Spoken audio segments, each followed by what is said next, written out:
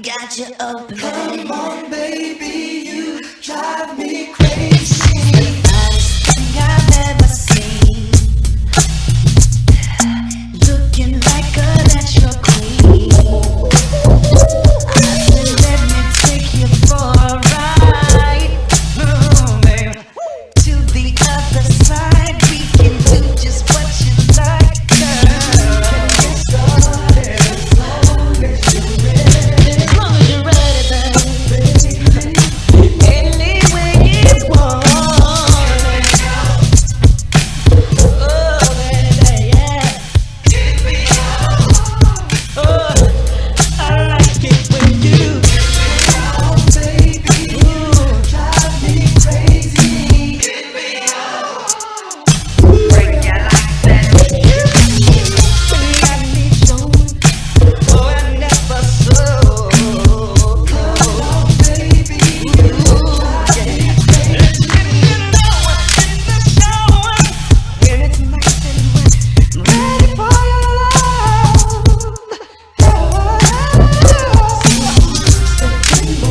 Cause I'm looking at you and I like it. Any way you want it, girl. Come on, baby. Come on, baby. Come hit me with the flavor, let me taste it, baby. Oh, night. Come Come on, baby, you drive me crazy. Come on,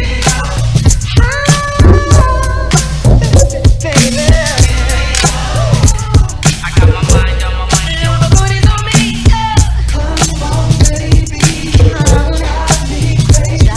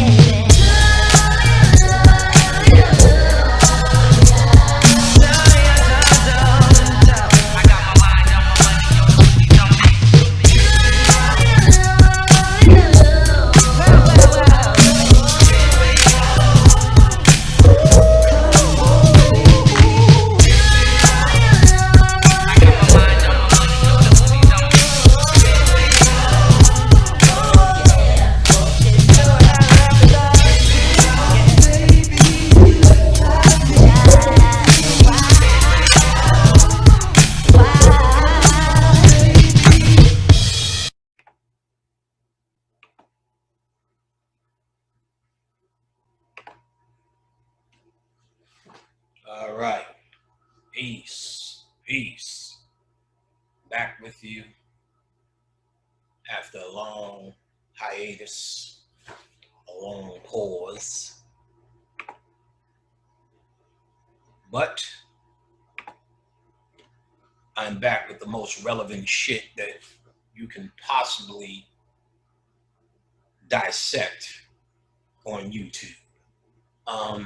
Very important lecture, this one, and it will be packed with an incredible amount of information based upon the time and the situation that we're in. So it will be packed with a lot of necessary information. First and foremost, I'm going to give a shout out to the now ancestor that helped me break through spiritually this information to be able to dissect it and give it back to us as it was ours to begin with, therefore your birthright, therefore what this whole conscious movement, before it turned into a shit show, was really all about, trying to discover the mystery of our existence in the many ways we would do it. And I guess you could also say some of this movement was for a better standard on earth of living as well. But the occult aspect, which I was entered into this community with via Bobby Hennett, was really not focused on a better human living condition. The true understanding of the occult is not just pictures of Baphomet and yelling out the dark side. It was actually to study that which is unseen. And the greatest mystery in the unseen is death. So death is actually what you're studying in the occult. Truthfully, all consciousness, you're supposed to be studying death, because death is the greater part of what it is. You are. It's a big part. This is not the big show. This is a side effect of some sort. You can go into many theories on what this side effect is, but nothing points to that this is the big deal, being a human being. So understanding that, to have a true know thyself mentality, is to really know or deal in that part which is a mystery to you. The greatest mystery is death.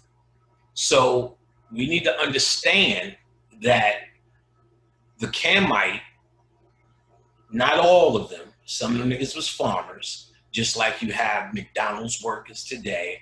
It was the same concept. And then there was the conscious, who were most likely or highly likely dealing with the mystery system in some form of initiation or university level teachings, or whatever you wanted to call it back then. Long story short, the conscious probably were the ones who found the calling to go through the mystery system, as opposed to being chosen, because this is something you're born into, something your spirit is saying, I'm done here. So you start getting thirstier and thirstier for more information. So that thirst is what led the conscious to getting their answers in the mystery system, I'm sure. It could be more political and more, I know later it turned into an elite thing, a secret society thing. And we're gonna explain why it, in this one.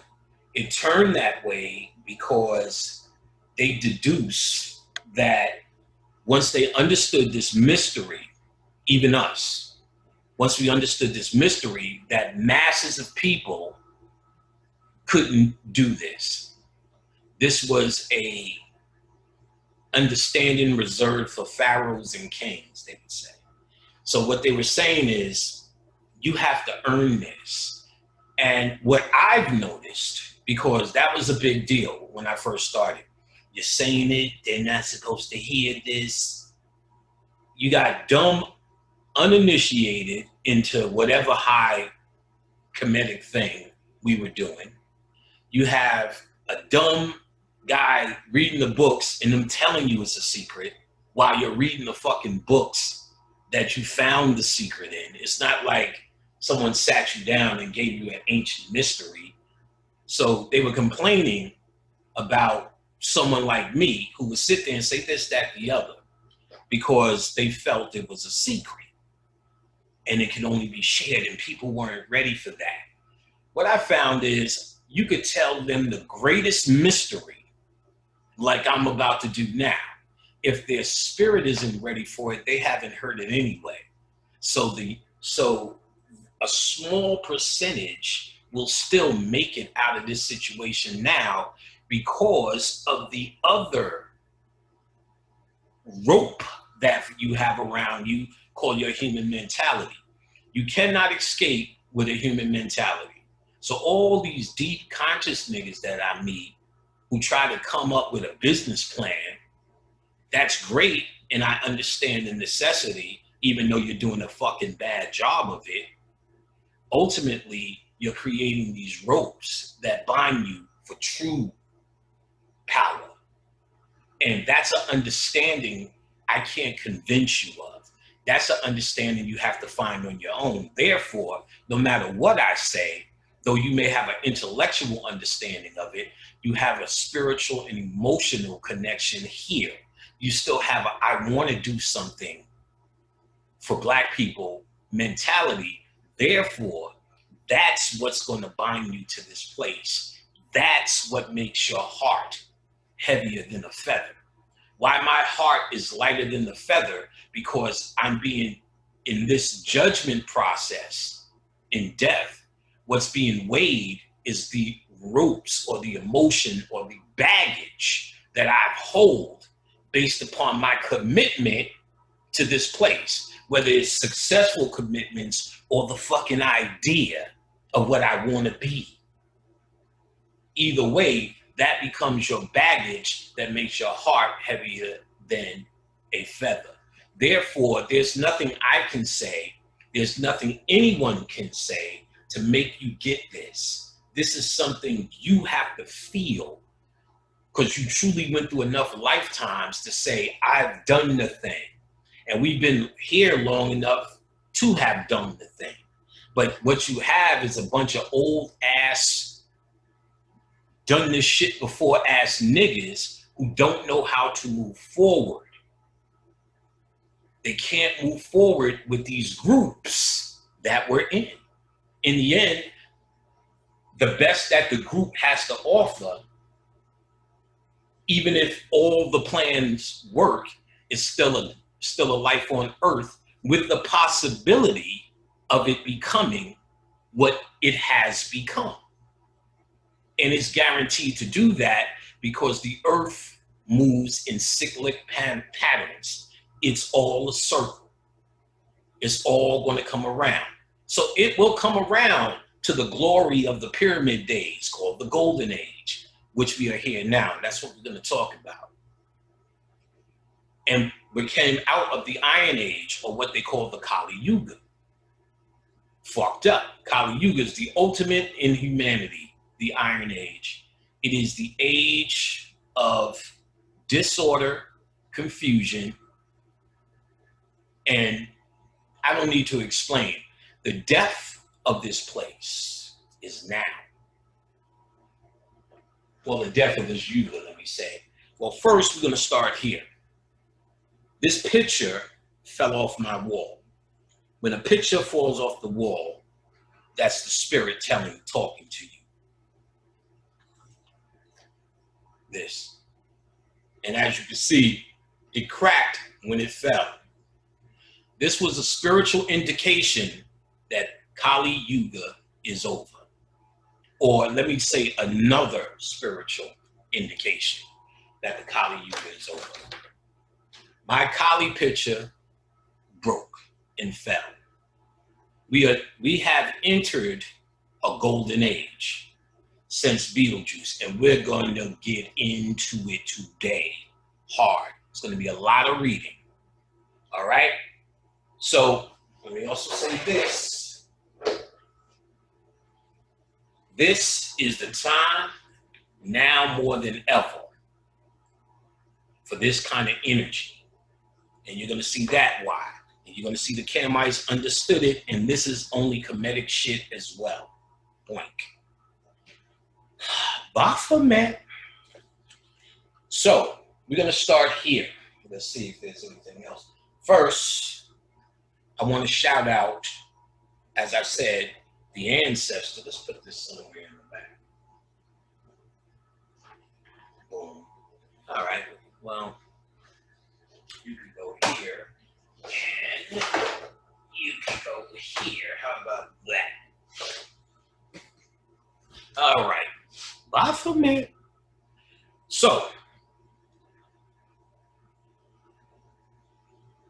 in 2004, we're going to get into it. This lecture is very important. It's very important for this reason, for many reasons, because one of the greatest mysteries and the greatest question I've ever been asked constantly over and over, no matter what demographic, no matter what state, what context, from day one. Panic. What happens when you die? Or the statement, which is the same question, just in the reverse. Panic, I don't want to come back again, which is another way of saying what to do when you die. Or people says, when they ask what happens when you die, you get that answer, well, we're all connected. Nirvana, it's your mind. You don't really get a detailed thing. There is a detailed thing. The Egyptians, Kamites, knew a detailed thing. They had detailed information and detailed instructions on what to do when you die. The problem is, this was taken from us. So when you hear this famous story, they raided the Library of Alexandria and burned it, and they did this in the mystery system, they didn't steal information on irrigation and how to grow bananas on certain kind of soil, because farmers shared that information. The whole study was how you got down here and how you get out. White people have stolen that information from us. Boom, facts. And they created a climate that's not conducive for you to know that anymore or to hold that information anymore. They made you stupid while they have your information, your science, but the problem is our science is based upon our genetics, and they do not have the genetics to pull off the afterlife task that leads you into the quantum reality of everlasting life. We have that. We've earned that. They have not. They have a lot of work to do. They have to first become niggas before they can even get into the real conversation. So here's what's interesting about this mystery, and now I have it, which means you'll have it before this is over. This is a done deal. I'm about to reveal to you the mysteries of death and the instructions on what to do when you die, so your ass can get out of here and never come back. Baphomet! So, we're going to get into this right now, because I'm feeling kind of funky. I don't even eat candy no more, but I got the urge. That means the spirit is in the room, people. All right.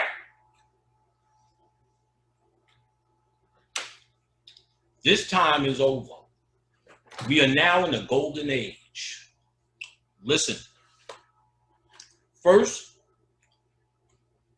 2004, Bobby Hemmick told me about a book. This is his words. Look here, Panic Man, look. This is something you got to get. What's up? It's a book called The Isis Thesis, a study decoding 870 ancient Egyptian signs. All right, whatever. He said, but whoa, all of these Egyptian books out here are the same information, just regurgitated. Different authors' interpretations of the same shit. He said, every once in a while, they have to put out some of the breakthrough information that they stole, because they're stuck. So when they put out a little bit more information to the general public, presented in a context where only the scholars, so-called white scholars, would look at it, how they condition the nigga, or how they think they condition the nigga. When we see this, it's too much. Then we go to see Spot Run, while they are the magnificence of Wachaket, dropping into the atmospheric, the RNA, DNA convergence, and you're like, yeah, you know what I'm saying? Turn up, nigga. I'd rather be turned up. But as long as you that guy, they can hide information under the banner of intellectual shit. So that's what this particular author, Judy K. King, either did by accident or on purpose. And either way she goes, I'm going to show you how this is ours. So you need to get this, Panic. Every once in a while, they drop some information that's breakthrough. This is that book. And I can tell already he wasn't going to read the whole book. He would read, dissect it, get what he needed, and so on and so forth. I was a whole book reader. And even when he would recommend, yo, man, just use that as a reference book. I'm going to read the shit. I'm going to read the shit. You know, just greedy for it. Now my eyes are shot. But I learned a lot to get them shot. And what he said was this, too. He said, the information in this book is such a fucking revelation, such a breakthrough. I'm not so sure she's the author. What they do is one of them societies that has this information passed down from a stolen legacy from us is releasing it through her to make it seem like an author's doing this. Now that's possible. This book, 2004, along with a companion book, The Road from Orion, Judy K. King, this literal book explains this book. That's how complicated and intellectually aggressive this book is. She needed a storybook as companion to explain it. I remember recommending the book in the early 2000s, and this lady took me off her friends list. How dare you give me some shit? In 2004, this was released. Almost, 11 years later, she releases another book, Balls of Fire. Balls of Fire, she did a 1-hour lecture on to promote. Judy K. King. Look for it. It's the only one up on YouTube. And she will explain in this book a little bit more detail of a portion that she revealed in this book. So this book goes into more detail of a very important aspect that she brings up here. And you will get it. And she is in this book is all about the process, the alchemical process that happens during death. We're going to get into it. First, so that left me with either one or two things. And mind you, Bobby also said, which came to pass.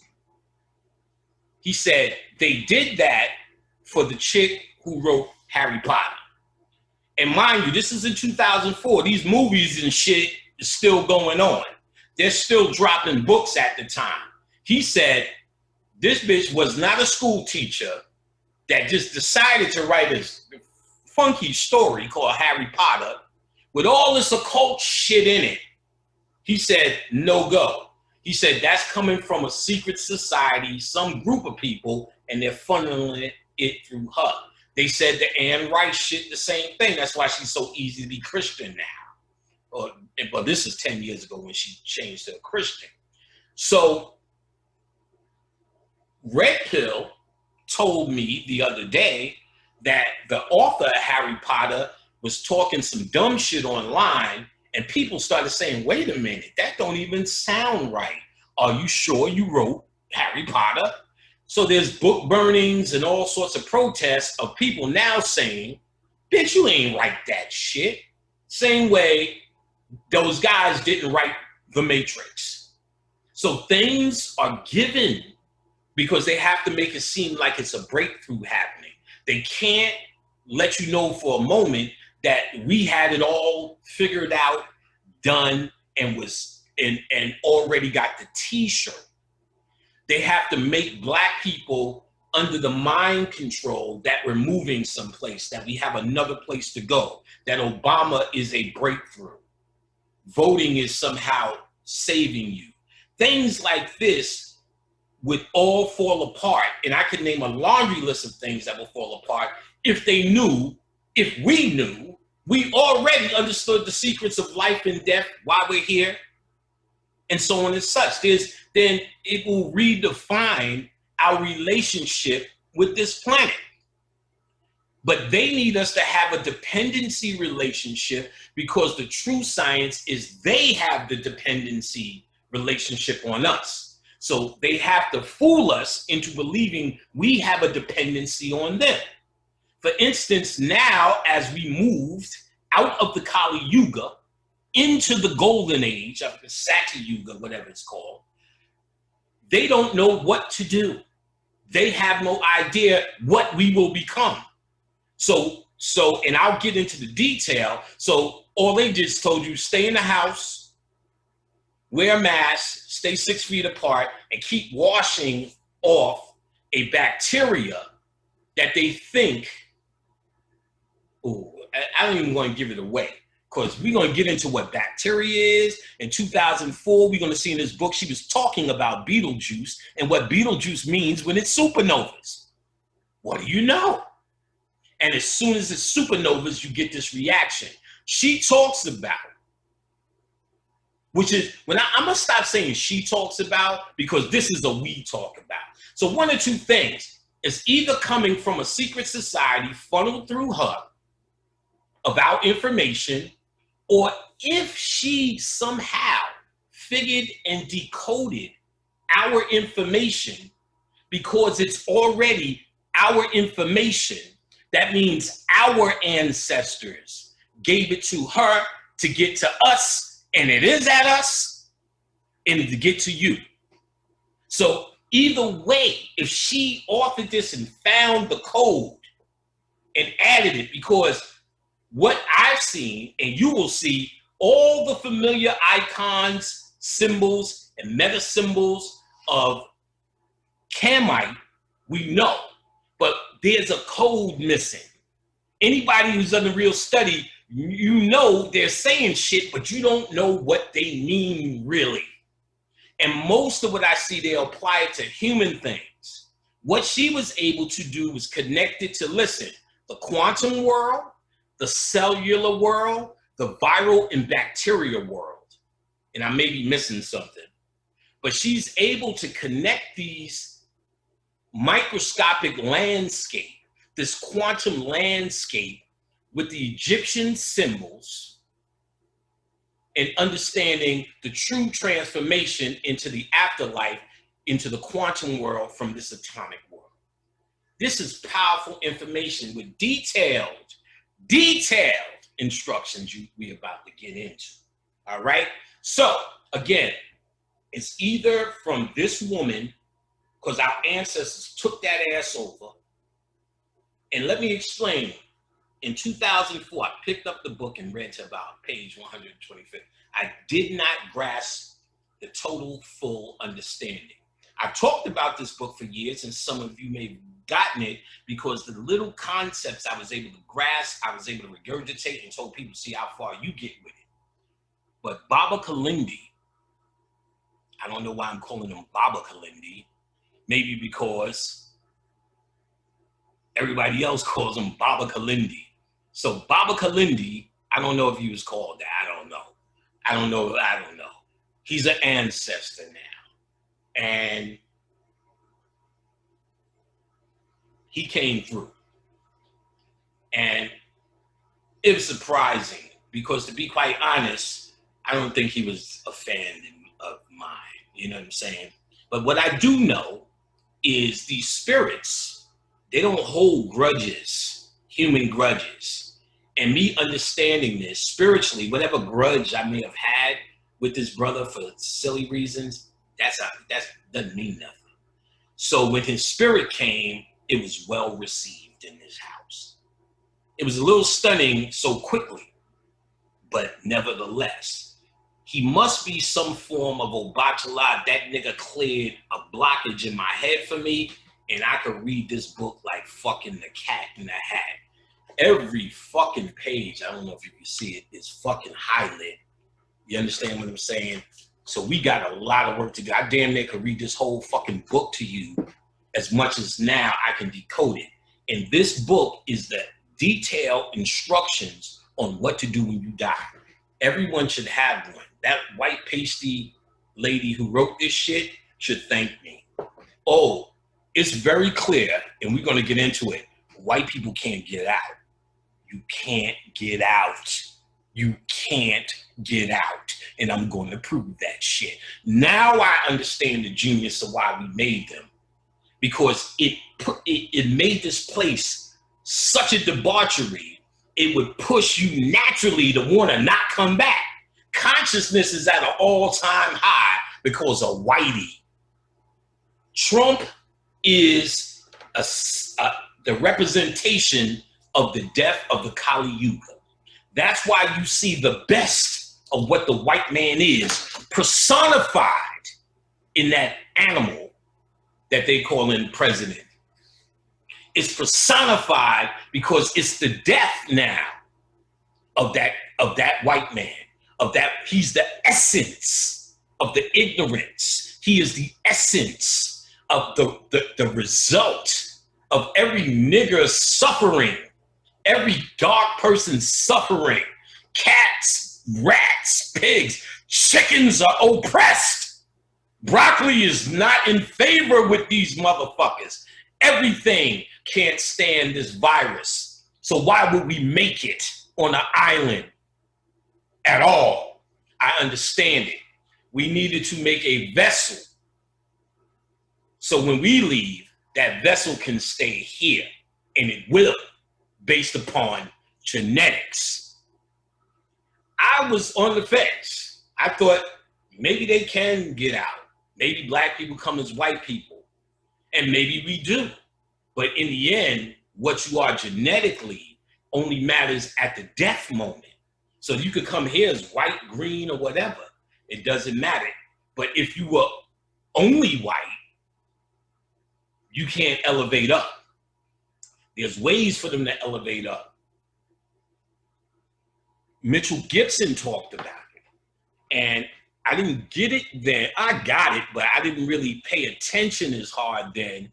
But it started to make sense. He said, if grass is eaten by an antelope, that grass is able to come back as an antelope, then, or a zebra. Then that zebra gets eaten by a lion. That zebra who got eaten is now able to come back as a lion. And let's pretend if a man eats that lion or eats that vegetable or eats that zebra, it's able to come back as a man.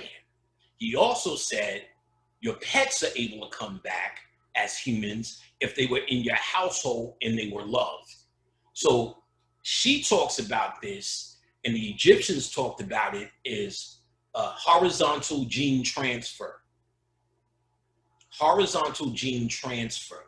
It's like your genes, they said in the microbiology world, it's the equivalent of sex.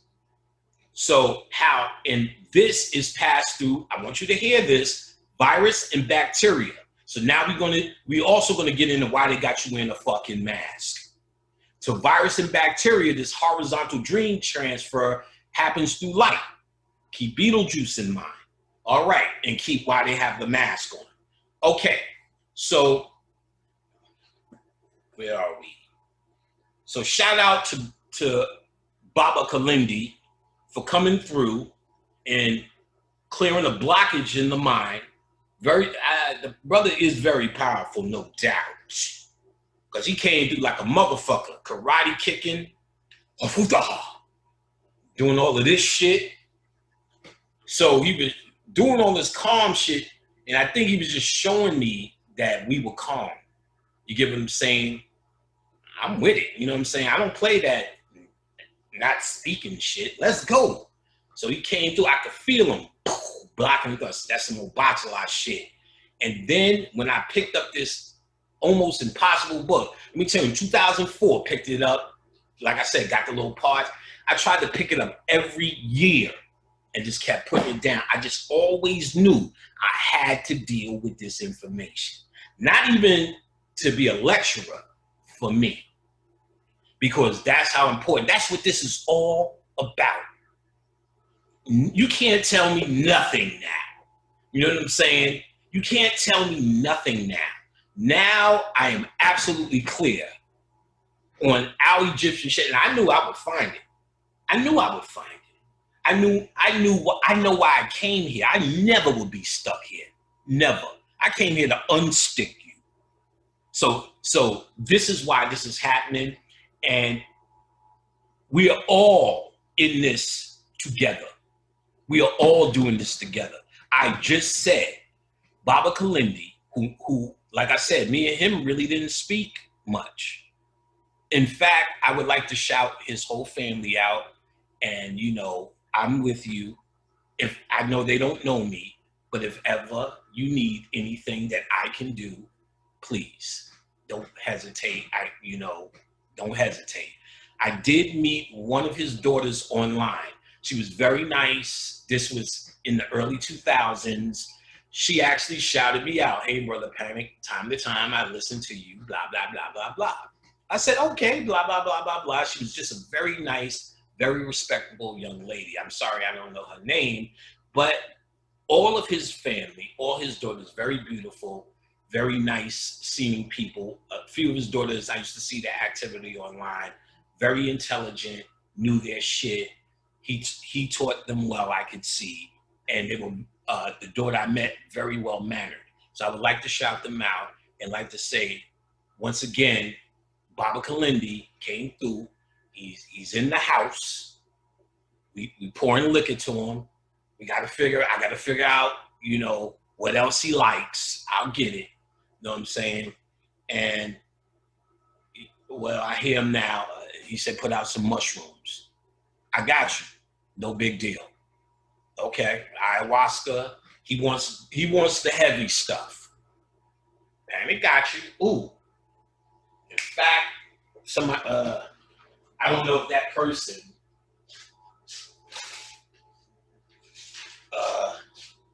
wants to be put on blast, but this will be for Baba Kalindi.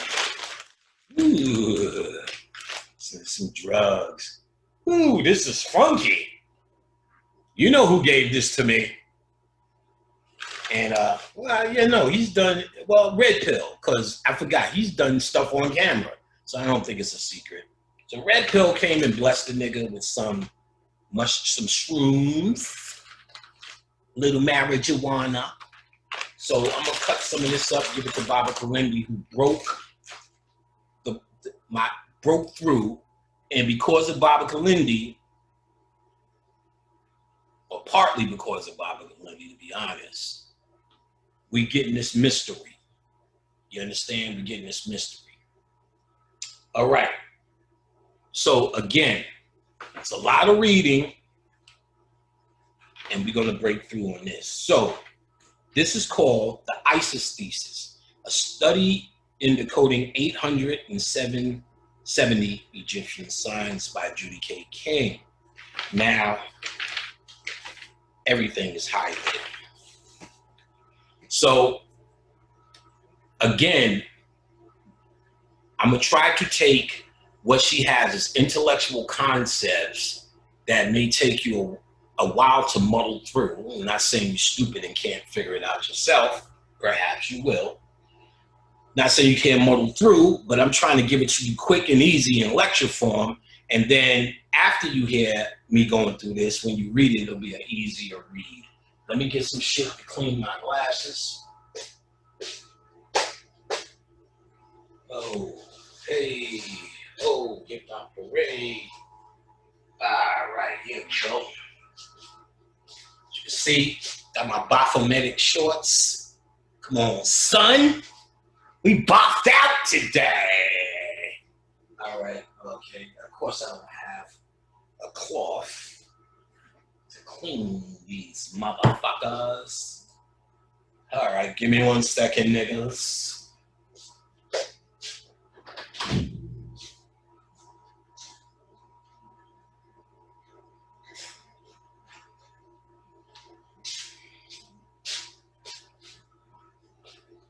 All right. All right. We about to get in it. On it and in it. I'm going to talk about the mask and all the rest of that crap too. The bacteria. Watch the Judy K. King lecture.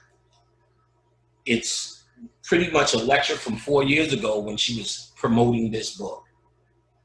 And she talks about the importance of bacteria and viruses to the DNA and the death experience. In this book, she talks, I'm not gonna burst that, but we're gonna get there. We're gonna get there. Y'all should be excited.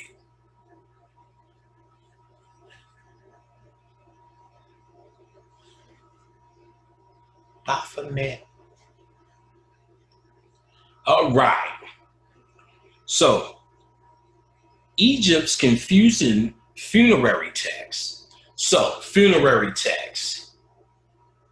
All the writings of Egypt, of the dead pharaohs and the tombs, are collectively called the funerary texts. And there's a few of them, we'll name the list. So, Egypt's confusing funerary text demonstrates an advanced knowledge of 21st century quantum physics, molecular biology, space physics, bacterial genetics, and supramolecular chemistry. So 20th century shit, molecular astrophysics and all that fly shit that they acting like is new, she's telling you in the first opening statement of the book, the Kemites already knew it. So that means Neil deGrasse Tyson and all the rest of these guys, whether they're conscious of it or not, are only walking in the footsteps or retracing something that we've already done. The ones you are laughing at, called woke people, let me even rephrase that, because woke is the pop version of consciousness, and consciousness had duty on it anyway, if you're going to call it a people in a way. Let me say this, consciousness was only because the grouping that was coming together early on didn't want to name itself. So consciousness was a description of the collective, not what you were and now you're in whatever. So consciousness meant he was just aware. He's not walking around with his head in the sand. Could he be stupid and conscious? Absolutely. Could he be saying some ridiculous shit and be conscious? Absolutely. But just saying you're conscious didn't mean you were one thing or another. The only one thing you can say, it just meant you wasn't like the masses of dead motherfuckers. So it was dead or woke. And then the awoke aspect became this woke thing. Woke is what, it's not a studied person per se. It's just a person saying all the buzzwords that now, out of how consciousness has expanded into this buzzword, into this possible fad, that it has a fad name, woke. Little kids want to be woke because they say Black Lives Matter is a fucked up movement. He's woke. That's nothing to do with what this is. And anybody in front of you who's comes from the conscious community saying woke and we woke now and woke, they're trying to jump on a fad type thing. They're trying to gain more viewers using a word that's more relatable to the dummy. So a conscious person who's well studied ain't got nothing to do with woke, because the concept is supposed to be the same, but what you did was create a new word that you could take down the road. Listen, that's a American method or American war tactic. Here's what made sense to me, and I probably told you the story, but it goes well here. 1996, I'm working at a record label, White Boys. There was one white, fat, 400-pound dude, 300-pound dude. You didn't know how he operated, only had 2 or 3 shirts.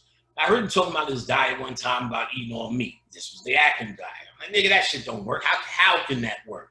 Here's the book. I was a reader. I read the book, and it was very enlightening, very scientific in what he was saying. He was saying you eat your body eats glucose. Everything you do, your body's a glucose manufacturing machine. And that comes from carbohydrates. So all of these are what you call refined carbohydrates, made up. And eating as much as I will today, I would have eaten too much, so much so that's what the pancreas goes into insulin, and too much of doing that, diabetes, blah, you know the story. But before you get there, all of this extra glucose that I eat from refined carbs it tells my body, oh, I must be about to hibernate. That's why I'm eating so much carbs. That's turning to glucose, all this extra energy. I'll save it for later. And that's why the body creates fat. And by the way, these are called complex carbohydrates. When this sugar hits your system, it hits your system much slower. Therefore, you don't get the carbohydrate rise. You do with this is a high sugar complex carb. So it's tomatoes. So with that concept, if you eat high protein foods, or foods high in fat, no carbs, the body says, okay, I don't have carbs to burn my glucose. Oh, that's why I stored the fat, to burn the fat. Okay, I'll burn the fat. You know what I'm saying? That's what I made it for. No glucose, fat burning. So the more protein you eat, the more aggressive your body becomes at eating its own fat for fuel. Boom, makes sense. Then he gives a whole laundry list of all the diseases it cures. Diabetes, this, all these case studies. He said losing weight is actually a side effect of this Atkins diet. Okay, that's the concept. 2 weeks you do it, then you get a little bit more complex carbs and this and that. But 2 weeks you're on this strict fat, high fat diet. And at the time, I didn't eat most meat. I only ate chicken, so it becomes real boring. You're not supposed to eat any sauce. So you raw dog and chicken, no other side meal, no bread, no carbs. A little bit of vegetables, green vegetables, complex carbs, don't hit you slow. So there's nuts and things you could do, blah, blah, blah. After 2 weeks, I lost so much weight. I lost the same amount of weight that it took me a year to lose on rollerblades and biking. And I went to zero body fat in 93 or 4, in front of the mirror naked, doing shit like this. Great. I was very close in 2 weeks. I was real pissed. No exercise, anything. So during the 90s, when I cared about the shit, I would just do Atkins, lose weight, gain weight, lose weight, gain weight, lose weight, gain weight, lose weight. I just got tired of it. But what I seen, which was very interesting, was the popularity of this diet starting to explode. And what I noticed when I went to the supermarket, about 90% of the supermarket was off limits, which means so much unnecessary shit, and we got that we buy. And so if everyone did it, this would devastate the economy. As he tells you, you don't need to exercise. Remember, that's the mainstay of America, exercise. We think that's what it is. Like LA Fitness during this whole pandemic has still been charging me $80 a month. I mean, I could stop at any time, but ain't nobody going to them fucking gyms. They could pretty much say, we're going to tone this down to no, because that's America. That's what we become, and dependent on this. So what I seen them do to end Atkins was not, they first tried to destroy him. Oh, you get heart attacks, all that meat. First thing I noticed is I started eating less, even less meat than I did when I was eating meat in a regular meal. I was eating like 3 wings and I was done, because you're burning fat, which is much more heartier. So I'm eating 3 wings, maybe a little bit, not in 3 meals, just 3, 4 wings. I'd be done. Hours later, 3, 4 more wings, and you couldn't help it. You didn't want anything else. It was great. So, all right. So now I started to notice they made it a fad. Entenmann's made a low carb cake. Breyers made a low carb ice cream, which is still sold. There became all these low carb candies, chocolate, and you shit, Twinkies and shit, low carb. They made it a low carb fad. And they told you about it. There was chocolate, sugar-free shit everywhere. And I remember this specifically as one who went on Atkins and off in Atkins. When I first started, there was nothing. Like I said, I was raw dog and chicken. Then when I got more, I started seeing there was more and more options over the year. Then I seen the regular diet places started having low carb diet options. So after all Entenmann's went away, all low carb bread went away. And I said, oh, people got with it, stopped talking about it, instead of trying to kill this dude, which they did. They talked about him every moment. He fell. He was a 70-something-year-old man, fell. They tried to say he had a heart attack. He went to the hospital for heart trouble, but he had some other heart issue. But the propaganda, all that meat, all that fat, non-exercising, to this old man. When they died, they said he died of a heart attack. All of this was wrong. So I seen, because I read the book, the facts of the book, and then the American propaganda, once they made it popular. To make it popular is the path for destroying it. People always need to move on. So if they take what you have that was sacred and put it in the mainstream, which is what they've been trying to do for the longest, we are powerful when we're underground. Because we seem, or it seems like when the alternative or when the regular is moving, if an alternative comes up, it brings dignity and truth to what you're doing. It brings authenticity. When it's on mainstream television, it is no longer authentic.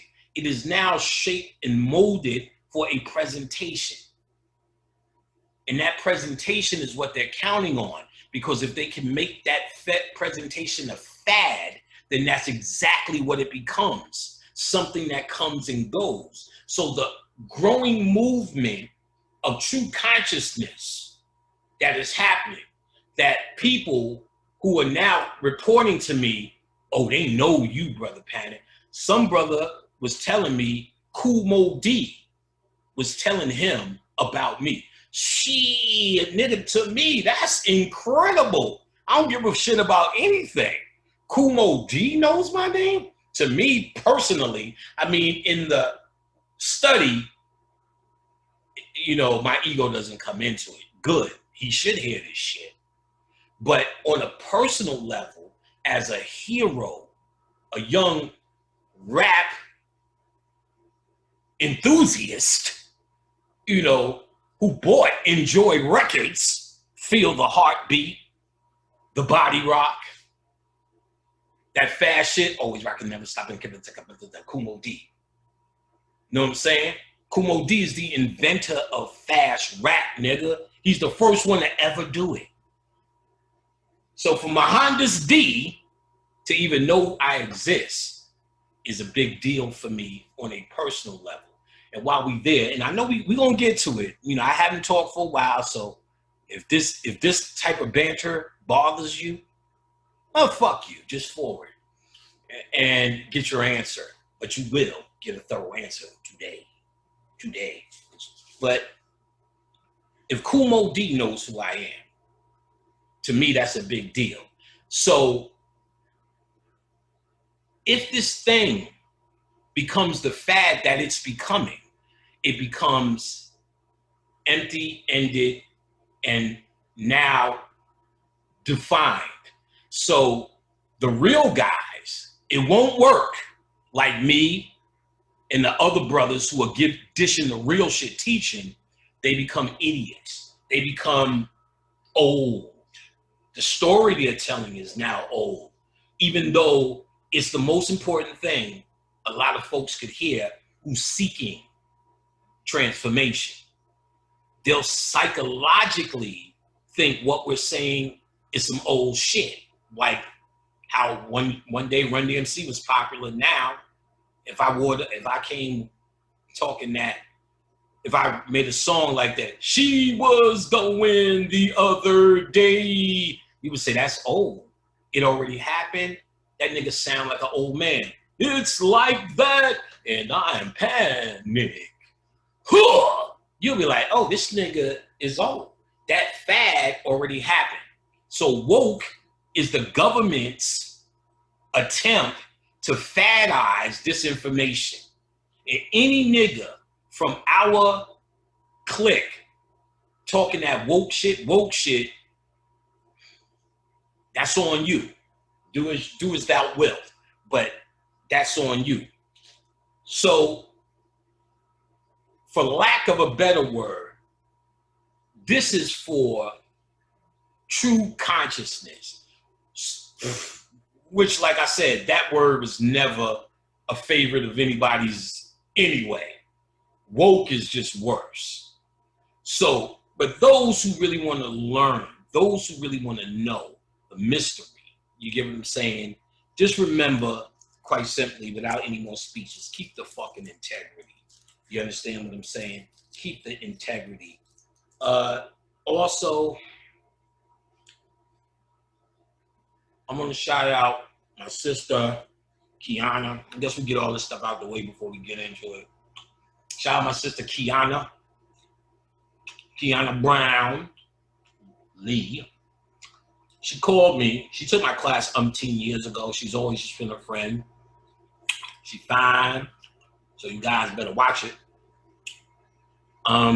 She called me and told me her daughter is dating a rapper. What's his name? Something with the chopper shit. NP with a chopper. But what she told me was, he's conscious. Not woke, conscious. She told me was, Panic, he's really on it. And I know her for years. She wouldn't call me unless she's seen something. She wouldn't even bother me. But she says she's been answering his questions, but she thinks he needs some brother Panic in his life. Well, it's interesting. I said, if he's tweeting shit,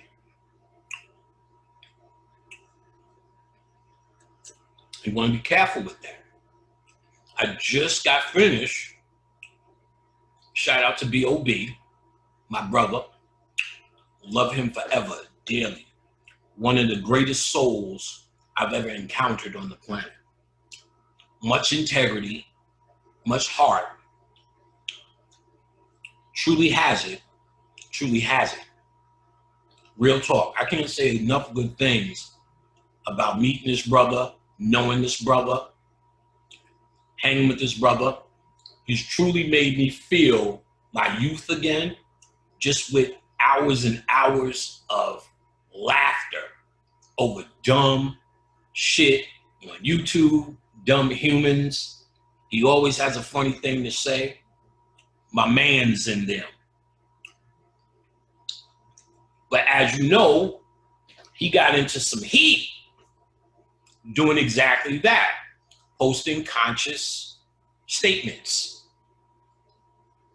And see, the thing with that is, if you say like Black lives don't matter, you should eat all your vegetables, blah, blah, blah, as you keep moving on, and then you're going to see a lot of reactions. Know why? Because popular to be woke. So all this fad, when you're doing this, even though in your heart, these are discoveries, You got to remember, you're not tweeting from here, controlling people. You're tweeting from here when you do that. Because it's kind of like, oh shit, glasses solution. Then you tweet it. Oh shit, a mouse. Then you tweet it. So you're tweeting as you discover. You may discover something like the earth is flat. And you tweet that. Then you'll find how valuable woke is. That's when you see you've challenged people's belief system and their psychological well-being. And that's when they'll turn on you. So in your woke tweets, I'm not talking to anybody in particular. I don't know the Chopper guy. So I'm just saying in general, because I don't want to make it seem like it's directed towards him. Do as thou wilt. Showing you an example of what woke will do, though. And showing you the example based upon what my brother B.O.B. went through. So this is not new. A rapper texting conscious shit, where it leads. So once B.O.B. texts that, and by the way, ultimately, we did a podcast answering that, because for a long time, people felt it wasn't answered. It is now answered. You can find that podcast online. Go to Bobcast on YouTube and find the podcast where me and him deal thoroughly with Neil deGrasse Tyson and that bullshit. The flat earth, the concept of consciousness, one of the best, I think, spewings, and B.O.B. for the first time deals with it all. I got him to talk about it. Nobody could. And after he kind of explained the scenario, once we did it together, the phone started ringing again. Publications started honoring and acknowledging him again, which is good for him in the business.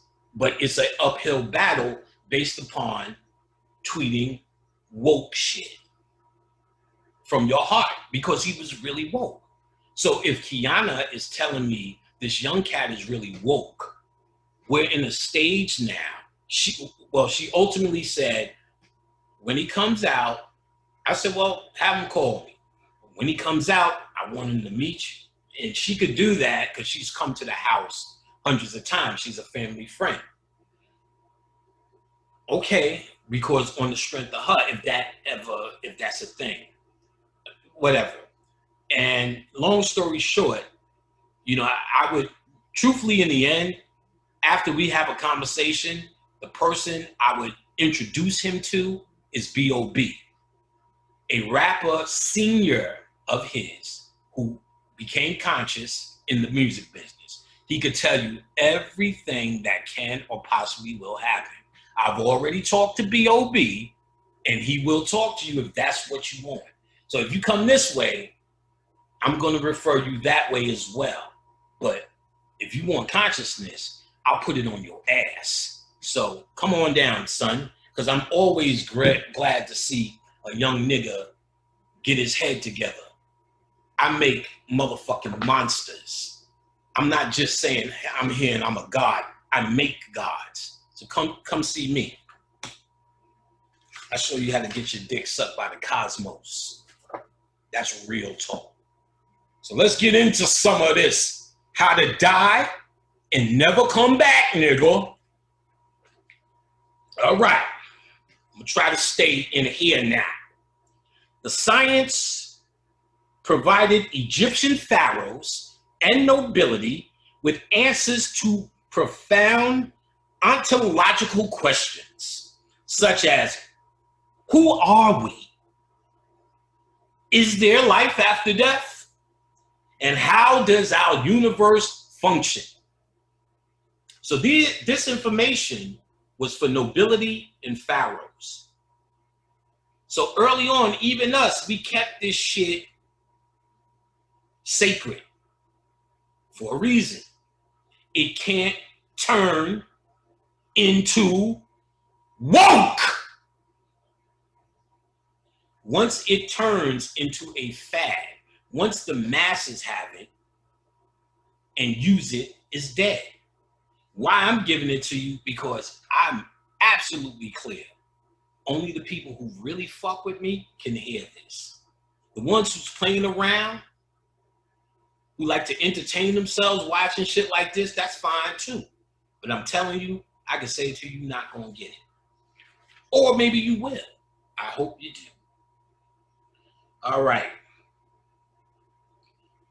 So these are her idea strands.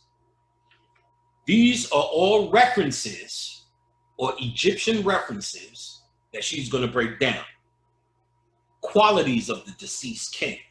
Note, you are, as this is all talking about your death.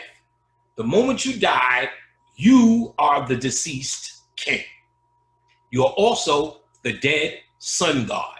You are also becoming Osiris. Remember that. Directions to the path of eternity. She's going to give you directions on the path. Conquest of Apep. So this idea of fighting Apep in the underworld and getting swallowed, she's going to break that down. And mind you, let me say it again, like I said, she's going to break that down. What I really should be saying is she's going to interpret our shit. Ancestors either gave it to her or she's revealing shit they stole and she's representing some society dispersing this information. What they didn't know was the wrong nigga got a hold of it. This is typical shit niggas don't fuck with. I'm telling you. Just reading it, nigga, you're gonna want to put it down. I'm giving you an aggressive reason to get into it. Baba Kalindi made me understand this shit like cat in the fucking hat. Importance of Isis, importance of Thoth. Deceased king has efflux. They talk about what the efflux is. You're gonna love this shit. Importance of Anubis, importance of Horus. Deceased king is the fourth god. Deceased king is a judge. Osiris risen. Mind you, you don't know what none of this shit means. It means, you could say the importance of Anubis, but they talk about that in these funerary texts or the book of Coming Forth by Day. They talk about this shit and you kind of know Isis does this, Isis is on the boat, Thoth does this. So you know he's describing writing. So you try to apply it in your logical sense of writing, but she's going to tell you what this, she's going to reveal what we knew. And it's not really surprising, but it's going to be very revealing. You see how excited I am about it. Baphomet. All right, deceased king reassembled. Deceased king embraces, ascends. Deceased king's new form. Deceased king's nourishment. Deceased king's clothing. The word or writings. Iron references. Cold water references. Turquoise references. Eating references. Double references. Beware of the lake. Nets. Heads, tails, vertices, feces. Importance of Orion's winds in the heaven life. She's going to deal with all of these idea strands from the funerary text. So a summary of those idea strands. Both the pyramid text and the coffin text exhibit similar idea strands that describes ancient Egypt's religion of science. So she's classifying ancient Egypt's religion was science. Religion was science. As I told you before, what white people did was separate religion and science, and those who have a more logical mind follow science, evolution, Neil deGrasse Tyson as their main preacher of the logical, explaining why we exist. It's just a this and the Big Bang and a that. You have no purpose.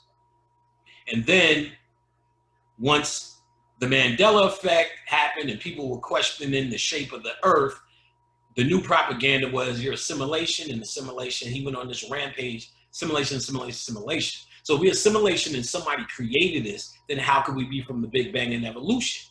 That directly contradicts what NASA's been saying. Our origins are Big Bang, evolution, accident. So with that psychedelic mindset, evolution, Big Bang, it says, well, this is an accident. So the greatest thing in existence from this accident is me. Therefore, all I am is a human because I'm an accident with no purpose. So as a human, all I can do is invest in humanity to be a better human. Eat all my spinach, live long, raise my kids, vote Democrat. So that's the Big Bang thing. So the contradiction is with Neil deGrasse Tyson, we're assimilation and assimilation and assimilation and assimilation. That says somebody made you, somebody created you. So that contradicts their old way, but does it? Because psychologically, if you feel that you're in assimilation and assimilation, that means once you get out of this, you think you found your answer, you may be in another simulation, and this shit may go on forever. You don't know. That's another way of saying I have no purpose but what's here. Why look for simulation and simulation and simulation? I do. So psychologically, he left you in the same place. So logically, while you say these sound like contradictions, the mind control that they lay down is the same thing. In the end, you don't mean anything. When you're conscious, you have purpose. This is purpose. You get it? So they separated religion and science, and then religion, we already know. That's for the mindset of believers. They'll tell you Jesus is coming back one day and he's doing all the good things for you. And each bad thing that happens to you, the devil's doing it. I believe that. So there's people who have that mind and the scientific mind, and those things, belief, which is spirit, and logic, which is understanding of self, supposed to be married. That's what we do. That's not what woke is. Woke is saying the phrase of the day. Melanin, kundalini, chakras, Hotep, beloved. That's the word of the day. That's woke. Consciousness is an inner journey. An inner journey. It really starts by studying because you were trained in logistics of a book, and then opening up this because your spirituality is getting strong, and then you learn from here. Even when you read, it enters here. When it enters, you start here because it's the ego and you're born and raised in the ego. The more you understand this, the more you do practices to give up humanity and start living in your true brain here. You understand what I'm saying? And some people come with a very powerful heart presence. Those are people who come from lifetimes who've done this work already. One of them presence that fills the room. My son can do that. That's why he's one of the only ones I let work selling the herb packs and so forth, because of his heart frequency. It dictates who he is. So this is what you're working on. So this science was the religion of you. Science is your religion. And all science that you could follow is today. If you're not studying the science of death and your role in the quantum reality, all other science is fucking pseudoscience. Y'all niggas like saying that? If you don't know this, all you have is pseudoscience. There's nothing wrong with it because you need it to fucking survive as a human. But true science, the true religion of science that the Kenmite studied was the science of death. Because as you'll see, she says it in here, and she says it in Great Balls of Fire, where she deals with it more, she talks about the junk DNA being 98% of your DNA. That's so-called out of order and inactive. And 2% is actually what we're working on down here. When you die, that so-called junk DNA becomes active. And it is, listen closely, a library, as she points out in her lectures. In this lecture, the 1 hour lecture and the one and only lecture she has up on YouTube, she points out that when she studied the funerary text and studied the DNA because of it, what she found out was 98% of our DNA is a library of viruses and bacteria. And I don't want, I'm gonna get there. Oh, you gotta hear this shit. I'm bursting to tell you niggas. I'm excited. And I keep having sidebars because I haven't talked for a while. But there's a lot of information. We're gonna be here for a while. You're not gonna be able to get through this in one sitting. This is gonna be a lot of information. This has been the most asked question I have ever encountered. What to do when you die. How to die and not come back. Here we go. So, the scientific concepts are embedded in a religious narrative. So all the mythology is considered the religious narrative. And she's saying the concepts are embedded in there. We didn't have the key to decode the death code to all them pictures and stories that we knew. Because another layer to the mythology was death instructions. We needed the code. That's what was taken from us. That's what was ignorant. That's the information white stole and was able to start creating secret societies.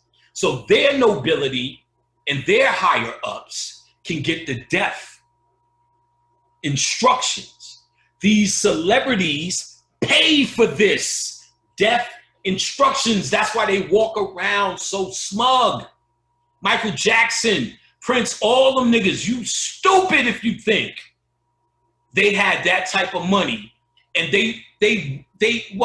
Prince is talking about chemtrails and other shit before he died.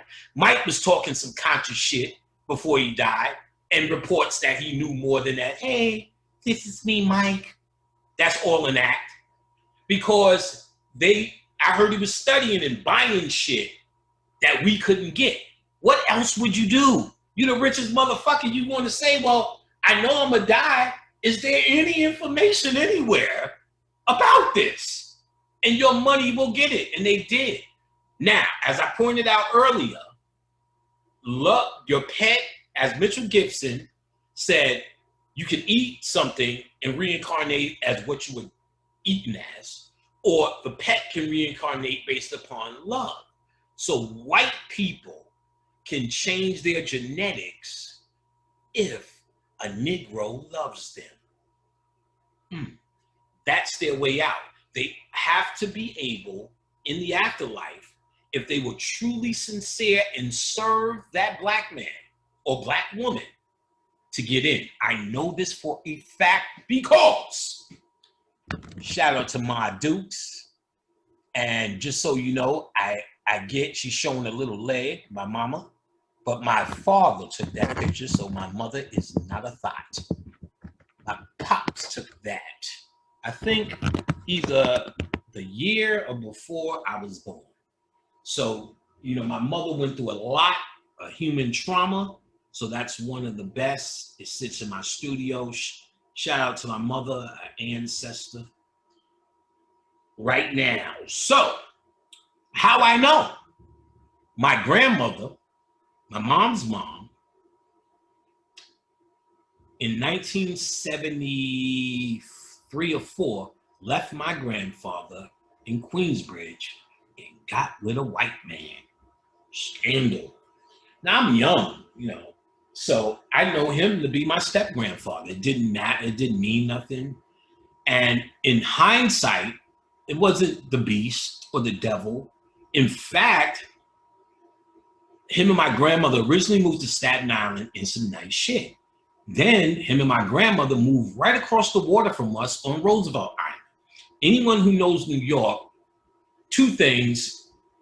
You've seen in New York, there's a red tram that goes adjacent to the 59th Street Bridge.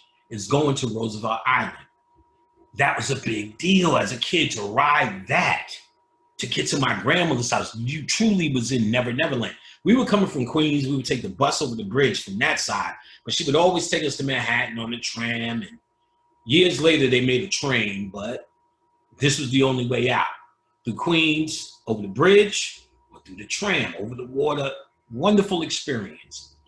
And so when they moved there, it was like Never Never Land. We lived in the projects right across, Never Never Land right across the bridge. It was magical.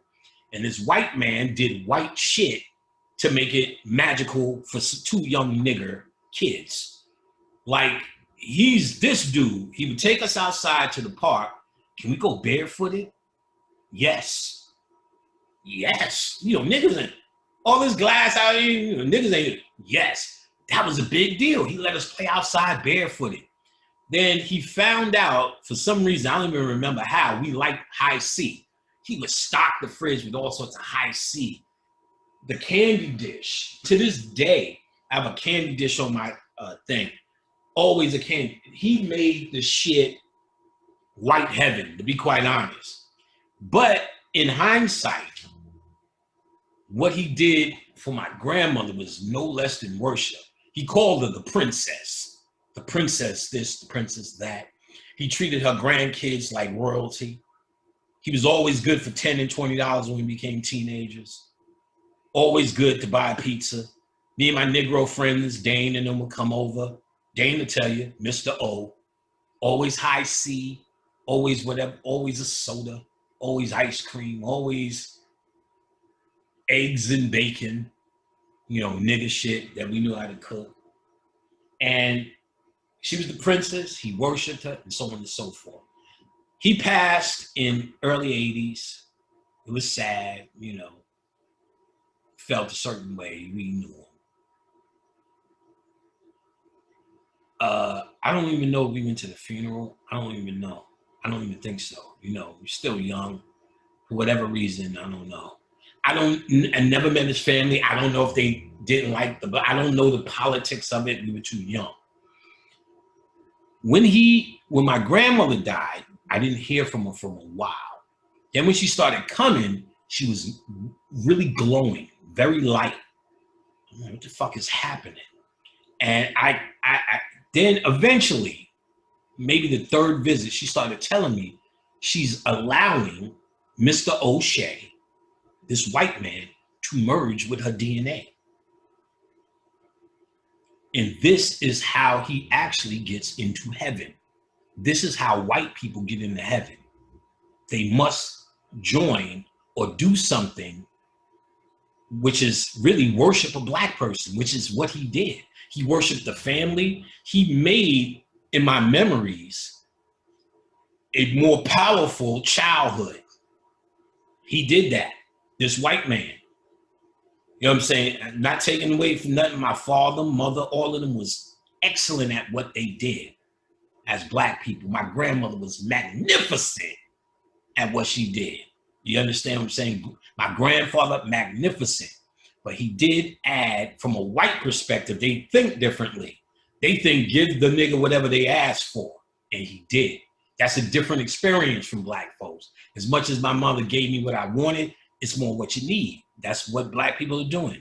But you know, that's how much money we got. Different story.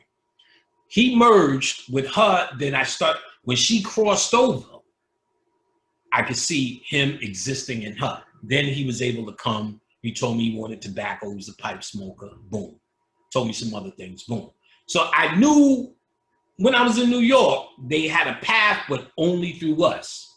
Now I see why. God damn, we got a lot to do. All right, so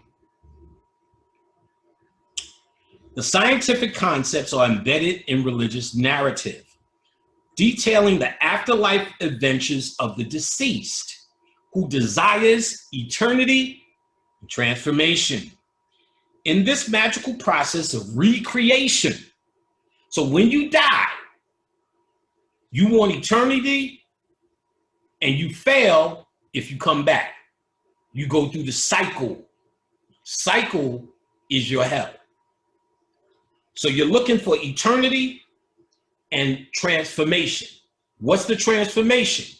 You are transforming out of the world of matter, atoms, into the quantum world of all potential energy, the chaos realm. Back to your true home, your connection to everything, your ability to process everything. Your DNA as panic is now injected into this new specimen built for eternal life. Whereas panic's consciousness and what he's learned down here is added to the database of the new me through transformation and recreation. The dead pharaoh or king, which is you, becomes a god. He does not die again or go upside down. We're going to explain, well, I'm going to explain what upside down means, but we're going to get to it. There's a chapter on it. And he is not seized by the earth gods. What are the earth gods? You've been calling them the demiurge, but there is a force or a energy that seeks to keep you in the circle. You're trapped here. Look at it as your soul was moving along, da-da-da-da-da, and these earth gods said, we're going to capture that energy, put it in a container, and feed off of it. We're going to put mechanisms in that container. These mechanisms will create elixirs based upon that energy's emotions. So we know this energy that we got in this container encapsulates a part of the universe. Therefore, is capable of manifesting anything in the universe, as above, so below, microcosm, macrocosm, within inside the expression in matter through the body. All we have to do as the earth gods is create scenarios for them to suffer from or find joy in, to create these elixirs called adrenaline and dopamines and pancreas juice. When your heart beats faster, you create shit in your thyroid. All of that are elixirs that go up into the ethers that the earth gods feed off of. The fight or flight instinct that you have, that most, which is probably the greatest delicacy, because most of the animals stay in fight or flight mode. A lion's always ready to eat that ass. And a deer's or a zebra, when they drink water like, nigga. Because they're always ready for flight. And that is something these earth gods, this demiurge, feeds on. It's not a person, it's a will. It's a chemical configuration. It's a configuration that has a mentality that breaks off into you. What's the mentality of the earth gods? It's called your ego. It's called everything in your humanity that's foul. Everything in your humanity that you have to learn to stifle.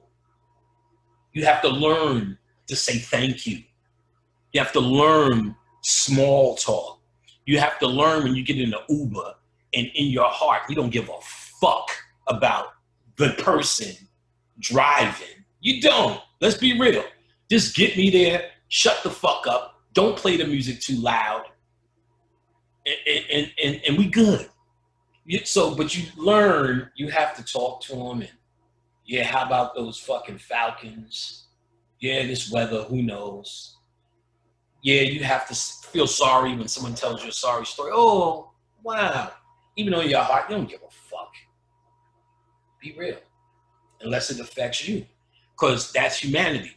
And if you do care, it's only something you've been trained to do. It's a training. So you may have something in your heart chakra that receives, and you just receive bullshit. You don't do nothing about it. Or maybe you do. It's all human driven, and it all feeds an energy that wants to survive. It's the ego. It's bacteria manifest. You just been infected. The human thought in the human being is a virus or a bacteria that's infected your true light. To get a cure from this, you're gonna get now. I keep saying that, but it's gonna happen. Not only, okay, he does not die again or go upside down, and he is not seized by the earth gods. Not only is the dead king a celestial being, but he's also a magician, a falcon, a flowing fluid, a snake with many coils, and the eye of Horus that pours out of a star. Listen to these codes, which will be decoded. Add to this is the claim that he is self-created, unique, and firstborn. This is the true virgin birth. You are self-created. There's no, Oshun is not going to save you. No. That's an energy that you use down here to get by. When you get up there, it's just you, nigga.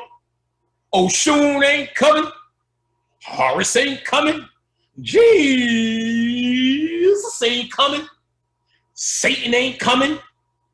Baphomet is not coming. This is nothing more than a fucking equation. Anyone trying to shit on it, go ahead. This is not a religion for me. It's a power symbol.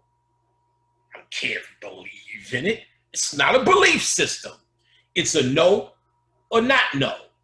And they're going to show you Baphomet in this book. Baphomet.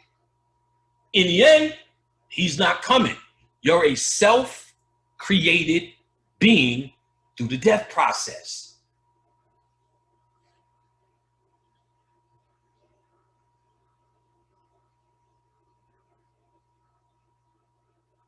We have a being that is beyond human, a overman, a ultra human.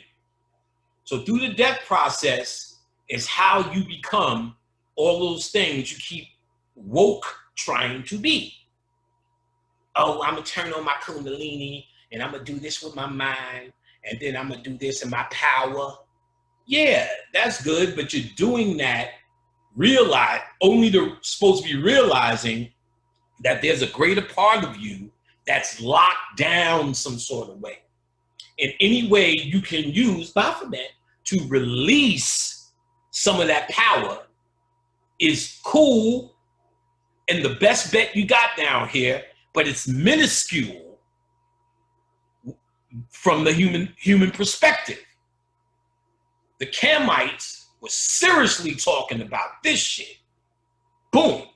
This is conscious shit, not woke. This is the thing. You must become the overhuman. you have the opportunity through death to be that nigga. Nigga. Nigga. Just say it, nigga. I'm bursting here. I'm bursting. The king overcomes the double lion. God damn. I'm gonna break down the double lion, what that means. You would have looked at that shit, put that picture up on the wall. It's the double lion. It's Egyptian. I love it. I would have did it. That's not the shit. Turns out the double lion is not good. So some of these symbols are actually warning symbols that we were adoring. Set is not the shit. Set is going to be broken down as the personification, which we knew, of your humanity. Set is the personification of your humanity. I need you to understand this now, and why Kalindi broke this through in my head for me was because y'all need to start considering this shit. Y'all think y'all going back to America. This is it. This is everything true consciousness has been talking about. The end game. Fake conscious niggas are still trying to come up with a business plan. Some marketing shit. Panic, man. Those beats you making, man, you need to do that. No, I make beats. I did that already. This is a great hobby. I love sitting down there. I love when it's a pile of shit on the screen to edit, to make that shit into something. That's the fun for me. If it turns into something, somebody wants something, yeah, but to actively pursue music, no way fucking Jose. This is over. To pursue some next level podcast with some other dude, no, I don't want to sit down and build with niggas. It's not even an ego thing. What are you going to build with me about? Build. Nigga, this shit has been built. It's time to break shit down. And this, as I said, is a personal journey. So that's a level, sitting around and breaking shit down. That's a figure out nigga shit. We passed that. It's about true personal understanding. I'm giving you this heartfelt shit because this is it. The world as you know it and have known it in its savagery has come to an end. That's why they told you just go in the house and turned everything off, because they don't know what you're going to become because of Beetlejuice, which is talked about. Oh, I got to get to it, man. We're going to be here. We're going to be here. This fuck around may be a part tour. We're going to be here. So the king overcomes the double lion and judges the two rivals, Horus and Set, the two rivals. She goes into detail about our stuff on the quantum level, on the cellular level, what Horus and Set really are, and what the rivalry is on a fucking quantum level through death. The real fight happens at death. That shit ain't nothing to do. All of that mythology is about death in the cellular process of how you have to will yourself with your mind to certain locations to get what you need. So, the strength of your mind when you die matters. How do you strengthen your mind? For death, it's called meditation, astral travel, which leads you into lucidity in that dream state. Another way, which I would have never said before, but after experience it, is through motherfucking drugs. Drugs. The drugs work if you're well studied. If you're not well studied, then you're gonna be high having experiences that you still can't explain. After I was well studied, then I fucked with ayahuasca, mushrooms, crack, heroin, barbiturates, sniffing glue, speed. Mushrooms and ayahuasca took me, I was already able to talk to trees with the focus and the scrying. After I took the ayahuasca, I talked to trees like I talk to you now. And they got a lot of shit to say. I could just do a lecture on tree talk. The mushrooms did a hell of a lot at opening my perspective and opening up different areas of the imagination, which is the fucking greatest thing you can cultivate. Your imagination and how far it could go is an indication of your pineal. I didn't think that before, but your imagination is centered somewhere in pineal activity. Maybe another part of your brain, and the science said, no, it's actually the right lobe. I'm sure it does, but spiritually, it has something to do with the third eye. Because once I started taking the mushrooms, which is shaped like the pineal, it is food for the pineal. And Kalindi was known for giving motherfuckers doses that I don't know. He would have had to hold my motherfucking hand, because me and B.O.B. took a master dose, because that nigga there. I went to his house. I'm like, let's do some shrooms, baby. And I'm thinking we're going to sip some tea and have some giggles. That nigga boiled a pile of that shit. We drank 3 cups and took 2 long shrooms. All I remember him being in the couch. All I remember was him being in 3 spots: the couch, the chair, and then just saying wild shit. And the way mushrooms hit, they go in cycles. You could be talking like this, and all of a sudden you turn into this, and you see different visions each time you go into one of them cycles. And I understood immediately, because me and him would be talking, then both of us would do this shit at the same time. Then I said, oh, that's why they said you need to trip together. Like, you don't want to take a mushroom, then someone take one later. You're in different spots. When we took it together, it was hitting, so we was tripping together. So his cat, we was so high, I started going, yo, that cat's a government agent, nigga.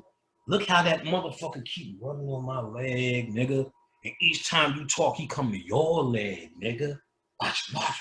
So we watching the cat. Yeah, look at that motherfucker. B.O.B. got rid of the cat the next day. Like, we thought he was a government agent. So I started thinking, yo, my house isn't real. First I started thinking, I said, wait a minute, nigga. You is Satan. And he was sitting like this to the side. And he's like, yeah, I'm Satan. I'm Satan. I said, oh, I think this is real. I said, my house isn't real. And I think I had to think it up. I thought Khadijah up. And I think it's over. I'll know if I could get an Uber. It's taking the address. So I'm in the Uber like, okay. Then I got to my subdivision and was like, okay, that did exist. So when I went upstairs and seen Khadijah, I just laid on the floor and said, oh, God damn, I'm never taking mushrooms again. But me and you got to take mushrooms. I don't know what I was saying, but she kept laughing as I came down. I thought he wasn't real. He said he was Satan. And then niggas are telling me they're taking heavier doses with Baba Kalindi. Whoa, that's something. Taking those mushrooms, it opened up my imagination. I can recall, like any nigga, detail. And I want niggas to really understand the essence of this. So I'm gonna get intimate. I can understand the details in my mind of every pussy I ever got. I can always do this because I learned how to do this in cyclomancy, but the level of detail is so profound so realistic in my memory. I totally get it. Something came online. I was always big on imagination and memory. That's your key.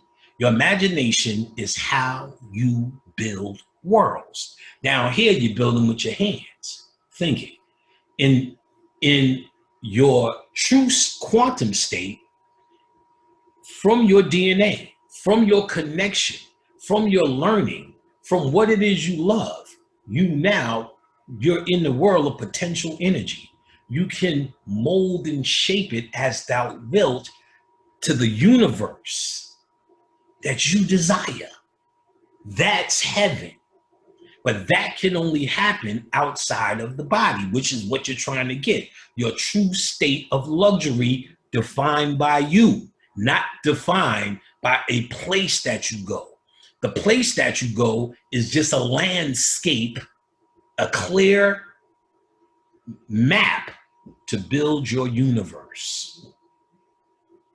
I play a game called Tropico 6. What's that other game? Cityscapes. All of these games, starting from the 90s when I played Age of Empires, which I wish they would have. Then there was all these Age of Empire spin-offs. The concept is you start with a villager in a village and you build a functioning city. I've always done that. I love that because I understand after this Holocaust that I chose to go through to bring others out of, because that's what I do, from the pan faction. Oh, there are factions, nigga.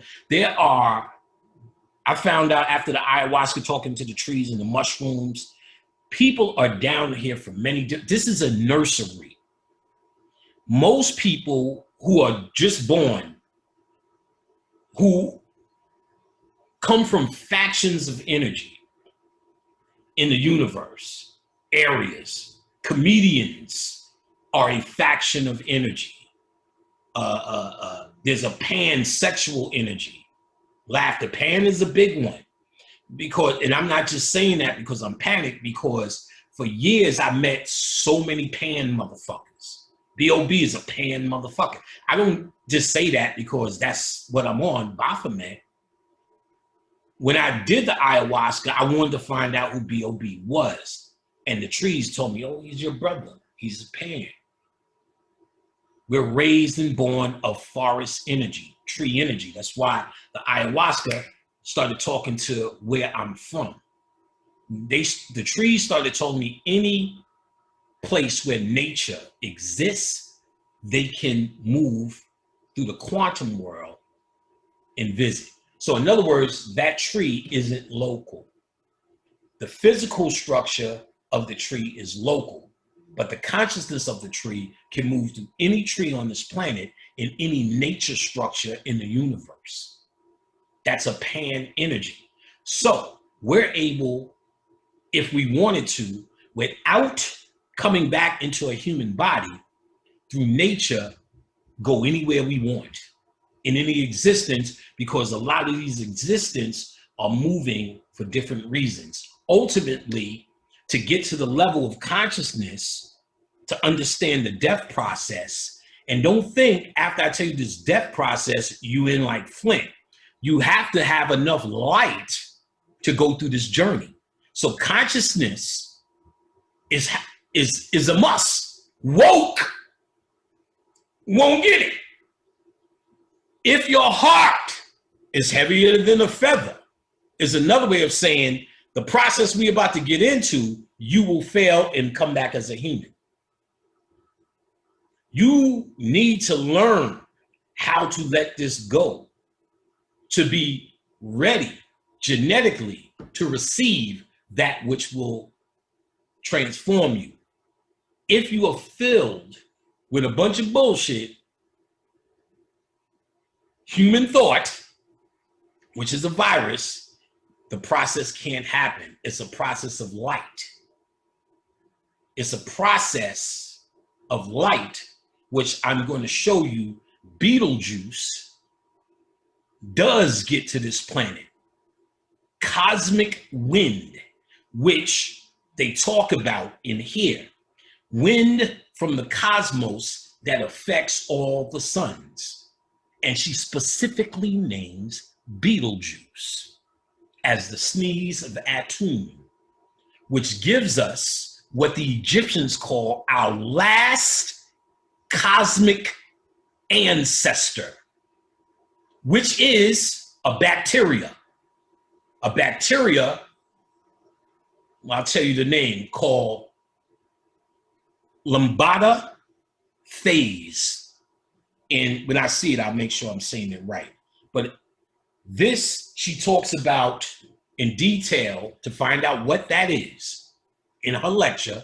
That's an easy way. Judy K. King. Look it up. You'll find her one and only lecture promoting this book, which I will get into next and probably lecture on it if it's that detailed. She tells you balls of fire through the baseball diamond, how this depth process works. And she says that's how the Kamites told it. And baseball is a Kemetic invention. That's why it's also a Masonic game, because it's about science, first base, third base, home plate.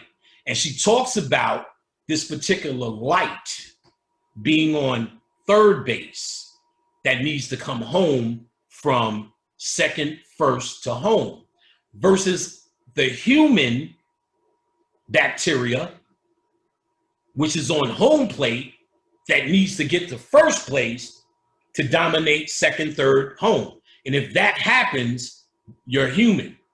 Consciousness will let that light come into the DNA, dominate, get home, and then begin the process of transformation and self-creation.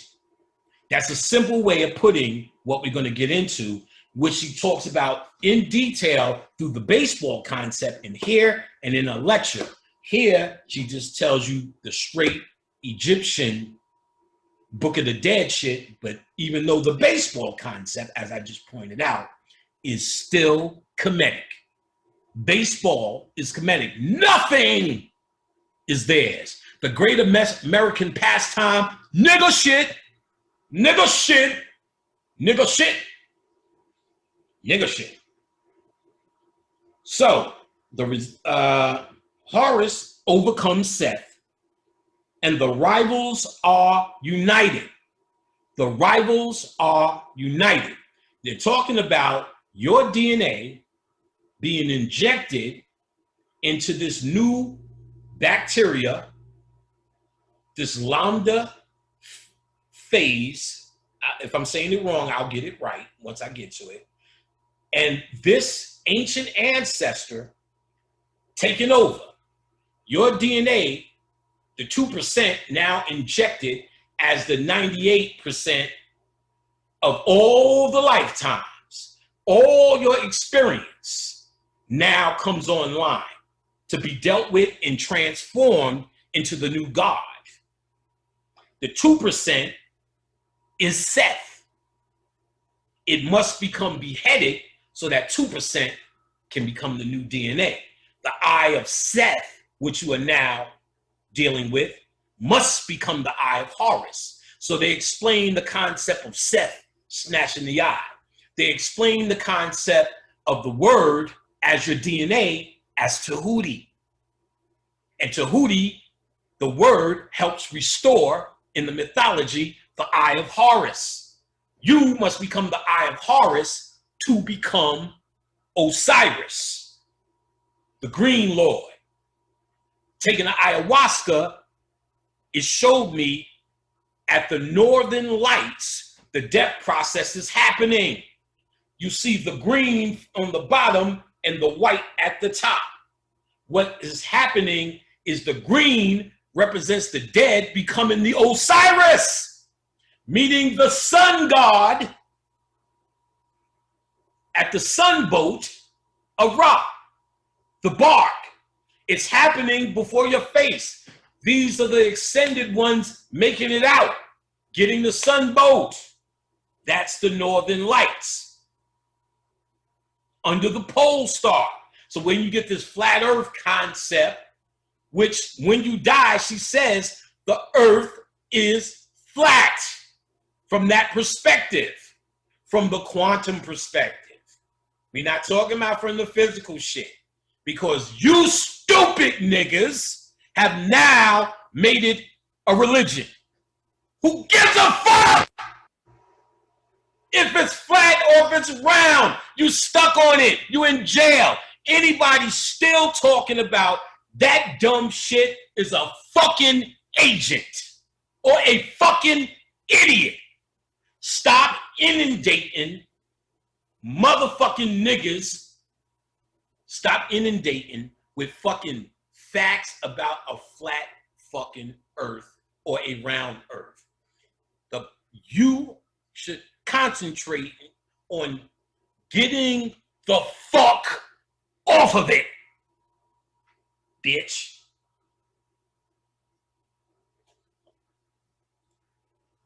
The results in the restoration of the Eye of Horus and the risen Osiris, the green at the northern lights is the risen Osiris.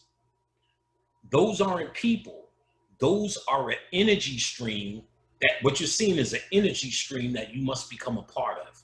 That energy stream is the weakest part, and we're going to get all this in, of the magnetosphere.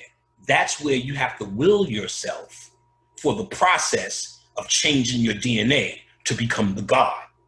If you're not ready, you can't make it through that green stream. You got to become the Eye of Horus versus the Eye of Set, which you are, to deliver it to the Osiris, which means there's a DNA happening that must trigger this event. We're going to get there. This is a DNA happening, a cellular happening that must happen in this world. You must will yourself to certain places for this chemical response to begin. There's a failure aspect to it. That failure aspect is based upon how human you still are. I got the deepest, fakest niggas talking to me, and when I dissect their conversation spiritually, it is devoid. It is a grand production of wokeism. But the heart of it is you just trying to eat. And I understand that. I know how to eat deliciously, but this has nothing to do with that. So you're trying to pretend that you're helping some people,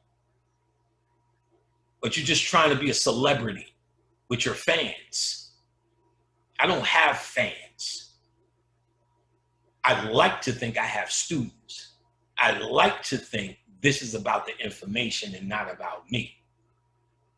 I like to think the people who decide to text me and believe that I have nothing else to do but answer your fucking dumbass questions that you should be on Google, you should be past, you should be finding out now, or you asking the wrong motherfucker. I talk for hours doing this. This is the gift. I do not fuck around answering email questions. A waste of time for me. I can't do it. It's too much raw tonnage of niggas. So when you keep asking me questions and then I'm ignoring it, you don't get it, then I'm tired of it and finally say, why don't you look Google? You're becoming a vampire. Fuck you, nigga. But last week, can I take a picture? Oh, Brother Panic, what you did for me, what you doing for me, and what you doing for the people is so fucking magical. Here, I want you to meet my daughter. She listens to you too. Okay, that's great. But see, I can see the fakeness in it. I know when it's real.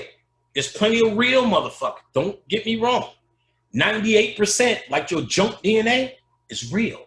There's the 2% I can see through that shit. I can see that shit before I was conscious. And that same person, what they're really trying to do is develop a relationship Get me to know them there so they can think they have a personal assistant now. I met them, I met their daughter. So now when they text me and say, Panic, tell me someone who's good on the science of time. What the fuck do I know? I don't fucking know what I don't even know what that question means. Know what I'm saying? Go on fucking YouTube.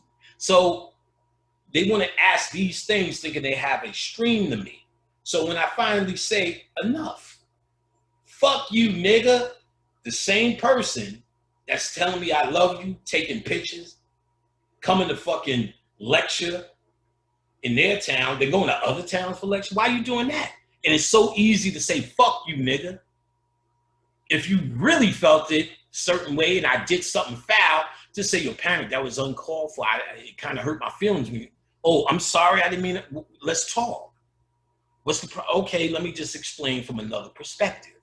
I think this, I did that. Everything you asking me, I went to learn myself. So I know you can do it. I did it. I wasn't born from Saturn. I was born, maybe I have a gift to read and okay, good. But you still got to do this. No one can do it for you. And you prove what's real. You prove what's real when it becomes fuck you, nigga. You prove that you don't give a fuck about what I'm talking about because I'm not here to be a personal assistant, or if I'm not friendly or your friend, what do you give a fuck? There's been years and years of information. That's what you should find. That's what you should be a fan of. Information. And if they're not telling you any information, if they're telling you gossip, great. If you love it, enjoy it. But let's not kid ourselves at what it is. But you cannot, if you're serious about this shit, you cannot play that game. You have to leave this behind. You do. You're going to find your mama, your auntie, all of them ain't your mama or your auntie. You can honor them as such because as humans, you had this experience with that consciousness, let's say, in that position. But what happens in your next life? What happens in their next life when they're your brother and your sister? So are they really your mother? I know me and my sister, Reese, had previous connections. My aunt, who's conscious and has been conscious since the 70s, my aunt Yokevet, which when I joined the community was kind of well known. I was not really shocked, but shocked. And I always knew. I knew her from somewhere and had beef with her. For some fucking reason, I could not stand my aunt Yokevet. I remember at my 5th birthday, my stepfather took me to get a bike. It was the first time riding a bike without training wheels, and he was riding me in the park. What he was doing was wasting time because my mother planned a surprise party and people were getting there. So wasted time, got there, came with the bike, surprise, everybody was there. I told my mom's, Ma, she gotta go. For what? I said, I don't know. I remember my aunt being upset but leaving. I wanted her gone. I just felt as if there was beef. Then one time I went to a house and my fucking General Custer doll was sitting on her goddamn shelf. Ma, what the fuck? I was looking for that. Oh, I gave it to her. She liked it. What the fuck do you mean? Give me that shit. I'll get you another one. No, I want that shit. I hate her ass. And for years, I just never fucked with her. It felt like I always had beef with her.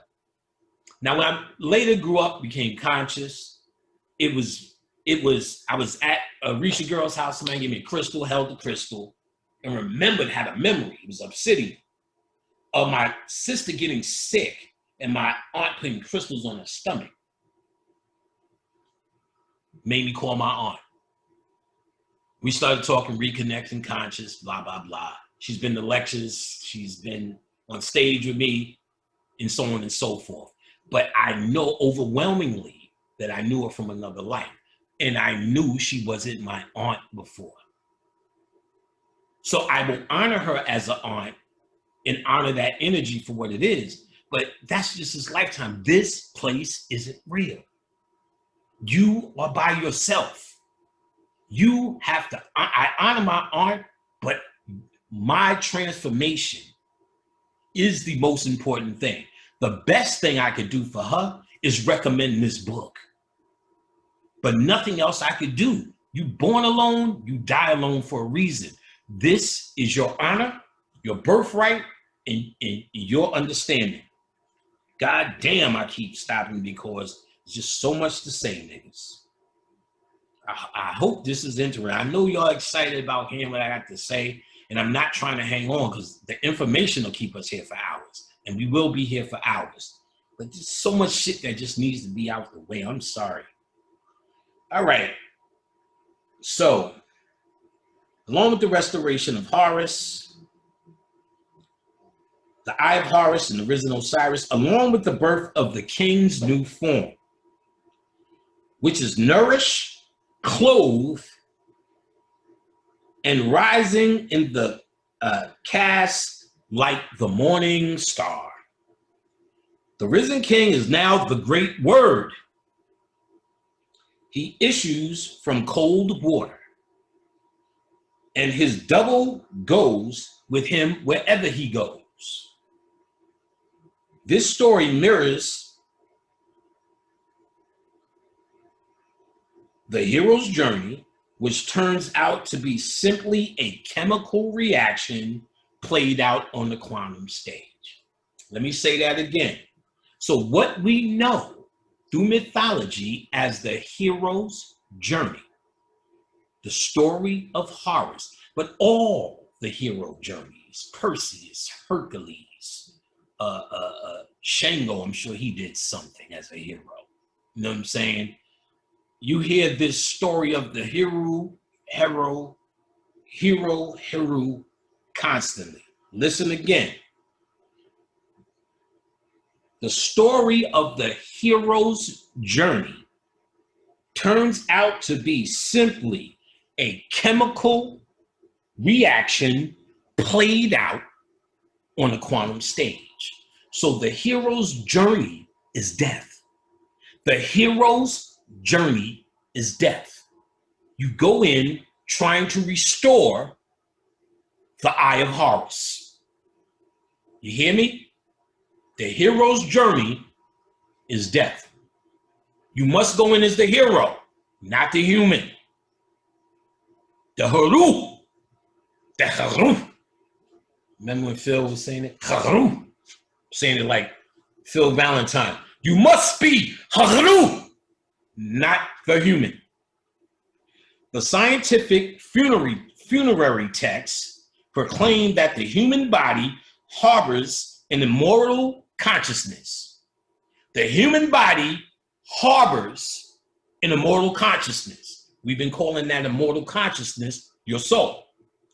That can choose to be transformed at death into a longer living species by means of a specific chemical pathway. So the Egyptians knew a specific way to the eternal life, to everlasting life. And listen to the words.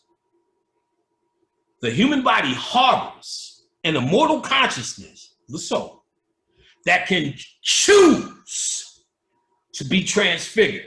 Your choice is humanity or leaving it behind. When I leave it behind for consciousness, true consciousness, as I laid out, I'm choosing everlasting life.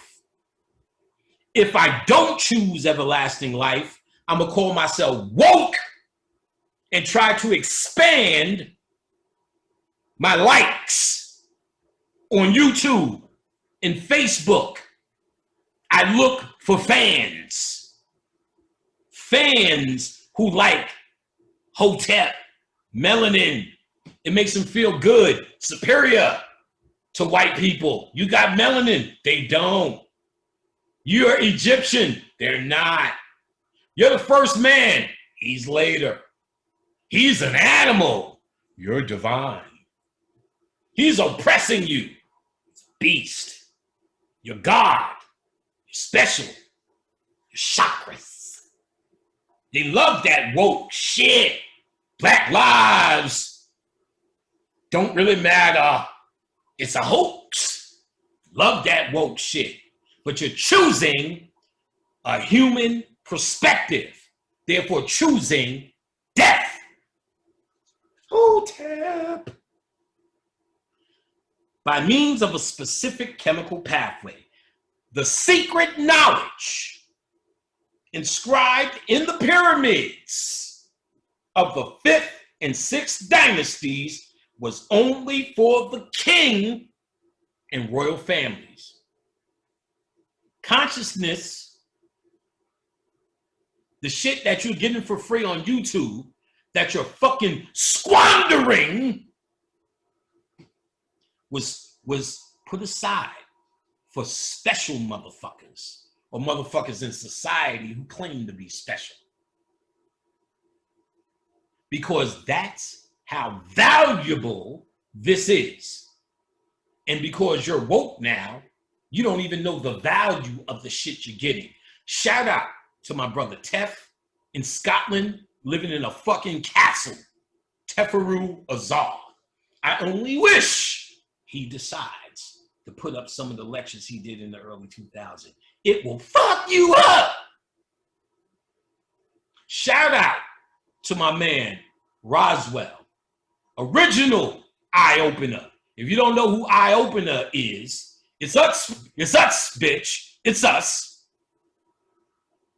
Brother Chavez, the founder, the honorable Brother Chavez, Allah, the founder of Eye Opener Productions, put a big spark back into the conscious community when it was dying. Put me on, Tef, Rich, Sister Tyra. We're talking about Brother Dark Skin Rich, not Brother Richard. I want to shout out Brother Richard. I'm going to talk about him next too, Brother Rich. So another Brother Rich, Teflon Roswell. Roswell, a clip of one of his videos, chess. He did an esoteric video on chess, which is out fucking standing. He also did one on comic books, which is unmatched in its science. I love it. And I love Roswell because he understands in his heart, and that's where he radiates from, never to take yourself too fucking seriously. He's also another brother I could get with, Tef too, and we laugh for hours. That childlike energy is a DNA advanced attribute that shows he's done work. The work necessary for choosing to be transformed at death is that. If you take yourself seriously, that means you take your humanity, what? Seriously. And if you take your humanity seriously, what choice are you making? Deep nigga? At a deep nigga say, Panic, I would like you to be on my show. I said, I have to be honest, and it doesn't come from ego or nothing like that. After lecturing since 2004, there is no show I can really do that's going to make more people say, oh, fuck, where was this guy? Occult science is something you have to find. I've always preferred someone get to a level where they can hear what I'm doing. I don't want to capture more minds. I don't want you to necessarily spread me to someone who's doing something else. If they're looking for this, pass, this brother Panic talked about it, but I told my friend about your class. No. Because I want this person to be greedy in their heart for what I have. not just doing it because they're woke. And that's what woke people do, take woke classes. This is not that. I will give you, there's sometimes I do classes. Mind you, I have a class coming up in October. So all of you who paid, and I didn't realize it was so many for my last class. I just did the list. Goddamn. So everybody who paid, class is about to go down. You still can get in class. So if you still want to take the class, now's the time. Make a payment, get on the list. We're going mid-October is when we start, 4 weeks, Sunday. I'm about to do the schedule, about to give everybody the links. It's on. I didn't realize it was that many people. So class still happens. My website, let's do this before we really get into this. occultlectures.com. occultlectures.com. Boink. See that? I think I'm pointing in the right corner. If it's not this corner, it's that corner. But I think it's this corner, right here. That's where you'll see the YouTube channel you're on. Occult Lectures. That is me. Everybody else is just copying my stuff, which I allow and don't mind. Even though I see niggas eating deliciously, doing their little commercial thing, I don't care. This information is all of ours. So there's niggas who cut my shit up that I had to deal with because they'll cut something up out of context and people are asking me different shit. So they're trying to get dramatic shit. I get that too. But for the most part, Occult Lectures is what I put out, and that's the website. On that website, classes, books, herb packs, baths, oils, CDs, maybe, a couple of the negativity, fuck up fluid, put on the back of your neck. Any negativity gets, whatever negative situation, job, work, Uber, get you straight.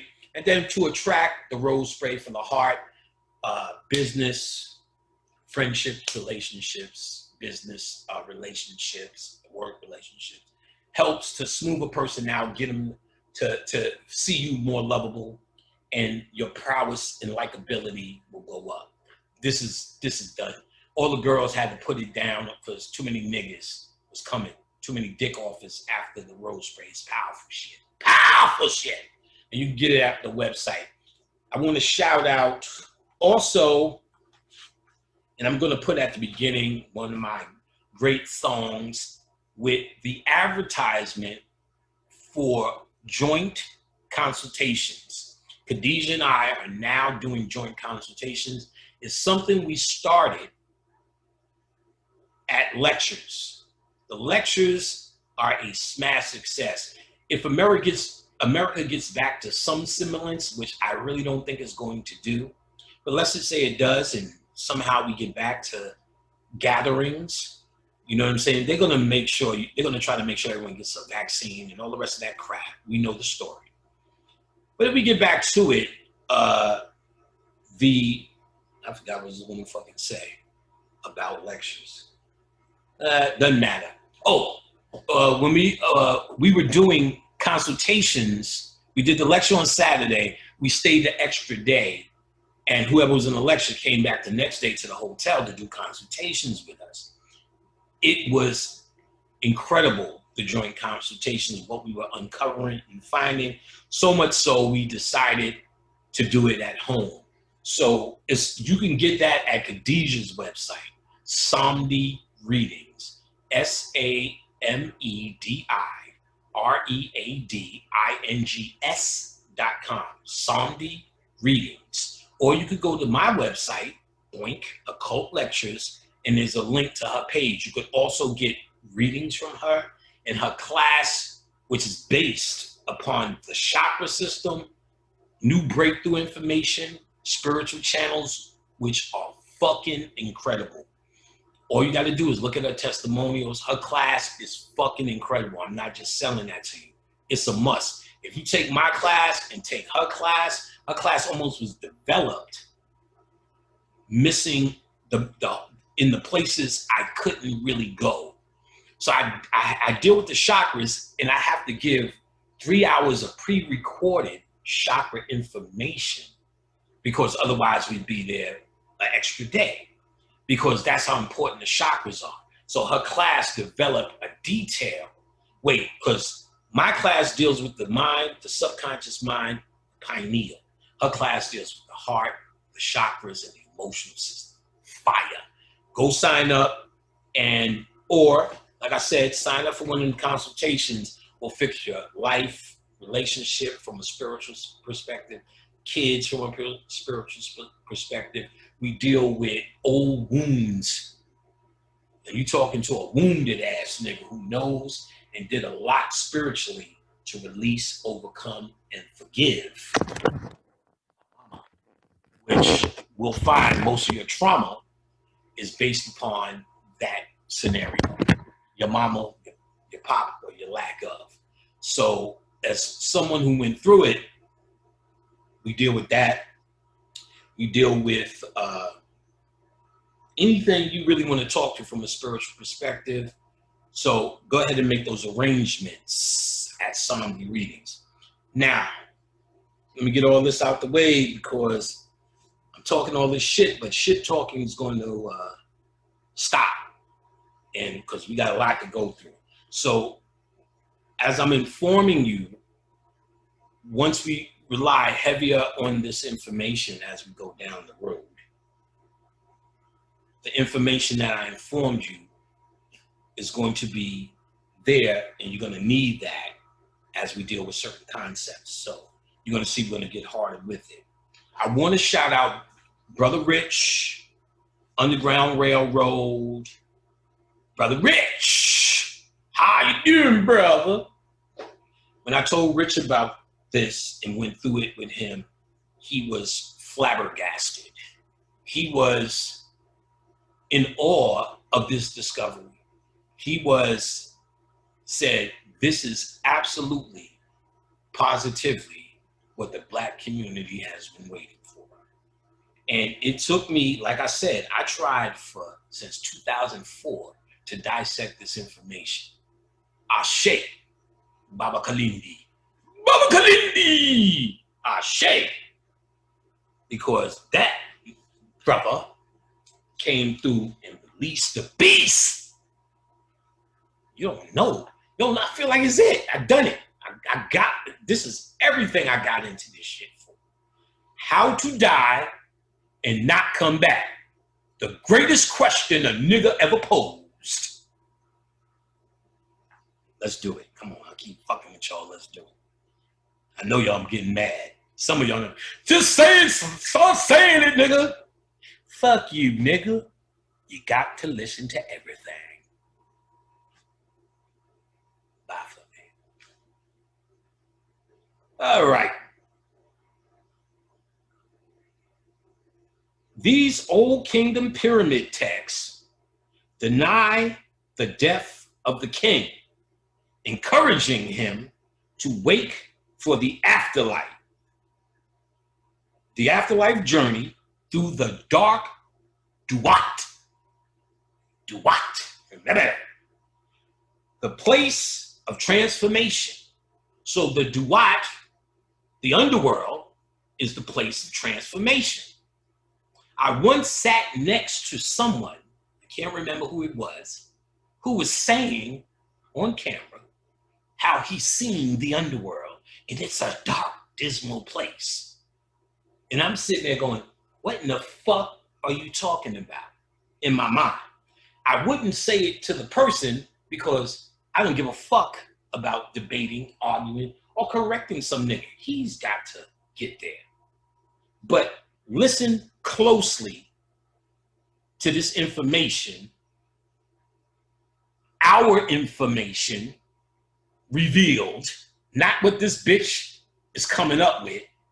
And whatever if she did do this by herself, because it's our information, it can only come from, if it's coming from her mind, it's coming from her spirit. And if it's coming from her spirit, our shit, which will be clearly decoded, is coming from us. Our ancestors own and have this birthright. If they told this white lady, it's because they knew she could get it printed.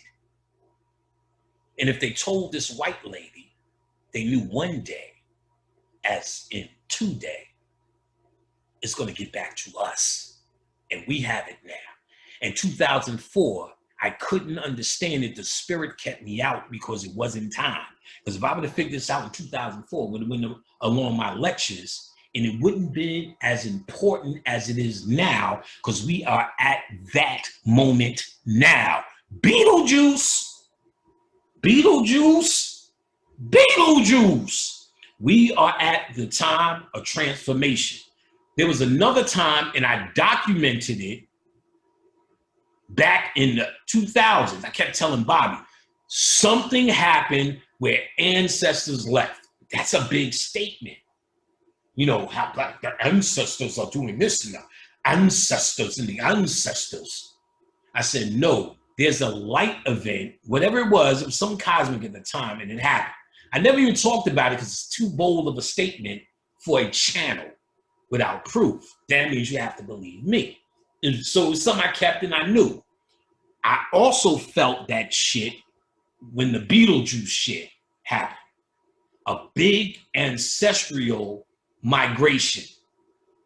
In other words, our opportunity emerged in the Duat, the underworld, that let people who didn't have as much light as conscious people do get out. Swing low, sweet chariot, coming forth to carry me home.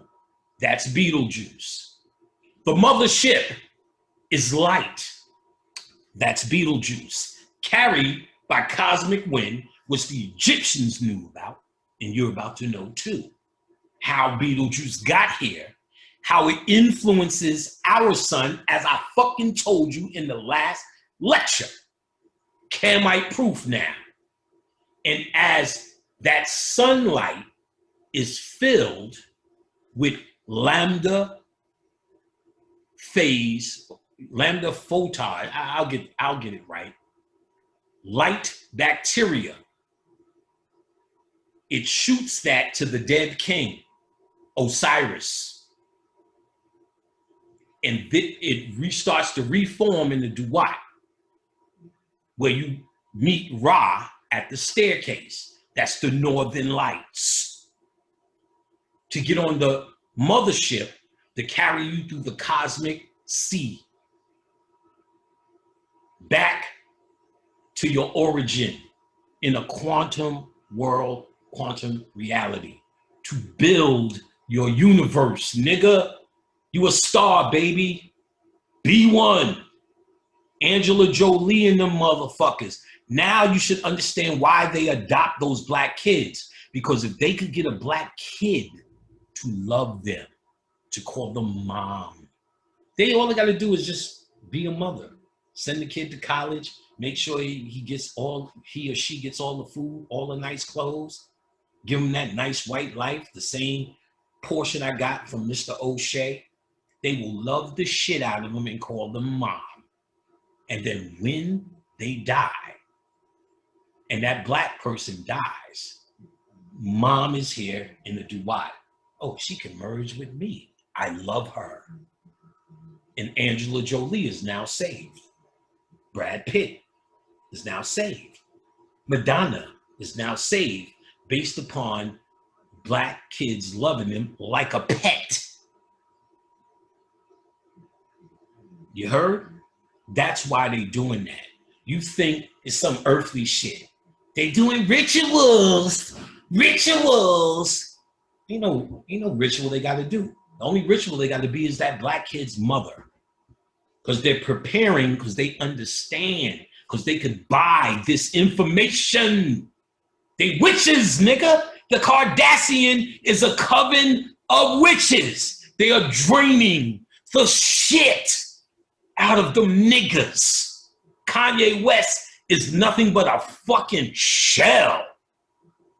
A ego-filled, empty fucking gas station for these fucking savage, witch, vampiric bitches. All them bastards, they turned Bruce Jenner into a fucking woman. They doing it over there. Witches, nigga. And They pay for information on death and the secrets to death. If you have money and you know it could be bought, what the fuck would be stopping you? And if they understand the real shit, they gotta use niggas as a tool. The more niggas they connect with is the more connections they have in the duat.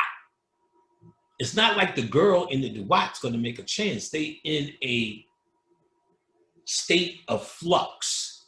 So the consciousness, which is still in this state in the duat, your DNA is still there, your presence of mind is still there. They know their mom.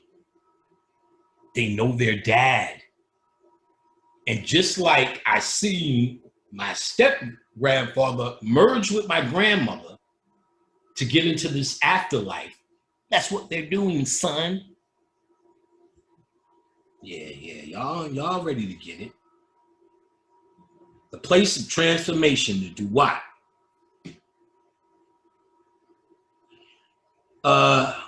So here's the order in which the funerary text, and here's some of the names. The first text we'll call the pyramid text. That's in the archaic period. Oh, in the archaic period, I ain't gonna say all the numbers in the BC, that shit don't matter. In the archaic period, nothing. In the Old Kingdom was the pyramid text and then the coffin text next.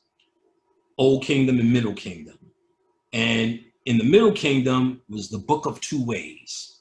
In the New Kingdom, the Book of the Dead. In the New Kingdom, the Amduat, then the Book of Gates, the Book of Caverns. The third intermediate period is Ethiopian rulers of Egypt and their coffin text. So those are, there's more, and I think she lists them, some of the funerary texts in the order in which they were presented. So putting all this information again, and we're gonna, she makes a lot of statement from the text. I'm gonna get into it. So again, the pyramid text, the Book of Two Ways, the Amdot, the Book of Gates, the Book of Caverns, the Book of the Dead, the Edifice of Taharqara, and RV1, Tomb of Ramses, S1, Tomb of Seti, IS, Idea Strands. So you'll see her refer to these codes as well, and that's what they are. So duality, let's talk about duality for a while. What is below is like what is that above. What is above is like that which is below, to accomplish the miracles of one thing. So this is we know this is as above, so below, the law of correspondence. I think it's the second law of Tahuti. Second law, the correspondence, as above, so below. But it further says to accomplish the miracle of one thing. So it's first telling you to think of what you know or what you can possibly know about the human body on its cellular level, on its practical level, on its microcosmic level, and apply it to the macrocosmic universe and to the process of death. So meaning nothing happens up there that can't be understood through the microcosm down here. So this is another reason why you know thyself. To know thyself is once you understand the mystery of death, you can relate because you know the process of self. You know the inner workings of your power. So when you go to a place where these powers are used for transformation, because you know what they are, you did meditations, you did mantras, you did astral traveling, you did lucid dreaming. You did all these things to exercise that portion that sleeps down here because it's not in use. When it's time to get in use, it's well trained and exercised and up for the task. That's called consciousness.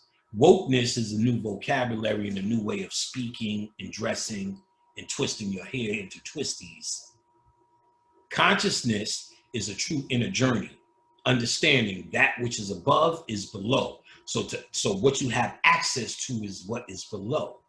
What you will have access to and will be an expert in, if you study that which is below, you'll be an expert of there. As above, so below. As the deceased states, the two skies go in me. The two earths come to me. This is PT, which is the pyramid text, 332. Briefly put, superstring theorists share the same opinion as Hermes. What is below is that which is above. So she's saying modern day quantum physicians who have the theories of superstring theory has a what is above, below agreement with Hermes. If Hermes could say more, he might tell us that death enables us to journey from the visible world to the dual invisible Planck length universe where our afterlife begins. However, Hermes would also remind us that the design Egyptian afterlife is only accessible to those who have knowledge of the paths. Listen, the Egyptian afterlife is only accessible to those who have knowledge of the paths. So if you do not feel like listening to me anymore, go get the book, because she gives you all the knowledge of the paths, meaning all the knowledge of the paths that we have known, discovered, wrote on walls, wrote on caskets, is now returned to us through this information. Go get it. It's yours, not hers. It's yours. This is nigger shit. No matter how white and pasty the deliverer is, don't let that fool you. We run this shit. They are running around it. Your spirit is what is in command, even though it looks funky while you wear a mask. You're in command, nigga. You just have to step up and choose it, as they said. We're not choosing it. Choose to be a god. Choose it. Fucking around, nigga. And don't come to my house with your fucking humanity. I want to spit on your feet. I restrain myself. It's disgusting. We need to do this, and we should be doing that for the people. No, the people need to do for them fucking selves. You have a choice to make, nigga. Stop pussyfooting around with your wokeness. With your wokeness, nigga. Heru. Heru. Heru.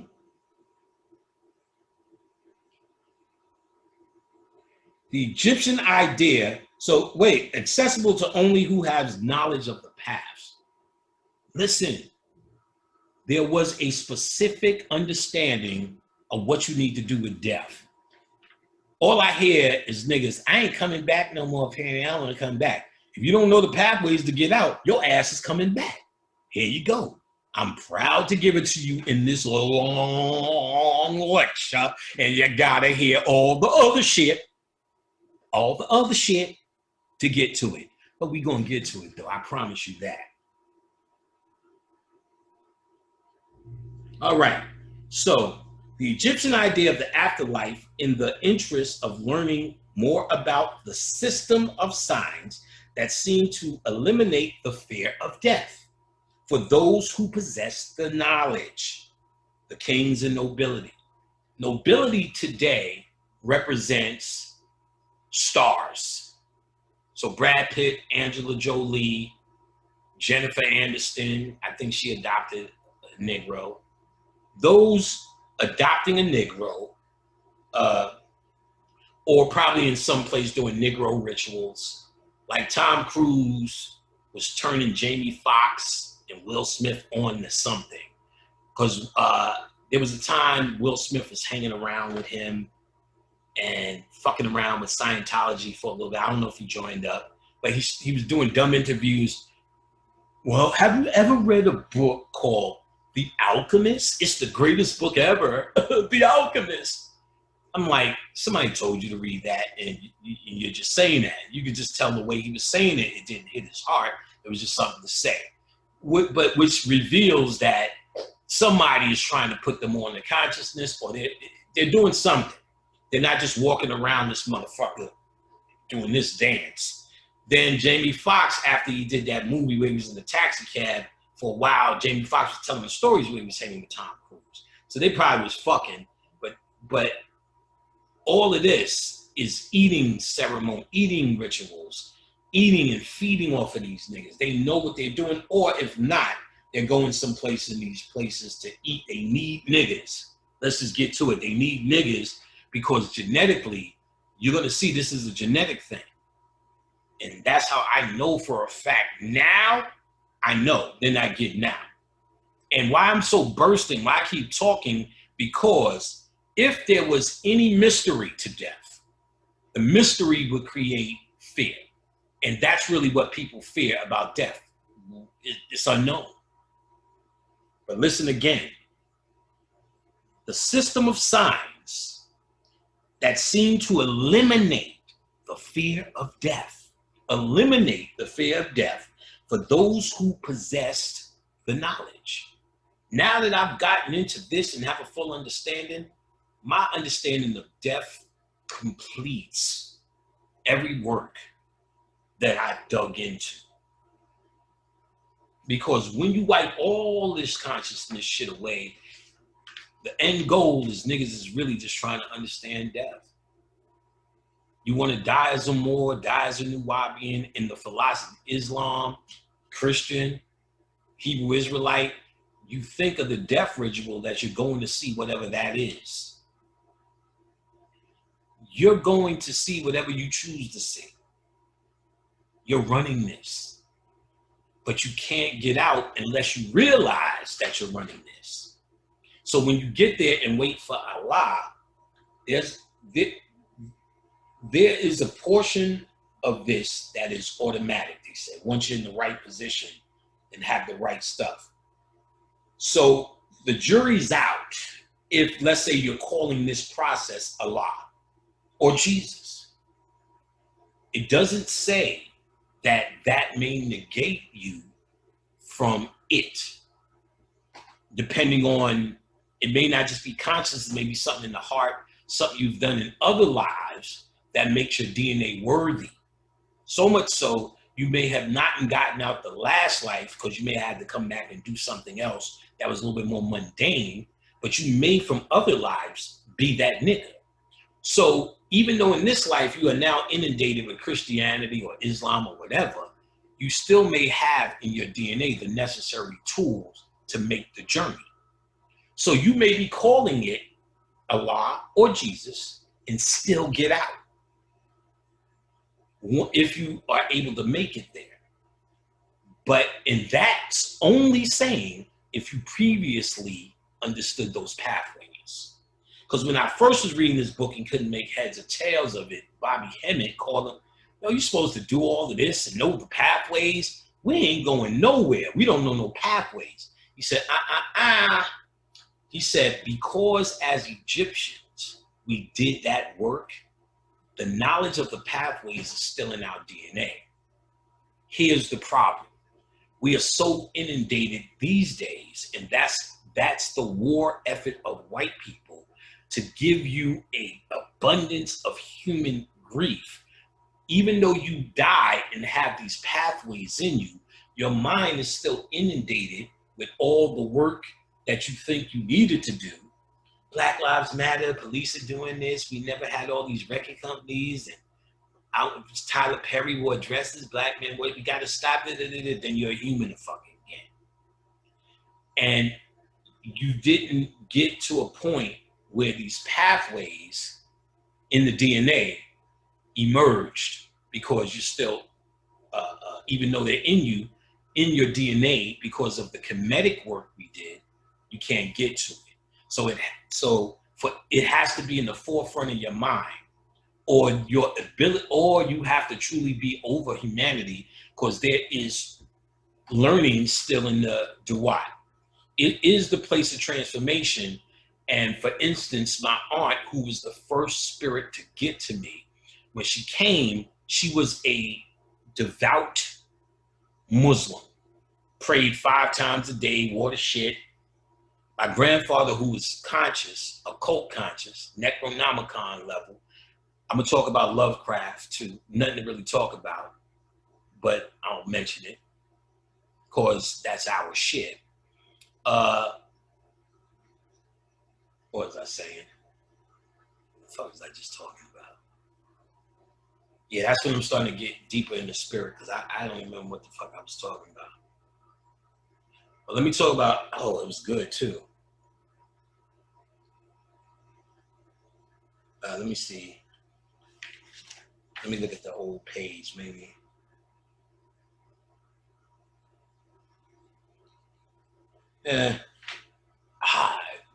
I'm in the spirit. I don't even, it's not even a clue.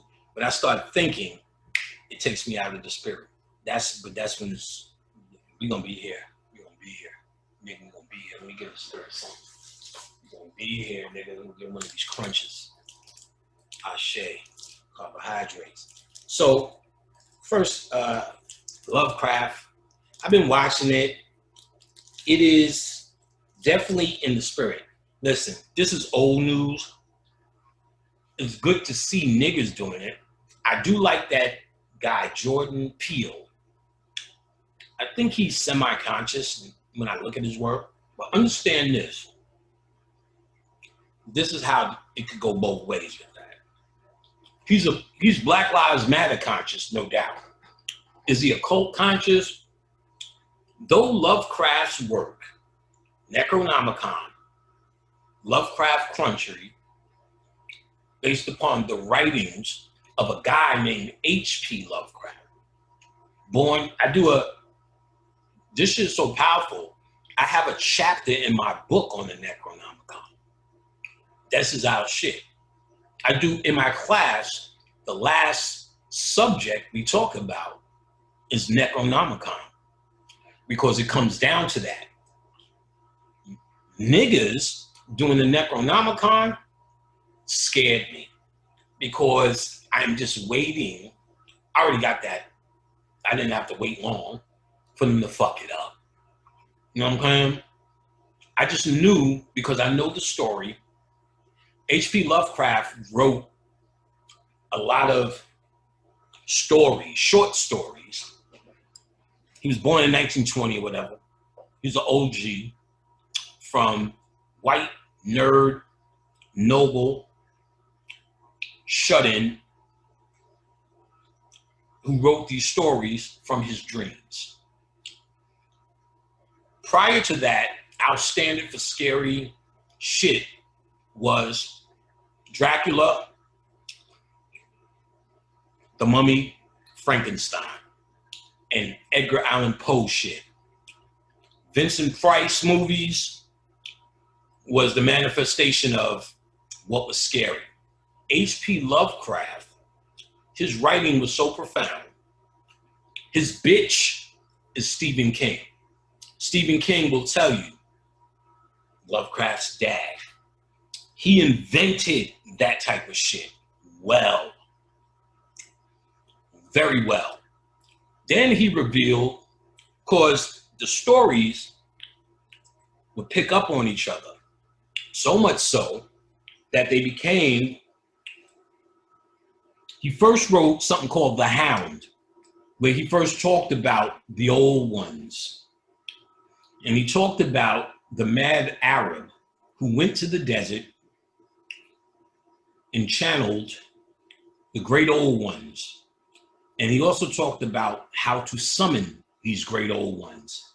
Then he started writing more and more about these great old ones: Cthulhu, Shub-Niggurath, Yog-Sothoth, Yig, Nyarlathotep. I think I said Shub-Niggurath. So I break down in my book the primal energies in the body before the human gets involved. Here's a great example. Kali. Our Kali Yuga, which is over, you can see how the glass is severely broke, fell off the wall. In my spirit room, that's it. It's over. We're in the golden age, baby. It's your turn. They don't know what to do. Get in the house, put a mask on. We're going to see what you niggas become after this Beetlejuice, which shoots off that lambada phase energy. So it automatically hits the DNA here. And through the death experience, this energy, this light that conscious people were cultivating through knowledge, the regular people now have. Swing low, sweet chariot, coming forth to carry me home. You niggas have been rescued from Orion by what is Atum, creating a new world. That's a sneeze, they say, or Atum busting off is a supernova. Beetlejuice, Beetlejuice, Beetlejuice. It hits the suns and redistributes light to you. This ancient light, the Egyptians call our cosmic ancestor, a bacteria called Labada photage. I'm gonna get it right, phase something. I'm gonna get it right. Hotel. So Lovecraft country. So Lovecraft, I want to keep going with that.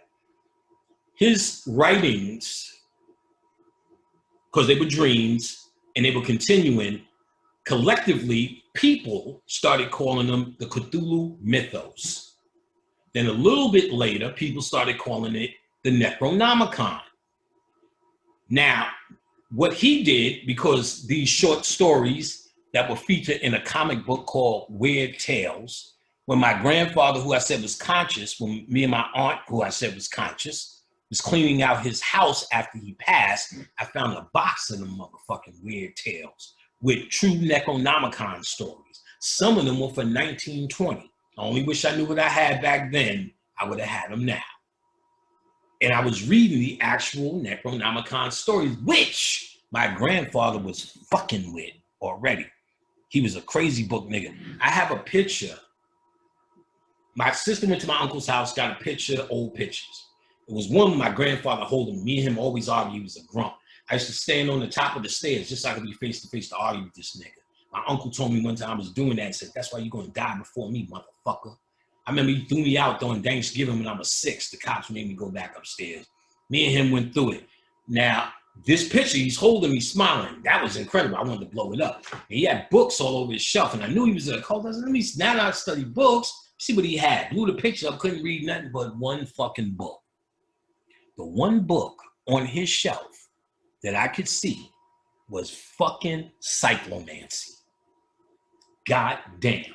Now listen, I went to Rhode Island to fuck some bitch because, well, fuck some queen, because that's where the spirit was leading me. When I asked the goddess to reveal to me any secret, no matter what it is, when I came pure of heart, I woke up 2 hours later with, what's them things? Hives. That's the first call I made to Bobby Emmett. He said, hives, he was eating cereal or something. Well, hives are the Shiva energy. You ask the goddess, and she bless you with the Shiva energy. After that, girl, I was going all around the country, just spreading dick. Philly, Rhode Island.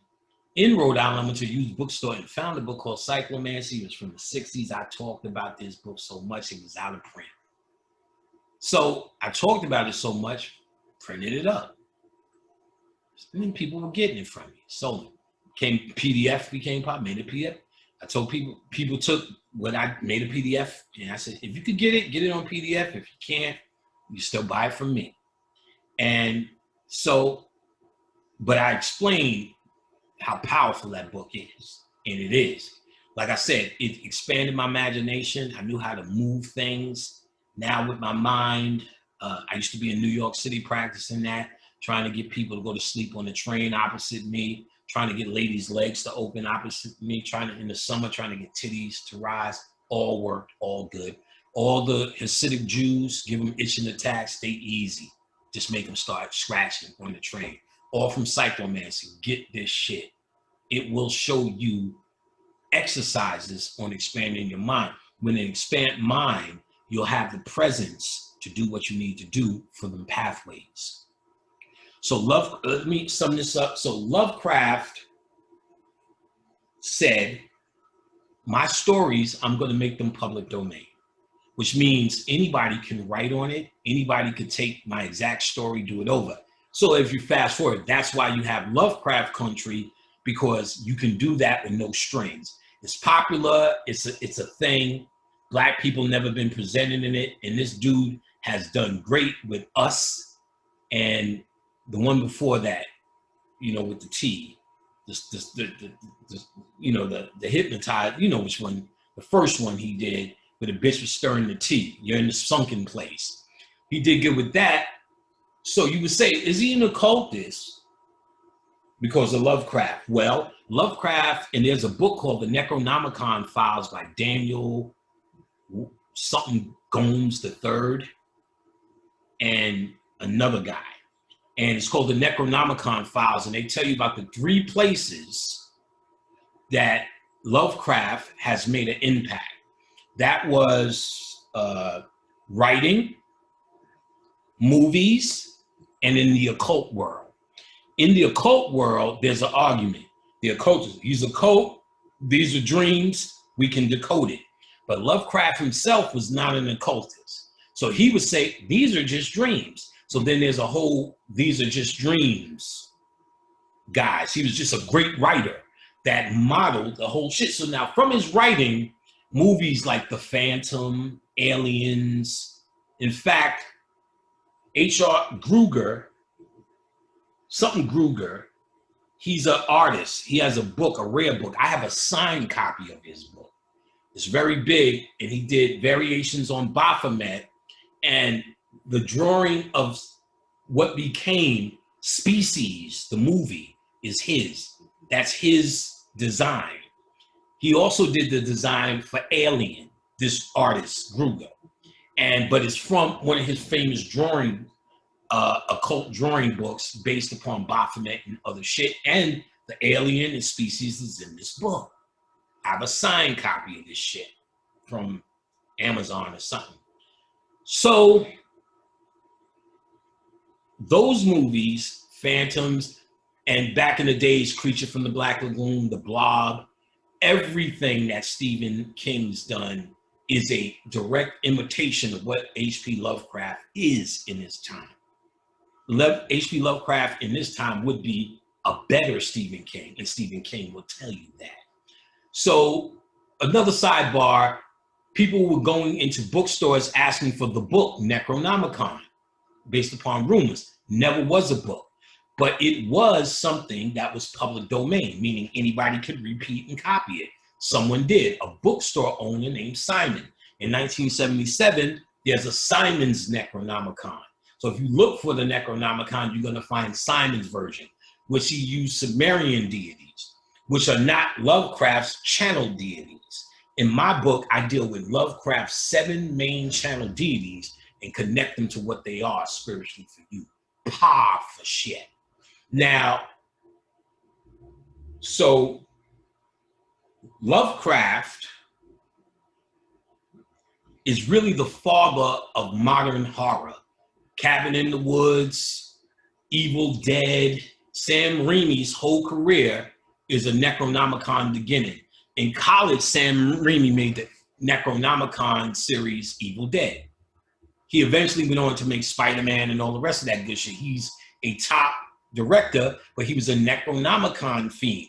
Most kids get into it because you have to study Lovecraft as a script writer because he's such a phenomenal writer that influenced so much. So Jordan Peele, perhaps, because I don't know him, what it apparently looks like based upon me judging consciousness, he studied Lovecraft as a script writer. He studied Lovecraft, understanding a writer, and understanding that it's public domain, it becomes free reign to take those ideas and make a Negro show with it.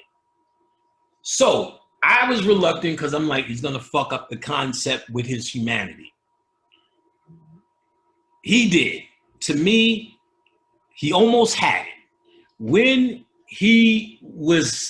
the black dude in the second episode got to these white people who's doing all their special Necronomicon rituals, you know, they got this secret know-it-all shit that we seem to always be victimized by mentality. So I already knew that was going to happen. They started talking about this founder and the black dude's bloodline connected to this Necronomicon shit. Now, my dick moved a little bit because if Jordan would have said this black dude birthright was this Necronomicon shit, something in his DNA, in his blood, I would have said, wow, now we doing a show. He at least is trying, that would at least say, without saying, all of those white people doing whatever they're doing got it from us, which is the truth. That's when I would say Jordan's turning the table, he's displaying power. And that would have been a subtle, smart way, saying that this dude's bloodline was this. He's born to this.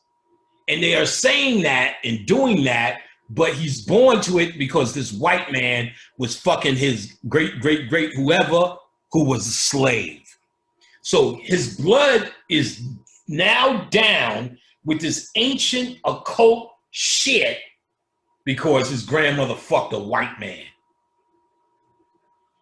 And I get it. That's all these niggas know in terms of who and what they are. So everything must revolve and evolve around a slave origin. So his Necronomicon connection, where he is genetically has the right to sit at the table with the rest of these motherfuckers, is because his great grandmother was getting raped by a white man. So the white blood is what makes him a part of the clique. That's what he's suddenly saying. So what this psychologically tells me, Jordan Peele is not conscious for real. He's a Black Lives Matter guy, because right at that moment, that's where you seize the fucking opportunity to tell your real story without actually stepping on toes. And I could see that, and I'm not a script writer. I would have said, because he almost had it. He said, boy, he gets over because his bloodline is us. He has the right. I'm like, the right bloodline. Oh shit, I started unzipping my fucking dick. Because I thought the next line was, he's born to this shit. This shit is ancient. It is him. We're getting it from him. He just doesn't remember. I get that because that's what's happening. He's knocked on his head. He doesn't remember, but he is it, the source. And they don't have to say it like I'm saying it. All they have to say is, he's born, this is natural and it's in his bloodline. They could say, our slaves were doing this in the backyard. We caught them doing it. And we demanded that they let us in, and he's showing this slave shit. And that's how they got in. Something we brought from Africa.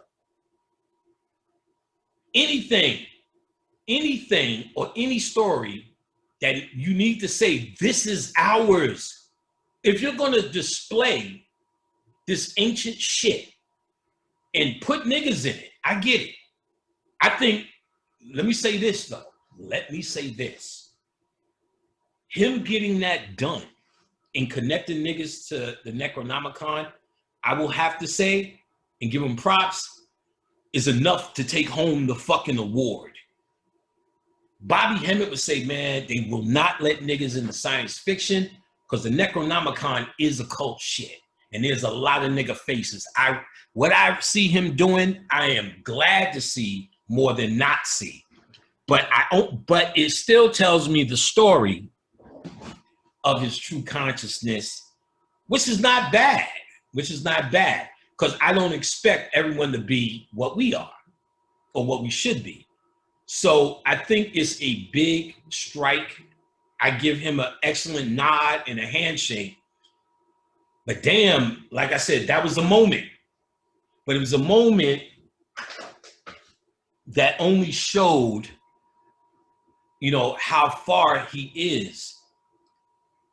You know what I'm saying? In terms of consciousness. But in terms of taking strides and breakthroughs, thumbs up. He's brought back scary movies, not even just because they're black people. Scary movies is butt now. But, you know what I'm saying? The last thing they had, and it still was stupid, was that dude with them kids with that ghoul mask on. They did about 5 of them shits. I don't even remember the name of the shit. But that was in the 90s. Nothing in the 2000s was a series. You know, they killed it with all them Freddy's and Jasons.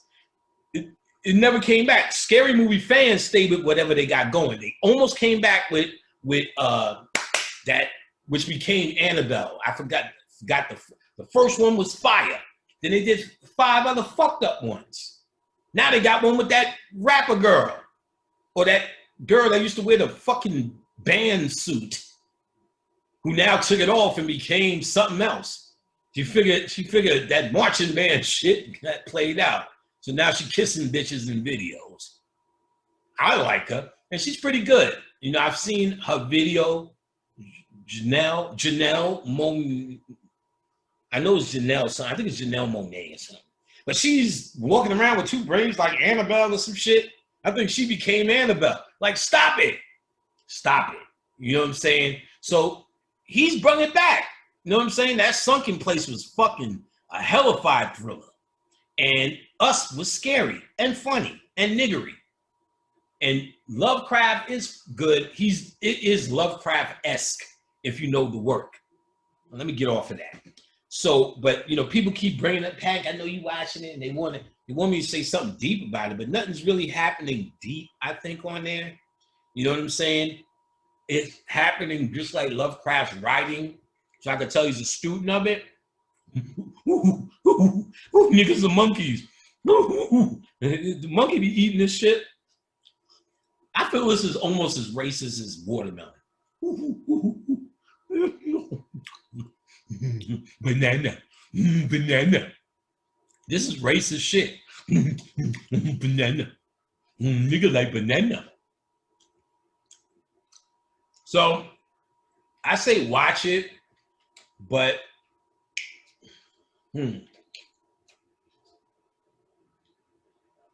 it'd be entertaining. To learn about Lovecraft, I would say, what's his name? Don something. Let's see if I have one of his books down here.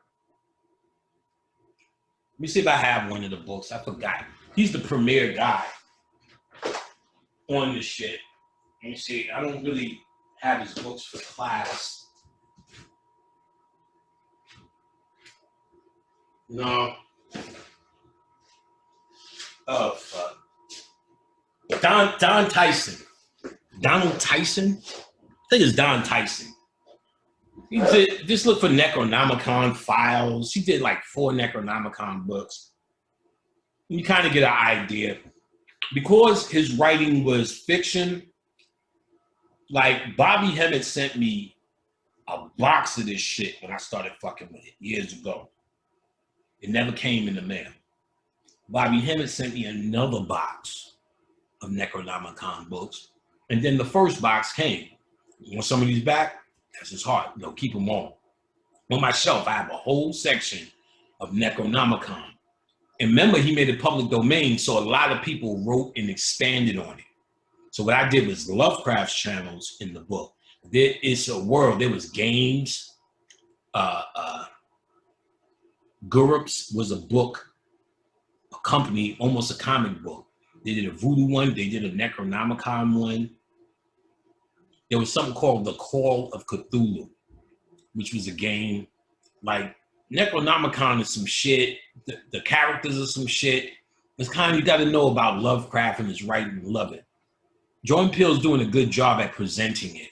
But like I said, it's from a slave lineage. So I knew that's really fucked up. But that's what you would expect. You kind of expect if they don't know. And maybe just hard to get something else. I don't know. But I do know I would have took that opportunity as a writer. I know we're talking a lot about other shit. We're going to get to it, though. I keep saying we're going to get to it. We're getting to it. The deceased states, I ascend to the sky, and the earth remains behind. PT 563. Remember, if I'm saying PT or CT, coffin text, pyramid text, IS, idea strain. So what she's doing is putting or quoting the funerary text and then breaking it down. So it's not like she's just saying all of this shit. She's putting it up against the actual text and decoding it as she goes along.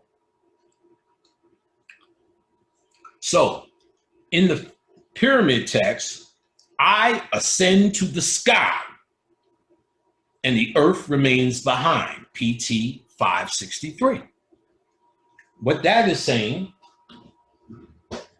is what we've been saying, what I've been saying, what Bobby's been saying, and others about the importance of leaving your humanity behind. Because the Egyptians say, I ascend to the sky and the earth remains behind. That's not just saying, see, you would take that physical. I'm flying and the earth is behind me. No, they're talking about a mentality. I ascend to the sky and my humanity stays behind. You got to understand what that is. That they're talking exactly what I've been ranting about this whole, however long we've been here.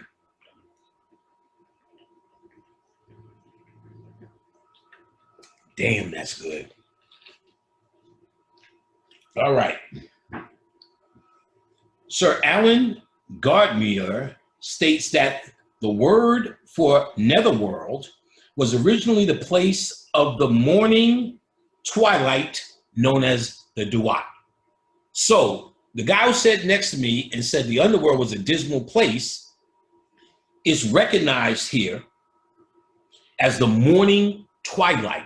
The Duat is a place for transformation. If it's dismal, well, I'll leave that alone. The individual ideograms in the hieroglyphs for Duat means star. So a Duat means star. How is it a dismal place, this underworld?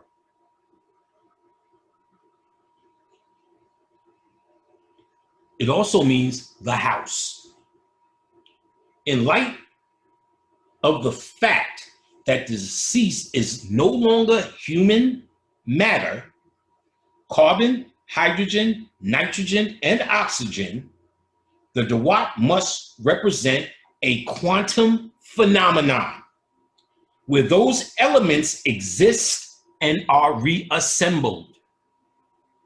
The Duat, or the underworld, as you go through to 12 stages in the underworld, is nothing but code for the transformation process of you, Osiris, you, the dead pharaoh, you, the dead king, you, the deceased sun god.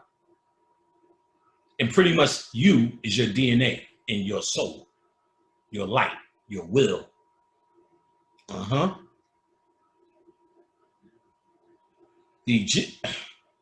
It's a workplace. It's a workplace. Why would it be dismal? And if it is dismal, then the work is probably some sad niggas telling you, you ain't ready, player. It's dismal for you. For those who have done the proper work and know the pathways, it's a workplace. The Egyptian path to the stars begins with the deceased traveling to the northern pole region of the earth. You heard that. The Egyptian path to the stars begins with the deceased traveling to the northern polar region of the earth. So when you hear this flat earth concept of how you're supposed to go to the north and there's a hole in the ground, and then you're going to go underground and you're going to be living it up with some underground niggas on some green sun shit, you stupid man. What the fuck? Do you think you're going to go down there and somehow become a better human? They got better broccoli down there? It's about getting the fuck out of here and then mixing these quantum concepts with earthly shit yet again. Ain't no freedom in the north or no hole in the goddamn north. The hole is in the magnetosphere, and that's why you see the sun meeting green at this point. Why doesn't that phenomenon happen any place else on the earth but at the north? And when you die, I told you, the northern lights are the successful green Osirian motherfuckers who did the work meeting Ra in the sun boat. You must meet Ra at the sun boat in the north. So you have to have the meditative genius to be able to still will yourself to this position. Freedom's in the north. Run to the north, nigga. So even that concept, a slave, is in their DNA, is in the system, as above, so below, to go to the north for freedom. Your freedom's in the north, nigga. Your freedom's in the north, nigga. So the first thing you do for the Egyptian pathway to the stars begins with the deceased traveling to the northern polar region of the earth, guided by the unwary stars or pole stars. Right now, that's Polaris. It's the unwary, unmoving North Star. When you die, you follow that North Star to a certain position on the earth. That's the path to get to. Then more shit happens, son. We're going to get into it now. Here, a great stairway exists where the sun god Ra, or Re, waits with his crew of 8 to ferry the deceased through the double doors of the Duat. The double doors are the 2 lions. And you got to get through that. And it's a DNA thing. So here at the north, a great stairway exists. I told you, at the northern lights, you see the green going up and the white coming down. That's the stairway to the sun.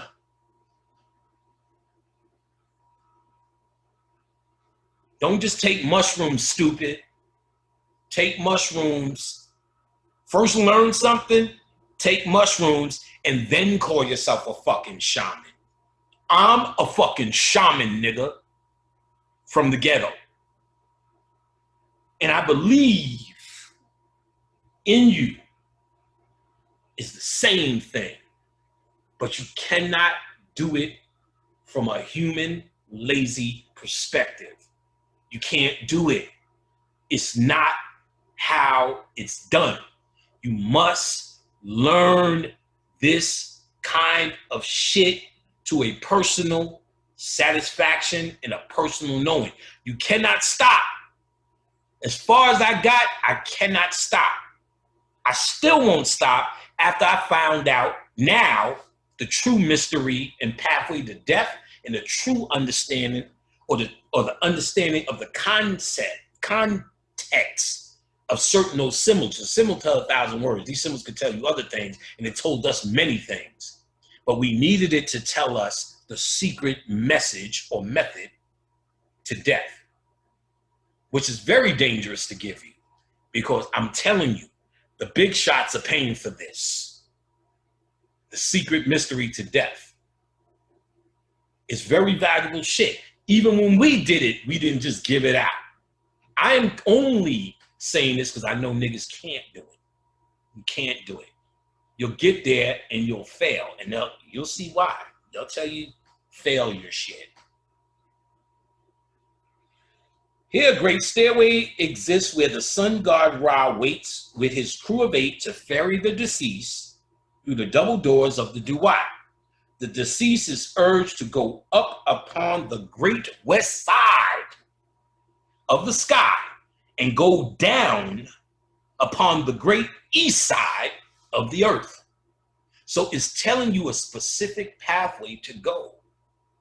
The deceased is urged to go up the great west side, and you should know this based upon the North Star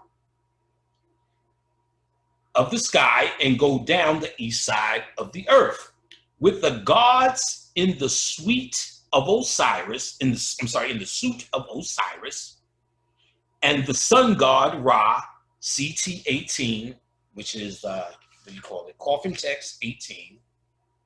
Orion, which is PT 437, 446, 472, 738, and Sirius, PT 473. So sun god, so the suite of Osiris and the sun god Ra, or Orion and Ra, or Osiris and Sirius, or right. So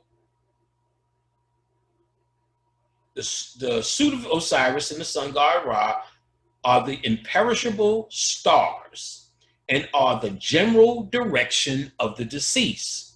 Travels from west to east. The deceased travels from west to east. So once you're at the North Star, the next pathway is from west to east.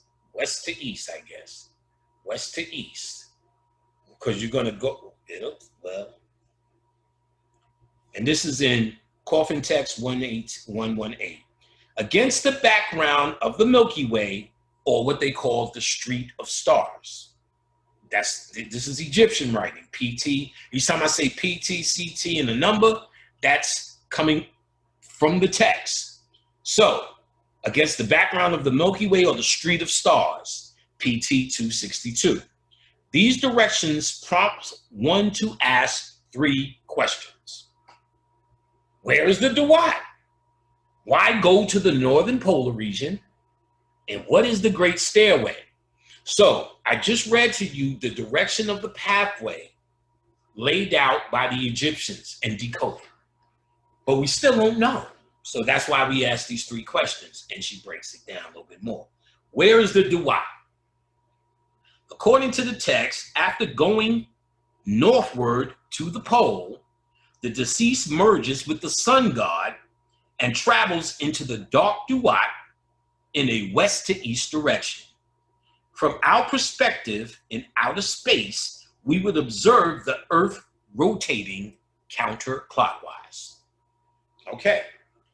Our new science of space physics is only 35 years old, yet Egyptian textual references to crossing the waterway of the sky window, the lake, the sea, navigating the winding waterways, and being towed over the district waters with ropes of iron, CT 62, point to the actual dynamics and energy structures 21st century researchers are currently investigating in our magnetosphere. In our magnetosphere. In our magnetosphere. So she's pretty much saying Egyptians had all of this. You have all of this. So anything she's uncovering is not a discovery. It's it's understanding what we already discovered. This is ours. And if she uncovered it, it's only can possibly be us who put it in her head for us. If it's from a secret society being funneled through her, like the Matrix, like Harry Potter, then it's just a secret society that stole our shit that's just putting it out to see what happens. Because they got you. They don't have the genetics, baby, to walk that staircase. Let me see you walk. Wobble with it, wobble with it. Whatever the fuck, we do it. Right. Once you know the path, that's your ass. Patty's gonna give it to you, baby. The invisible barrier that protects us from solar wind. So what is the magnetosphere? The magnetosphere is an invisible barrier that protects the earth from solar wind. So the magnetosphere is a shield around the earth. What I found was that the 5G network, 4G network, and 3G network doesn't just shield the earth because it was put up. What it does is send frequency to the magnetosphere to make it stronger. Because when you die, you can't get out of the magnetosphere your energy. The magnetosphere is weakest where? At the North Pole. So you're moving to the North Pole because the sun gets in at the North Pole because of the weak magnetosphere, and you witness it with your own eyes watching the Northern Lights. And the Egyptian Kemetic brothers and sisters were telling you to go where the magnetosphere or the shield is the weakest. The 5G network is trying to strengthen that magnetosphere to keep that Betelgeuse light out, that lambda phase light bacteria that dominates, that gives you the Eye of Horus. They need you to recycle here because they can't get out, and without us, hot old spaghetti-o, they have made underground caves for when this shit gets too hot for them. They understand cave logic. This is going back to basics. So they will wait until the golden age is over underground. They showed you that in Time Machine, nigga.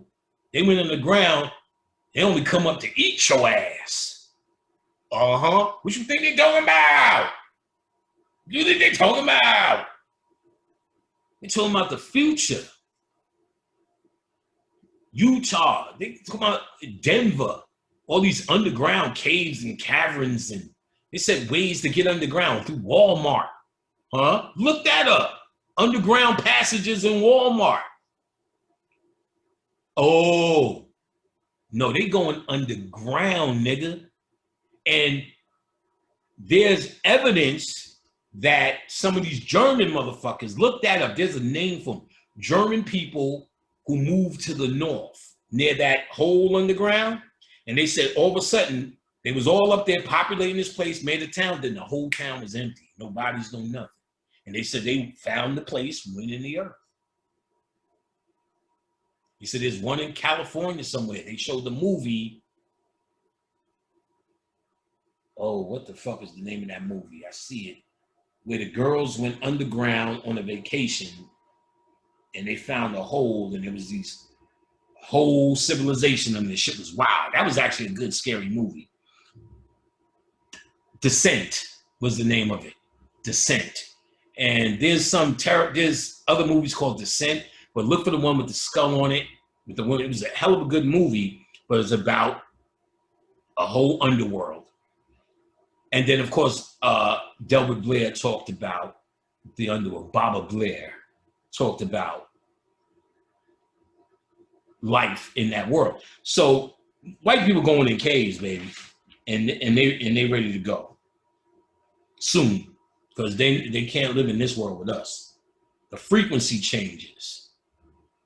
They trying everything. What's them white boys? The Proud Boys. Like, let's get real. They've been trying to start this fucking race war forever. And y'all think Trump is dumb, but he is getting shit done for these white boys. The Republic, there's two kind of white people that came here. Let's be real. There was the white people who came, and we call them pilgrims. And they knew they needed whoever was here to survive. So they had a Thanksgiving.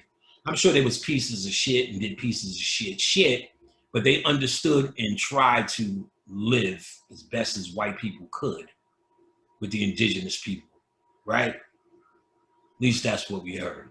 Then there's the other white people who came and gave you fucking smallpox blankets, Columbus and his people. So when you move up to today, and this is politicized, the pilgrims who wanted to share Thanksgiving with you but still fuck you are called Democrats. The ones who gave you smallpox blankets are called Republicans. So the Republicans want to control, manipulate, and kill you and master you. They're not looking to work with you. They're looking for you to work for them. No big deal. The Democrats are looking to do the same thing, but they're looking to get you to smile while you do it. So they're going to tell you what you want to hear, and then they're going to keep getting you dependent. Oh, we'll pay for that. We'll do welfare. And you should have these cuts and free whatever, because they want you dependent on the system, whereas you need them. That's their philosophy.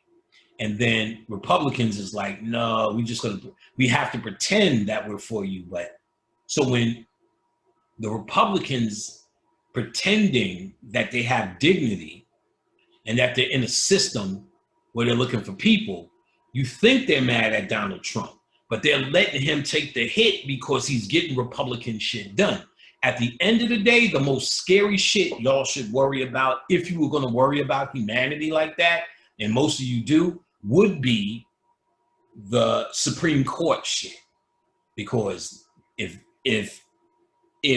it's tilted that way, the shit you think was your freedom, the shit you think you earned fighting for the civil rights, like fucking they got this dude I never even heard of before in Congress who died. So they honoring this nigga. His shit is called Good Trouble. And each time I see the promoter, I'm like, man, fuck you. You don't even know who this dude is, but they're telling you he's something. And then maybe he did something, getting hit over the head and all the rest of that shit. But all of those dudes got rewarded because that we ain't gonna get into that. But all those dudes got rewarded. It's a bunch of bullshit. It's all bullshit. But Donald Trump is enacting what Republicans really want to do, but don't have the balls to be that guy. So since Donald Trump is going to take that guy and forever be the asshole, but when he leaves, he created so much racist policy. He is actually the smallpox blanket dude successful. The other Republicans, when he go, oh, I'm glad he's gone. We were scared. Let's get back to normal. We're going to do this. But they were failing. No one was caring anymore. They was considered old people and old racist shit. But see, they also understood this country is still fucking racist. So they need somebody to rally those people up. And he has to be that patsy. Donald Trump is nothing more than a patsy. But you think they're mad at him, Republicans, but they're not.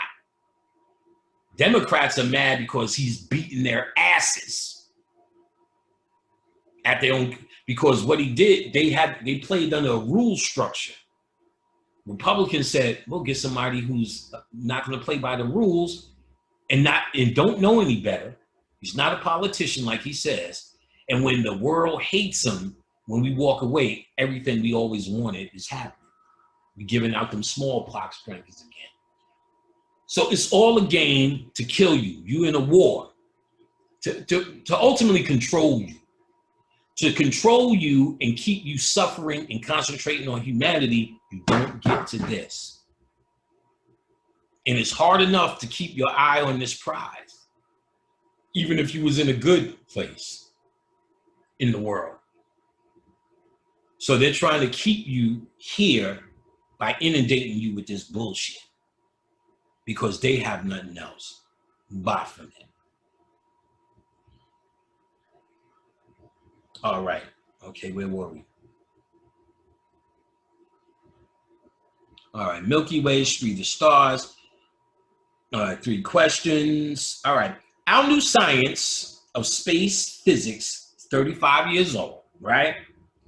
So the waterways, sky windows, being told by the districts of water, points to the actual dynamics and energy structures of the 21st century invisible barrier that protects us from solar wind. The magnetosphere protects us from solar wind. But again, that's what they're using to strengthen the shield of light from getting in here. With the 5G network, they're working with the magnetosphere. Because you can send, they know the energetic frequency. You get what I'm saying? Okay. Also, chemtrails is not just for you. It's to put shit to, it's putting chemicals on, it's not high as the magnetosphere is, but it's putting chemicals in another layer to resonate in that area, for blockage. And I'm sure they come down on your head as reported and make you cuckoo, but they want it up there. They're trying to block you from light. Phil did many lectures on light code frequencies and how the stars change your DNA. Brother Phil Valentine, get that shit. Get a thesaurus, but get it. You want to get a dictionary when you hear that shit, but get it, goddammit, because he is breaking that shit down and has been breaking down the importance of light code frequencies, and you're not getting them because they're blocking. But you need to understand your consciousness can build light frequencies because as above, so below. What is cosmic is what is in you. Beetlejuice is a shortcut. But Beetlejuice for me is receiving, opening shit up, expanding imagination. You understand what I'm saying?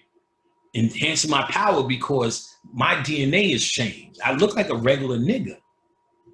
But this conscious work, what is in me, nigga, is bursting. It's changed. It is beyond here. It's beyond here. I know the pathways, not just because this book just only brings it to presence of mind. I know the pathways because I knew my light is never fall down here. I know how to, this is an avatar. I'm reflecting myself down here. Some of you are really down here. Some of you are born here. Some of you are born in a nebula, and because you are born, that's what I was talking about, factions before. Because you are born in this nebula, and you are born of powerful energy, but you do not know how to use it yet. You're born as a new star and put directly in the dream world. This one or maybe others. And as your incarnations are questions, as a new entity you're asking, and you're living out these lives, learning the nature of self, all right? When you have graduated to consciousness, if you've never been there before, if you're a newborn star and you finally become conscious, you went through all the lifetimes of being an Islam, being a this guy, praying to something outside of yourself, when clearly the Kemetic understanding is a choice you make. You are God. You make this decision. Allah ain't up there, nigga. Jehovah ain't up there, nigga. Jah ain't up there, nigga. You heard? Buddha ain't up there, nigga. Baphomet ain't down there, nigga. It's just you. It's just you. It's just you. It's just you. What you gonna do? What you gonna do? What you gonna do? That's the question, baby. In light of these similarities, it seems reasonable to propose that Earth's magnetosphere is our real world model of the Duat. So she identified or broke down that the Duat physically is the Earth's magnetosphere. You understand? And there's a way out, a pathway out of this shield. This magnetosphere is also called the web of Isis.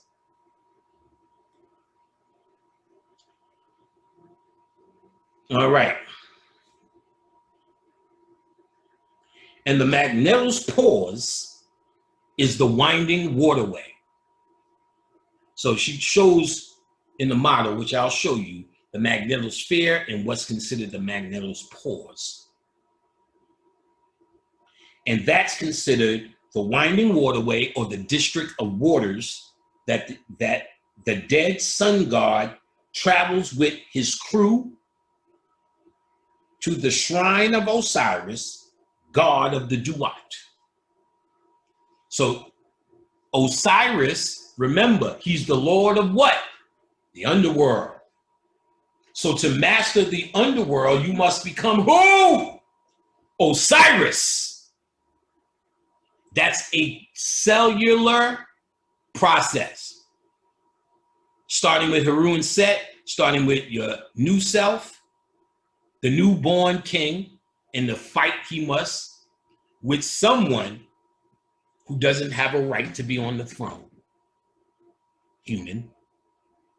Once Horus defeats Set and gets his eye back, restored also by Tahuti, and she'll explain that, he gives his restored eye to Osiris, the lord of the underworld.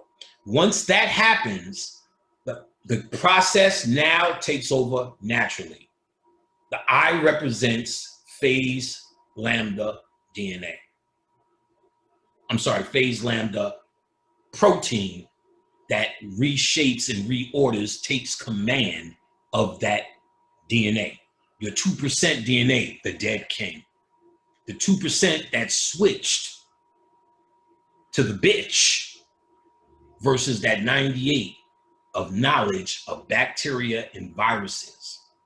Why are they telling you to stay away from bacteria and virus now? Because she breaks down in her lecture and in this book the importance of that for DNA transformation. When Beetlejuice came this way, they said, we have a pandemic, stay away from viruses and bacteria. So if niggas are getting anything, that is Beetlejuice affecting them. So much so that some are dying because they getting the light. And white people, because if this happening to them, they're just getting sick. If it's happening to a nigga, they going. When that shit hit, about 3 conscious people made the transition. I'm missing one, but Dr. Africa, which is shocking. He should live forever. Nigga said he eats beans and grapes once a week. Made the transition. In fact, I'm gonna talk to him soon, I know. Let me see what's up with him. I knew him. Lee. Knew him.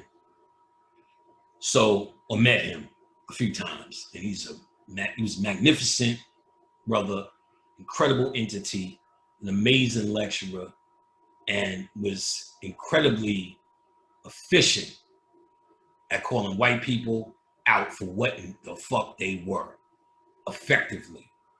I remember when they did Planet of the Apes, and he held up that picture of Marky Mark with that monkey and went in. Dr. Africa said, if they want to come from monkeys, let them come. But he was going monkeys. If they want to come from monkeys, let them come from the monkey. I'm not a fucking monkey. The shit was just wild. And he got it. So Dr. Africa, shout out. So To explore this possibility, let's examine the structure of the Earth's magnetosphere. The vortex structure of the Earth's magnetosphere. The Earth's plasma barrier or magnetosphere is a vortex of whirling plasma due to solar wind force. So this level of whirling plasma is a shield called the magnetosphere, and it's moved and it's whirling because the solar wind is pushing it. You understand? The sun is pushing this, and the only reason we're not fucked up because the magnetosphere is keeping the wind and ultraviolet, remember that, rays out. It's not at the North Pole. That's the weakest link. It looks like this. See it? This is the Earth. This is the magnetosphere, how it flows. And as you can see at the North Pole, there's an indent. There's also one at the South, which she talks about that pathway we'll get into. But this is it. Here's the sun, here's the magnetosphere, and outside here becomes the magnetospores, the winding waterway that they're talking about. So here's the Earth. When you die, you got to get to this part. That's the pathway where it starts. That's the entryway into the Duat, into this winding waterway, which you go west to travel east, whichever way that is. I can't do it with my finger, but once you get into Duat, you travel on this winding waterway, the magnetospores, probably around the sun, and that's where the process starts happening in the Duat. That's the path. All right. So they show the path in hieroglyphs right here. She's showing and she breaks down that this is what they're talking about in hieroglyphs as the magnetosphere or the Duat and the movement of it in the pathway. She's giving it. She's giving it. All right. One can easily see that the two-dimensional shape of the Earth's magnetosphere is similar to the earliest Egyptian drawings of the Duat, the realm of Osiris. So what I just showed you was the drawings the Egyptians said, that's the Duat. Boom.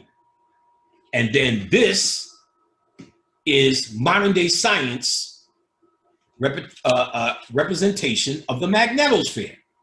So they did all this work to find out what we told them already. And she's only telling you, which when I see her speak, I think more and more somebody gave her this shit. Because it is too detailed, too precise, too proven to even be called a fucking theory.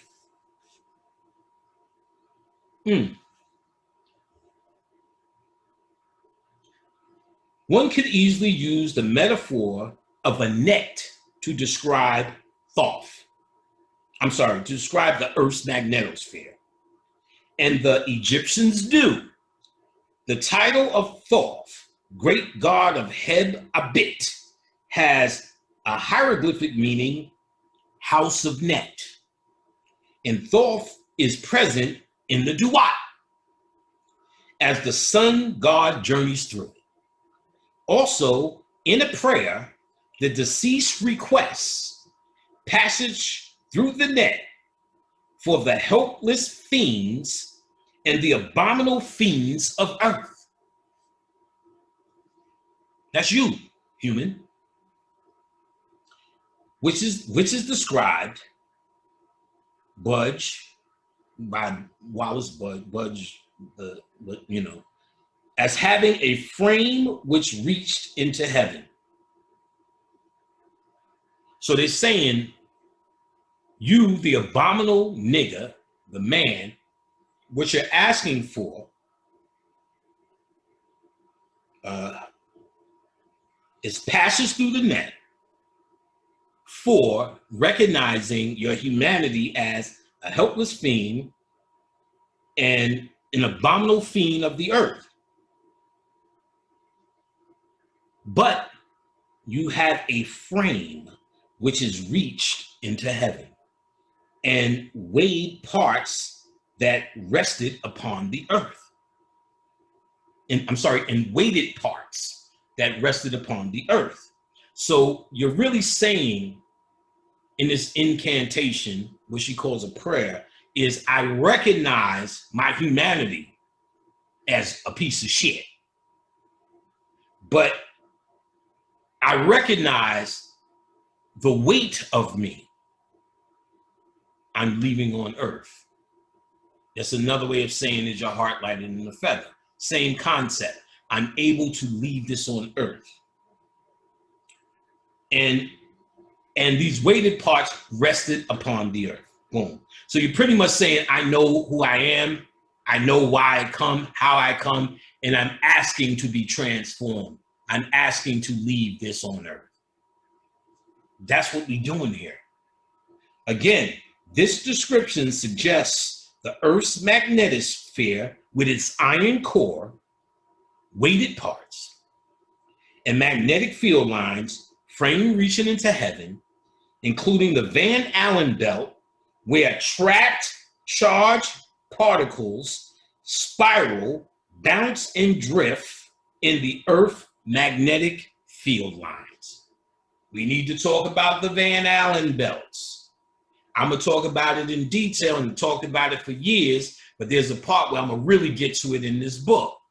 The third Pirates of the Caribbean, God damn it. We seen the black woman break out of chains and we got caught there. Black bitch is incredible. But one of the most incredible scenes that once you read and understand the pathway, and you will then know these Hollywood niggas, these uppity ups, these societies got this information because that director acted out the pathway to the stars in the goddamn movie. That Davy Jones' locker is the Van Allen belt, where this dead energy is caught. Let me say it again.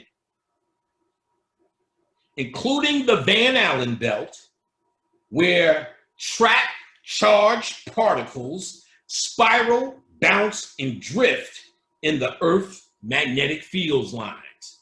You get caught in this drift. That's where Jack was in Davy Jones' locker. If you remember, there's a time where the ship was going to Davy Jones' locker, and there was a scene where it's crossing the water through a black round of stars.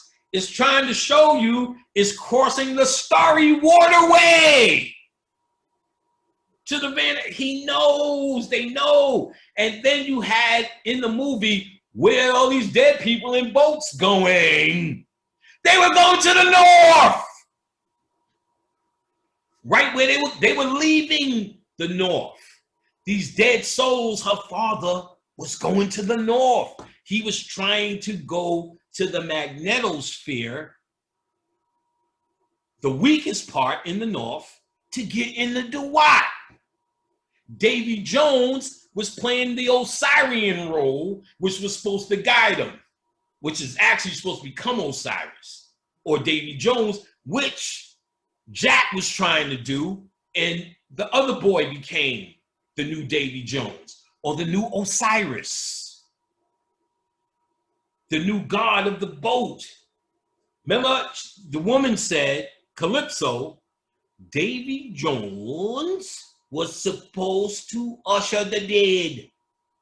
Him not do it, and that's why he look like this, like Cthulhu. Where's my man Cthulhu? Let's shout out Cthulhu, because we talked about the Necro. We got Cthulhu all over this. He's a beast.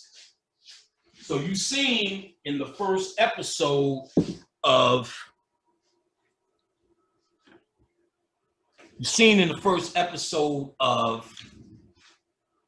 what's his name? Lovecraft Country, which we should be calling Hemet Country. Let me give a shout out to Mind Glow Media, my boy, who actually did a picture. I didn't know it was him. and of the same artwork for Lovecraft Country and put Bobby's face on it and did a whole lecture explaining how Bobby Hemmett has introduced this info. It's not new to our community. And I don't think nobody's really acting like it's new neither. I haven't noticed that. Just new niggas who never heard of it is asking me, yo, you ever see this? I'm like, nigga, I got a chapter on it. I got, in the first episode, you seen Cthulhu. Boom. You seen this. Nigga, we fuck with this, kid. Jordan Peele. This is what we, nigga, I drink Cthulhu, my nigga. This is what we do. Please show more of that Cthulhu shit, nigga. I was getting ready for it. Shooting nigga Cthulhu. Now this is Cthulhu. Cthulhu, nigga. I did a whole class with my man Candu. I'm gonna interview Candu. That's the god. Shamanistic nigga. Nigga speak tongues. I was with this girl who, she could hear you talk. My girl shoot. She could hear you talk. She was an old girlfriend. And pick up your language. It was crazy.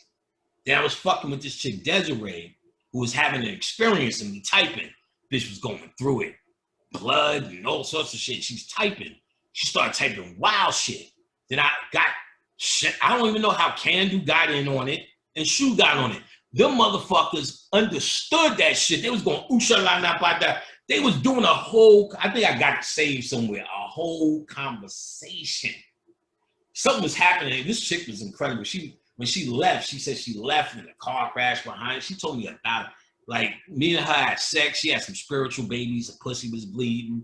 I said, yo, you had some spiritual. It was just a thing when it was a thing.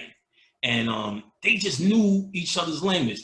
And he took my class. I think he did it to do it fun. And he was there. And me and him was making no sense. But we started yelling, Cthulhu. I think I might have just put that section out. We were saying that, Cthulhu, Cthulhu. I had a dead fish in my fish tank for like a week. I promise you, that motherfucker was swimming around after we did that session. And I talked about it and documented it, and it was amazing. Cthulhu raised that nigga from the dead. We kept yelling Cthulhu, and we got it.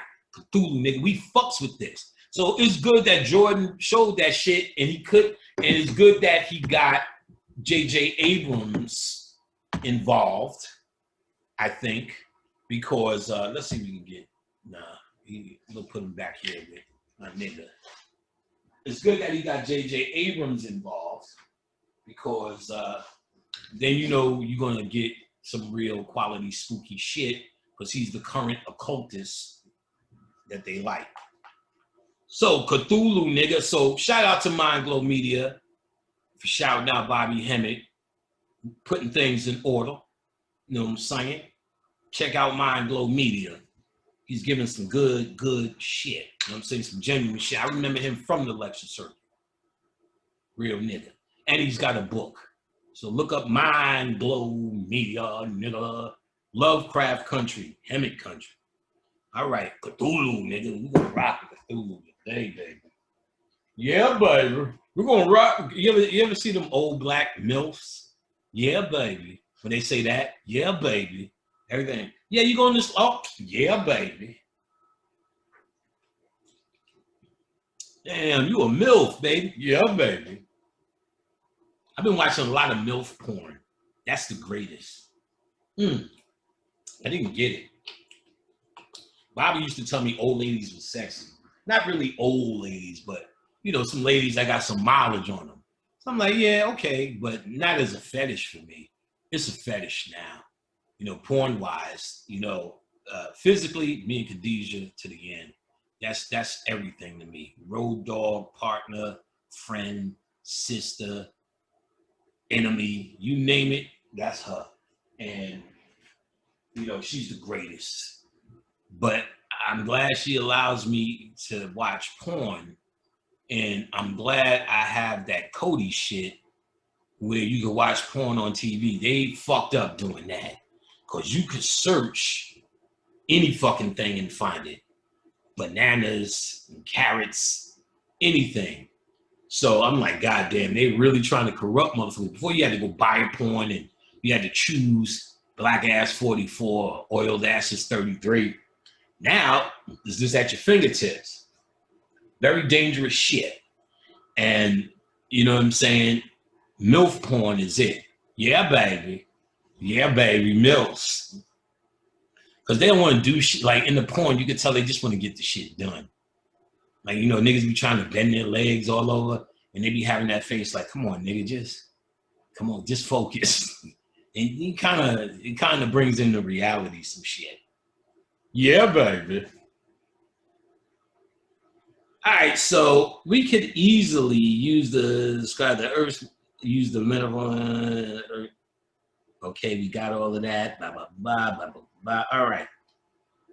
It may be that the helpless fiends represent the helpless particles caught in the Earth's hot Van Allen belt for thermal chemical reactions in our magnetic sphere. So the detested net existed in the Duat, BD 153A, 153B. What's BD? Just because we're there. BD is Book of the Dead. BD is Book of the Dead. BG, Book of the Gates. BC, Book of Caverns. All right, so Book of the.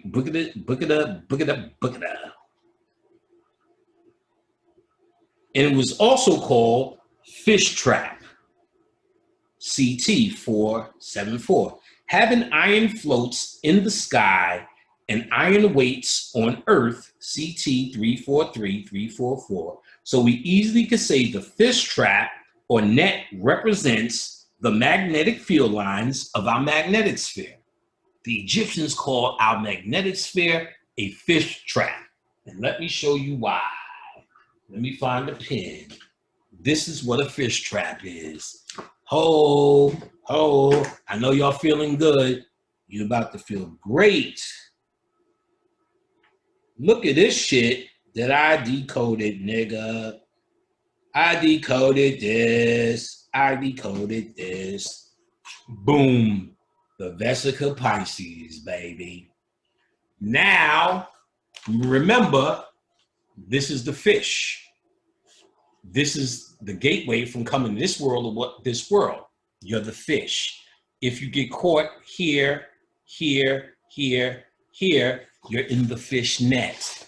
This is the representing the North Pole and the gateway for the fish to get out right here, baby. And actually, it should be this way. To be quite honest, the fish is going through the north, like this. The hole to get into the Duat. Outside of, remember, this magnetosphere, which all you got to do is put the sun here and then put the lines like this. This dot in the middle represents the Earth or you. Around this represents that same magnetosphere, and here's the sun. Here's these waterways. Same thing you see in here. I decoded in the Vesica Pisces, which you always knew was the gateway, is this. So so Jonah in the belly of the whale, we now understand is him in the Duat. And they're telling you he was in the belly for how long? 3 days. There's some cycle of 3 that we must go through here. We'll find it. Or Jesus in the cave for 3 days to transform or to resurrect. So something about these 3 days is happening in here. Something about traveling, right, from this world to that world through the Vesica Pisces. You are the fish. This is the fish net, nigga. Come on. It's coming down now. Yeah, okay. You want to debate. Ain't no debates left, baby. It's time to get it. All right, where were we? We didn't even get nowhere yet. and we're gonna go someplace. Oh yeah, cool. I put the vesicle right there. I didn't talk. Oh, wow, I was on the page. Holy shit, I was gonna talk about it, but right now, all right. Fish trap, baby. So we can say that, oh, that's why I put the vesicle Pisces here, because of the fish trap. All right. Having iron floats in the sky, iron weighs on the earth, CT 343, 344. So we could say the fish trap or net represents the magnetic field or lines of our magnetosphere. And it is weighted parts, represents the Earth's molten magnetic iron core. Current geological dynamo theories propose that the convention of molten iron in the Earth's outer core and its rotation create electric currents, which generates the Earth's magnetic field. You heard that? The core, I'm going to say it again because I'm going to tell you the movie you've seen that in. We could say the weighted parts represent the Earth's molten metallic iron core. Boom, right? Current geological dynamical theories propose that the convection of molten iron in the Earth's outer core and its rotation create electric currents which generate the Earth's magnetic field. You've seen that in a movie. Ooh.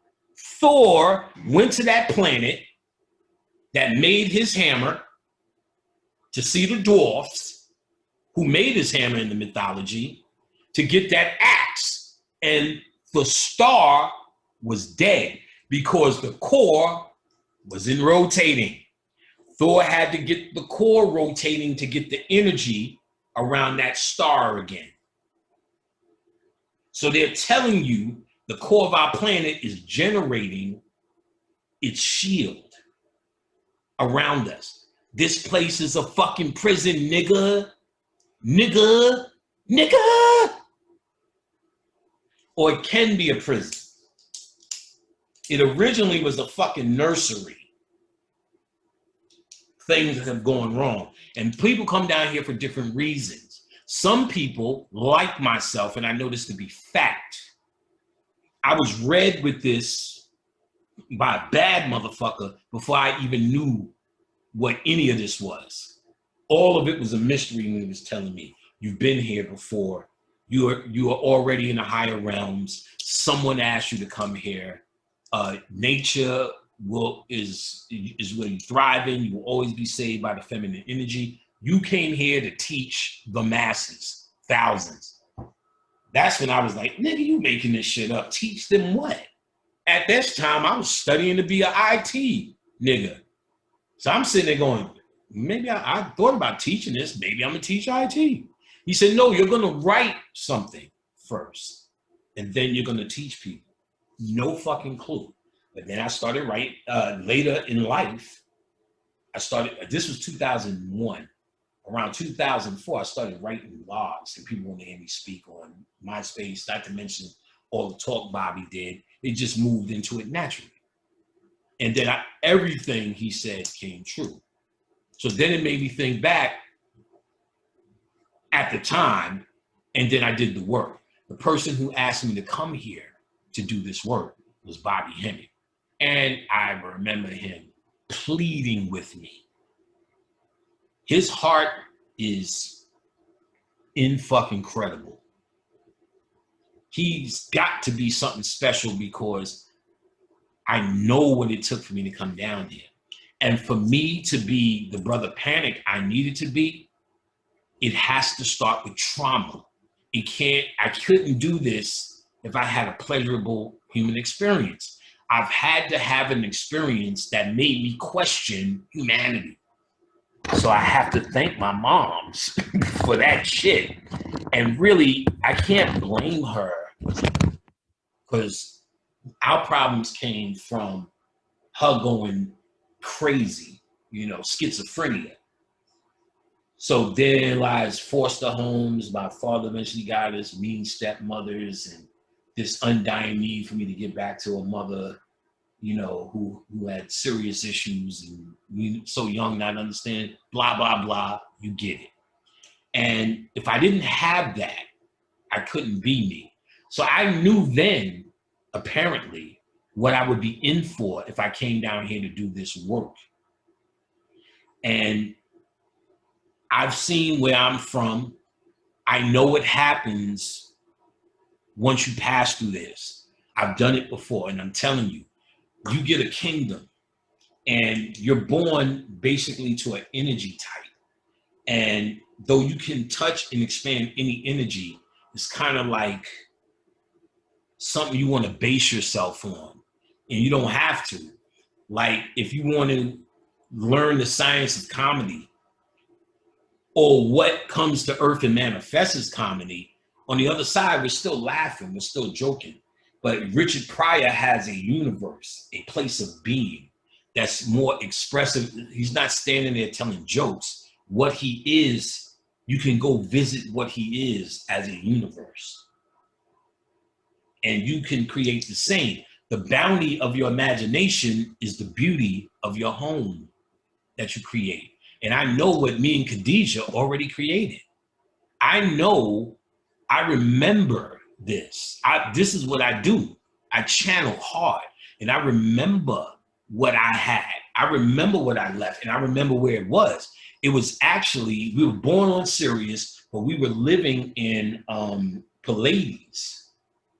We built our kingdom in Pleiades, and Pleiades is based upon a jazz, chaotic jazz. Jazz comes from Pleiades, and those 7 stars in Pleiades. The Orishas come from Pleiades. There's a planet called Era. I don't know if it's a sun. I think it's a planet. No, it's a planet in the constellation of Taurus called Era, and that's where Ella Fitzgerald came from. I can't listen to jazz. I respect what it is, but it doesn't do nothing for me, and that's because that's the place I lived in. So that's my spirit telling me, do not get involved in it. You've already mastered it. So something through jazz was my experience in this place. I did something through jazz, which eventually got me out of here. So musicians, Jimi Hendrix and all of them, a lot of them come just like me from place they've already done it. And they're really pretty much coming to teach babies. Some of the ones who are still using it. Some motherfuckers get in here and they come to exploit motherfuckers in this realm. They're advanced and they do that. Some motherfuckers come to try to recruit you for their factions. So that's why somebody's always trying to get you to be this guy or that guy, or arguing and debating something. What are they doing? They're trying to get you to do something. And because remember, motherfuckers get to the DeWatt and set up shop there too, because they can't get out. You can use parts of your imagination there too. It's the astral world. So motherfuckers set up camp there. Like, I know how to get out. My boy KL from Screwball, when he passed, I know how to get out. You don't walk towards the light. Listen.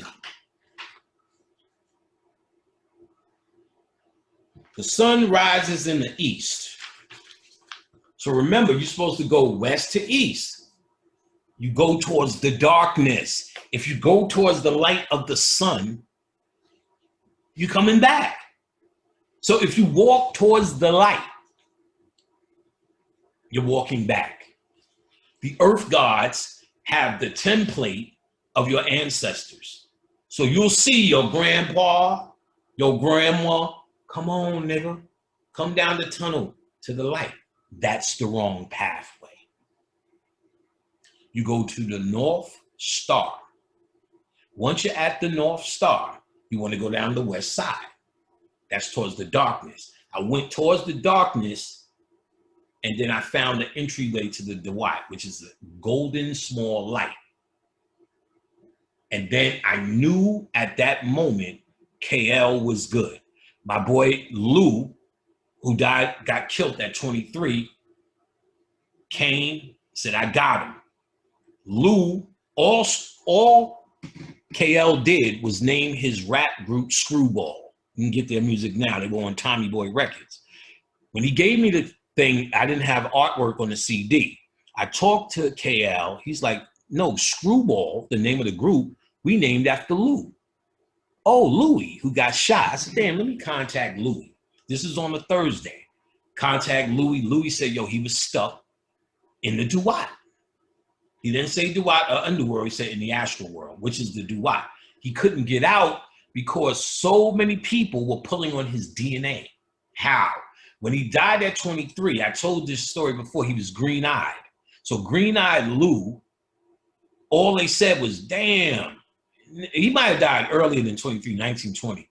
And he said, like, this really fucked up his friends. He had a mild friend named Joe.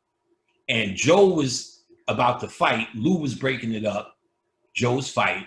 And Lou got killed. So Joe carried that. And Joe became a beast in the hood. You know what I'm saying? A beast because of that. You know what I'm saying? I think the nigga took karate lessons and was breaking niggas up for nothing. And I get it. His energy, Lou's energy, became Mobb Deep. That's Mobb Deep's block. Havoc and them niggas came up. Then the infamous Mob, one of his brother, the little brother, Ty Nitty, is Lou's brother. Ty Nitty, my little nigga Ty. I love Ty. Love Ty. I love his family. I love his moms. His moms was the brightest person. I mean, we were young. I was a little bit older than Lou, so I used to put Lou on the marijuana. But Lou had the VHS, so we would go to his house, we would watch I Spit on Your Grave, and we would watch The Reanimator, which is a Necronomicon joint. You could get it now. It's the dude that plays in The Reanimator, he's got about 10 to 15 movies, all Necronomicon shit. The 4400 saved, there's a Necronomicon story in that shit. They used In the Mountain of Madness as a book. That's a writing by Lovecraft, In the Mountain of Madness. They did a movie, In the Mouth of Madness, all about Lovecraft. He's just this writer who works this town, and this dude he goes crazy, Necronomicon. They do this, he's in about 3 or 4 other Necronomicon books. There's a movie called Dagon, that's also one of the 7 Necronomicon that I wrote about in the books. Dagon could possibly be the Dogon.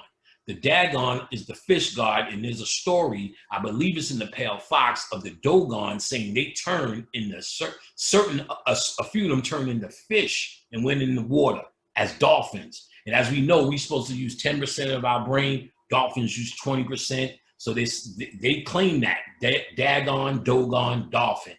So there's a movie called Dagon, straight Necronomicon writing. So Reanimator is that too. Lou, we would watch that, smoke a blunt, and he would do everything to get his eyes right before his moms came home. Green-eyed nigga. And Joe would come, we would just hang out, we chill. He was a little nigga. I love Lou. And then his moms would come from work, and she was, hi guys. She was just happy, and she was light-skinned. She was a beautiful lady. And Ty was a young little nigga, always a cool little, like a little brother. And his brother got killed. It was so hurtful knowing his family at the time. And then later in life, Lou's cousin started hanging out in the hood and getting money or whatever. Infamous Ma was beat, so you see him in a lot of the videos. He was that dude. And he's hanging with this one dude from the hood, that's known to do shit that's real niggery. And at the end, they hung all day, and at the end of the night, he tried to rob him. Dude wasn't giving up the money, and he killed him. Lou's cousin is killed now. Another big deal. He went to jail for that murder. Still in jail for that murder. And I didn't know the cousin, but I felt for the family again. So you move forward years later, and Prodigy dies. which is, remember, them niggas is infamous mob. They're real intimate with these niggas, so that's his brother too. And then I hear Prodigy was fucking with Nuwabi, and she was semi-conscious. All I heard was Illuminati killed my mind so much. They say, no, he was talking that shit, went to jail. He was dissing. It was based upon, okay. So I see Ty Nitty. He's online. I've seen him for years, you know, online. He reaches out to me. Yo, Pam, I've seen some of your videos. And yo, man, P used to talk that and this and that. Oh, nigga, let's talk. So I'm talking to him. He said, Pam, man, so much death is around me. Ding. You know, and this and that, but I'm getting through it, P, this, that. But he used to talk all that shit. So I gave him some shit. And then I remembered, oh, I talked to his brother. I forgot, in KL. So I'm telling him the story I told you. He listened to all of that shit, little Ty. He's like, damn. And, you know, I could tell he felt a little bit better. Then a few weeks later, he posted that his mom's passed. You know, I'm asking, I miss your mom. Ask her if she remembers me. Tell her I love her. She was so bright. She was like somebody that you always remember. And as a young human kid, gave you hope in people. He posted that she passed. I didn't even have the heart to, all I could do is just type, you know, sorry, brother. But, you know, I just know, I still feel, I understand death, but I still feel that human loss. The process of mourning, if you don't feel it in your heart, you're lying. All right, so KL told me on Thursday, contacted Lou. That's what Lou was all about. Lou told me he was stuck in the Dwight because everybody was saying in the hood after he got shot, damn, man, he had green eyes. He got so much pussy. He said that shit programmed him. He said in the Dwight, it was all the pussy and ice cream I could get, but this is not home. He said, I was able to have the energy and the power to go home. Listen to this now. The energy and power to go home. Because in 98, I got a camera and just started filming fucking. All the fucking I did for the year, all the getting the dick sucked was on film. I still got it all. It's just like 2 years of debauchery. And KL was hanging around this time. So we on tape yelling, screwball, screwball, promoting the record, screwball, doing wild shit, filming orgy, screwball, turning the camera on, screwball, all through these years. Lou said all of that libation is what gave him the energy to do the journey. Boom. So now we understand why we pour to the ancestors, why we give them food and all of this shit, because it empowers their spirit for the transformation or the journey, or the ability to store up energy if they wasn't conscious to get out, or a conscious nigga who knows the pathways can get you out, nigga. I've been through this. I'm telling you what it is. This information is coming and has been revealed in this time to be revealed to you, because, and it was shut to me since 2004 because it wasn't time to give it to you. It's time now. We in the golden age. This is the age of transformation. You don't want to stay here and build another pyramid, nigga. It's go time, baby. The light is ready. Okay. MILF. So let's go. Let's keep going, man. Shit.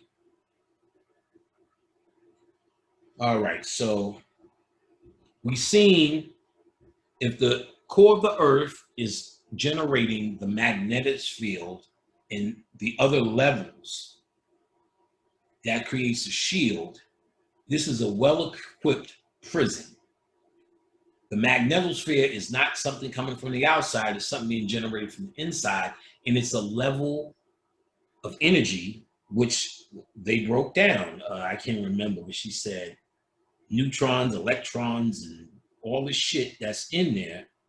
If they understand, as she pointed out, what the magnetic sphere consists of, then they can manipulate it, strengthen it with a signal, with shooting a frequency to it.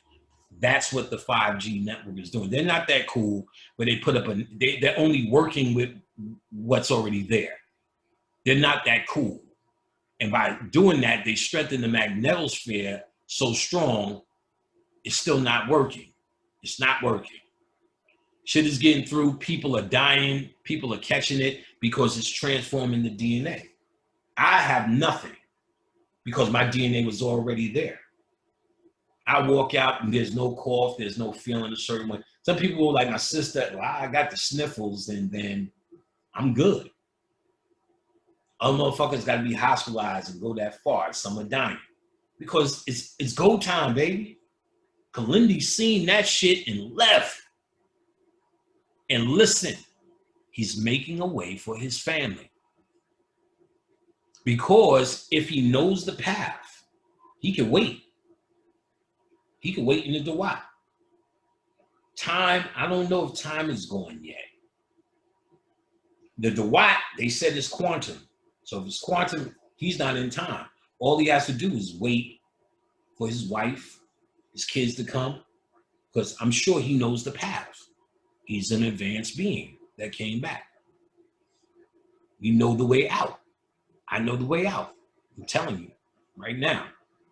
They give it to you, but they assume you'll never look and we'll never see it. No one will never find it. They done fucked up.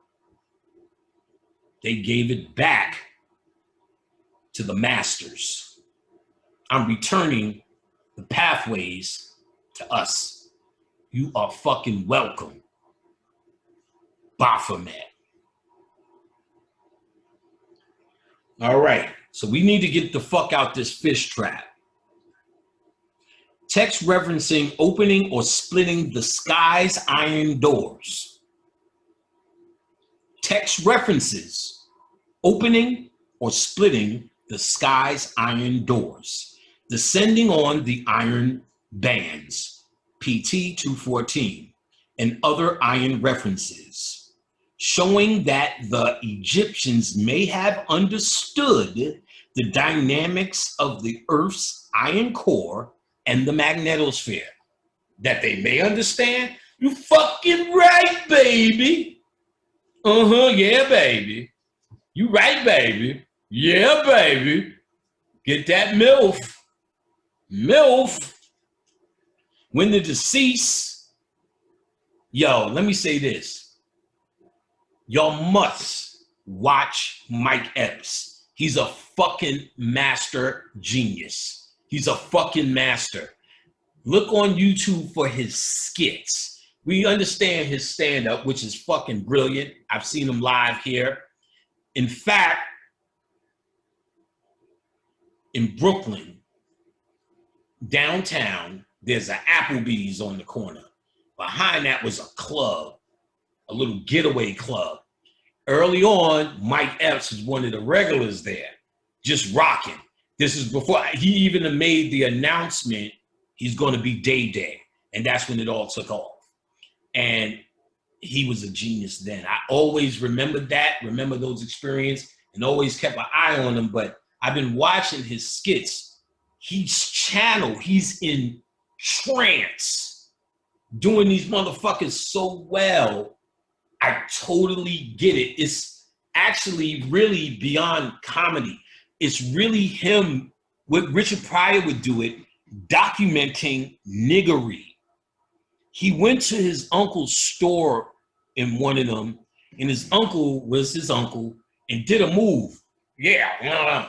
And Mike Epps turned around and mimicked it. And I said, he's a fucking genius. He's studying this shit and he was reflecting it. So when you see him do his skits, he's in these characters that are fucking amazing. You gotta watch it. Very spiritual, I believe. Mike Epps, that's the nigga. Watch him. So fuck where we understood the dynamics of the iron core.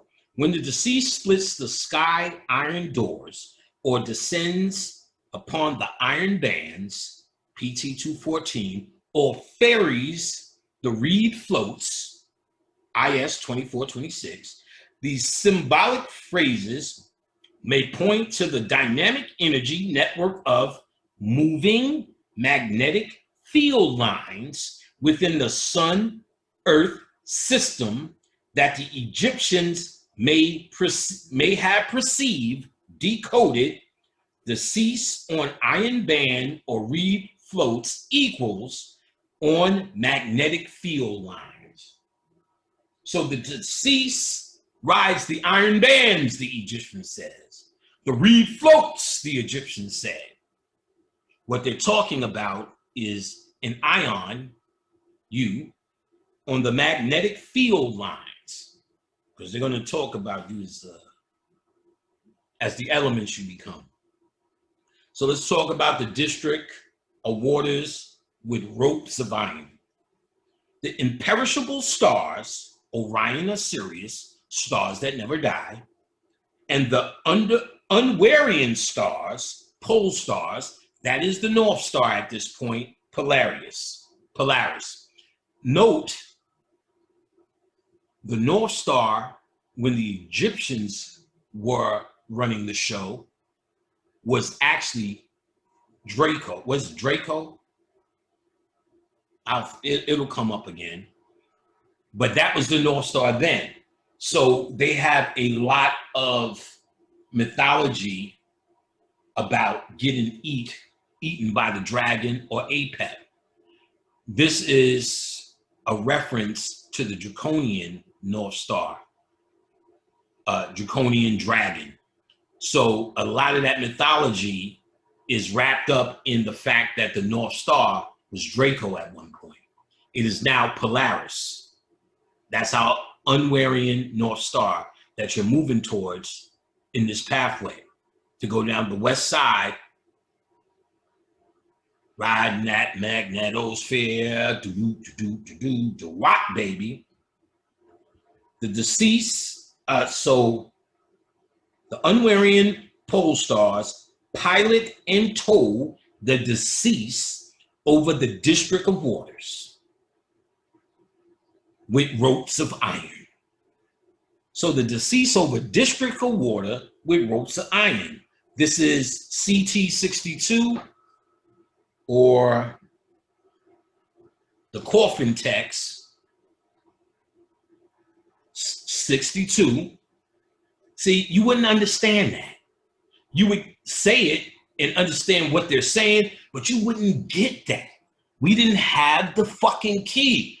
If we did, you would have heard Bobby saying it, Phil saying it, Delbert Blair saying it, me saying it, Aleem saying it. No one's saying this because those keys were lost. That's a fucking fact.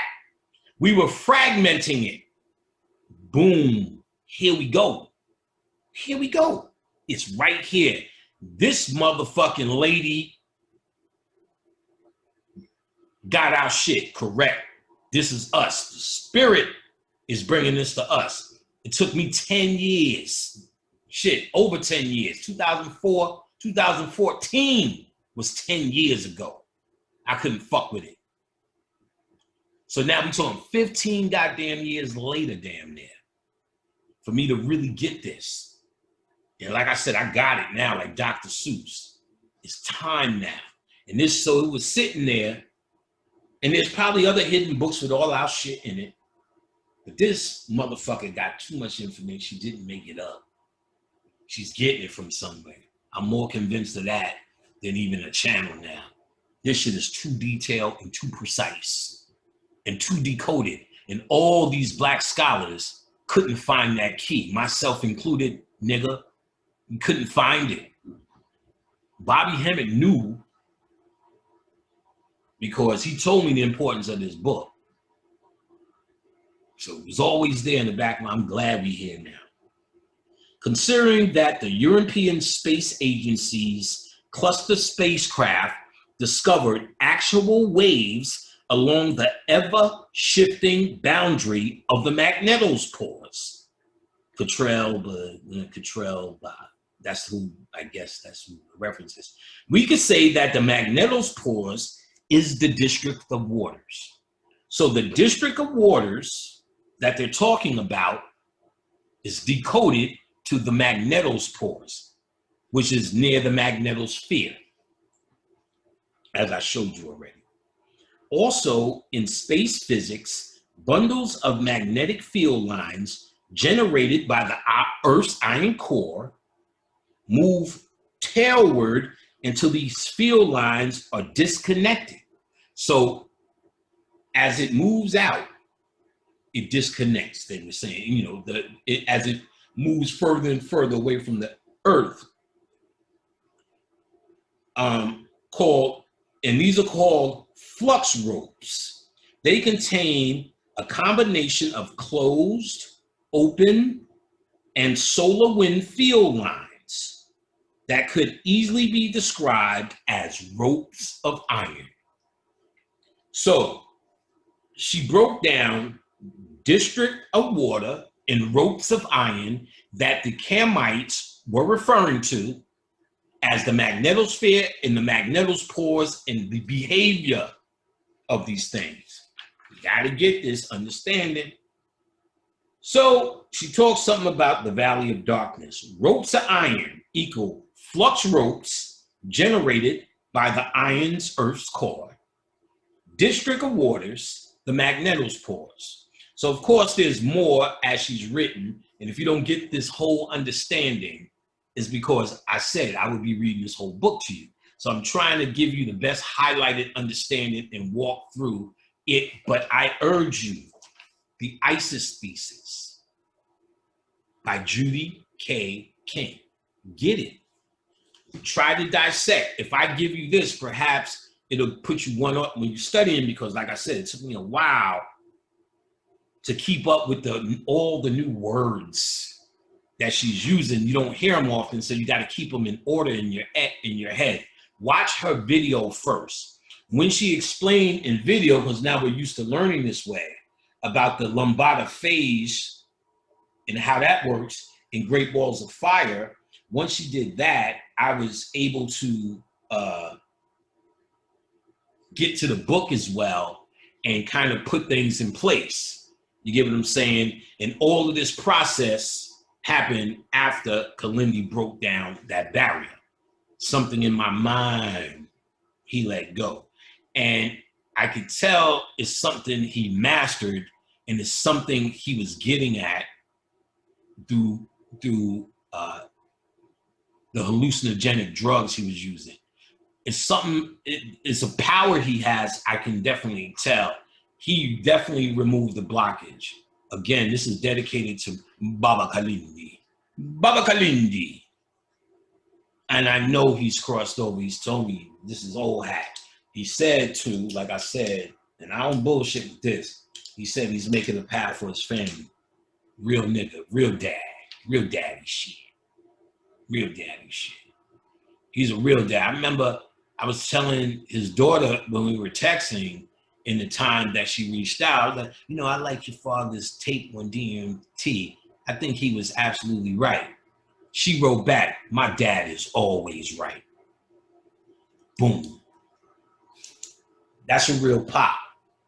When your daughter says that, you was a real motherfucker. Baba Kalindi. Hats off, brother. And I appreciate that. Oh, you're going to eat in this house. You're going to eat and drink. I got some drugs for you, buddy. We're going to do it, man. Valley of Darkness. Scholarly descriptions of the Dewat shape also support our model. In the valley, it was a valley shut in by mountains on both sides, nearly circular forms that could be generated by a gap in the mountain of the west. Gap in the mountain of the west. A river or current flowed through the Dewat. They're talking about an energetic river, the winding waterways that you get your boat on. It's not a boat, it's not real water, it's a flowing energy stream that you must become a part of. And your DNA must be reordered and rearranged to get on that ride as Osiris, to meet the god Ra in your sunboat, to travel that waterway, to travel that pathway. Boom. All right. Getting deaf. This is deaf, baby. Let's go.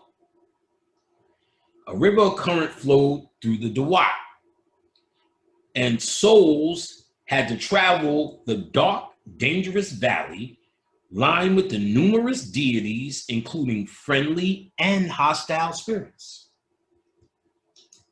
That's why you must understand. See, if you go in there and there's friendly and hostile spirits hanging around there who can't hide, if you're looking for a God, looking for Jesus, Jah, Allah, know what they're going to become? That nigga. And they're going to rape your energy. There are vampires. There are consciousness that live in those places because they can't incarnate and they can't get out. They are thought forms. Where do you think your thoughts go? Oh, my thoughts are in the ether. Where the fuck do you think that is? But the fucking Dawat, nigga.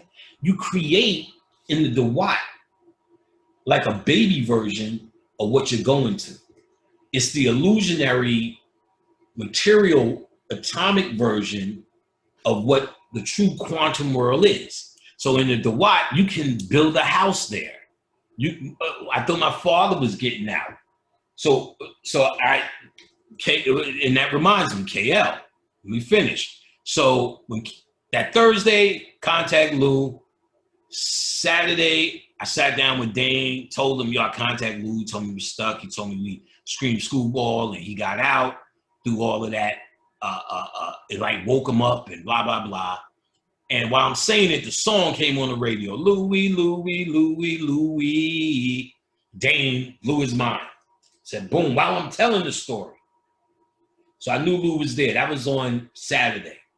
Monday, IT working. Dane called me. KL died. So I just talked to him Thursday. What the fuck? So Lou, why you ain't tell me? He said, it doesn't work like that. He said, but get KL to me and I'll take care of him. No problem. Me and KL, when we was doing all that porn, fucking around, we drank 99 bananas. He was the grade 8. You know what I'm saying? The grade 8. You know what I'm saying? Banana shout out to KL. You know what I'm saying? We was drinking 99 bananas. The monkeys, baby. Woo, woo, woo, woo. Ah, ah, ah, ah. Boom. I was calling him Kool Rock Ski. The nigga looked just like Kool Rock Ski from the Fat Boys. When he got a little bit skinnier, the dark-skinned nigga, Kool Rock Ski. So I'm like, okay, man, you look like fucking Kool Rock Ski, nigga. I'm calling you Kool Rock Ski. So my man Kool Rock Ski left the building. So I went in, bananas, boom, heavy meditation, seeing KL. Boom, I'm walking with him. We going through dark. It was a 2-dimensional world. Or at least I was calling it that. But I realized I was walking him through a quantum experience in the Dawat. And as we were walking, we come upon a little light. It was very small. And I knew that's where he had to go. But I brought him there. Lou came out. I got him now. Boom. Lou took him and KL. Then I was wide awake when it was happening. Then I go to sleep. KL is, yo. He was like, yo, pretty much, I'm still alive. He wasn't conscious. He didn't know nothing about it. He was shocked he was still alive. The first thing he said, I didn't know we were Egyptians. I said, oh, you're about to find out a bunch of shit. He said, yo, I want to tell you my name so you can always call me. Ta'ankh Nefer. Got up, Ta'ankh Nefer. I never forget that name. I got a lot of names. Ta'ankh Nefer. Close to 6-7 months later. So when I went to his funeral, I knew I got him through. And there was a sister who called me because, like I said, they had an album out. So a few people knew about them and knew he passed. And ironically, another member passed from that group. His name was High Style. High Style also made the transition. He was in the group. So KL, the girl said, yo, she was having a dream and she was guiding people out of this world. Like I said, there's people who come back who know the pathways and get you out of here. You got to have something for it. So I know I get people out of here. I'm a manifestation of freeing you. So I couldn't be this guy without knowing this shit. You understand? I can't give you, Bobby can't give you what he's giving you unless he really knows those pathways. We come back here as experts to help you free yourself, but you must free yourself. Morpheus shows you all the doors you have to walk through. I'm not better or badder, just more experience. You understand? And I couldn't come or wouldn't come back unless you have what I have. What I teach is conducive for you to have the same thing. So I am not better than you. I can't be better than you. If I was better than you, I can't teach you. I'm wasting my time. I know you are and have what I have genetically. Where you are with developing it, what condition it is in, is a different story. I'm here to change the condition of your fucking situation. The end. So she told me as she's guiding people through, my friend KL came and said, "Where's Panic?" As soon as he said that, she said, I came in the room, snatched that nigga, and we was gone. The same time I did that goddamn meditation, picked his ass up and brought him through the Duat. She saw it. When he came to me, and then we had the funeral, Pete Rock came. What's the other one? Premier came, spoke a little bit, and Marley Marl came and spoke well. Back in the days, I got with Hank Shockley, who was Public Enemy in the Bomb Squad. He wanted to do a compilation album. I said, here's what we do. Let's go to Queensbridge and rack them up. I told niggas in Queensbridge, tryouts. The whole hood came to the studio. I had to punch a nigga in the face. Everybody got kicked out. And Hank pulled me to the side and scolded me. But Marley heard that Panic was taking all the resources from the hood. First thing he did was scoop up KL and the whole Screwball crew. They weren't even called Screwball then. Started giving them cars, letting them drive up, letting them do shit. And KL and Marley became very cool. And truth be told, KL would give me the props because there's a dude named Poet who was also in Screwball. I know Poet since he was little. KL moved out there from Rockaway, and that was his cousin. We were all little still. So KL was always cool, but when I sold the porn, KL respected hustle harder than anybody I've ever met. So when he seen this porno hustle was getting this nigga rich, and it wasn't the average nigga grind, he was intrigued. And then we got tighter and hung. And then I needed somebody to spend all this extra porno money with. And that was my nigga. The club was called Speed. It was 3 levels. And we went in that motherfucker and acted a fucking monster. Neck dripping. Coogee was the order of the day. Fat Farm, everything. Dick sucked. Bottle of Thug, Alizé and Henny. It was Thug Passion. Shorty, you can rock my ice. Living it up. KL had very bad asthma. One time he laid on the bar and went to sleep. And Poet pulled me to the side like, yo, man, this is big. He can't do it. You gotta, Panic, you can't, he wants to, but he can't. You gotta. I said, oh, okay. And sure enough, that's what KL died from. His asthma attack. I mean, he had to stop, get on the machine. It was, in the middle of shit. So it was serious what he was going through. So he was very relieved during the transition. But again, there's pathways out. My aunt, as I was talking about, I don't think I got to it. I'm glad these stories are. She was the first one to contact me, as I said, devout, and I think that's the story I forgot. She was a devout Muslim. So when she first came through, she said, I want to stay and study with you. So in the Duat, you still can study. when Aleem did the first debate, he asked me to do some channeling for it, and I channeled a lot of things. His queen's brother gave her some real accurate information.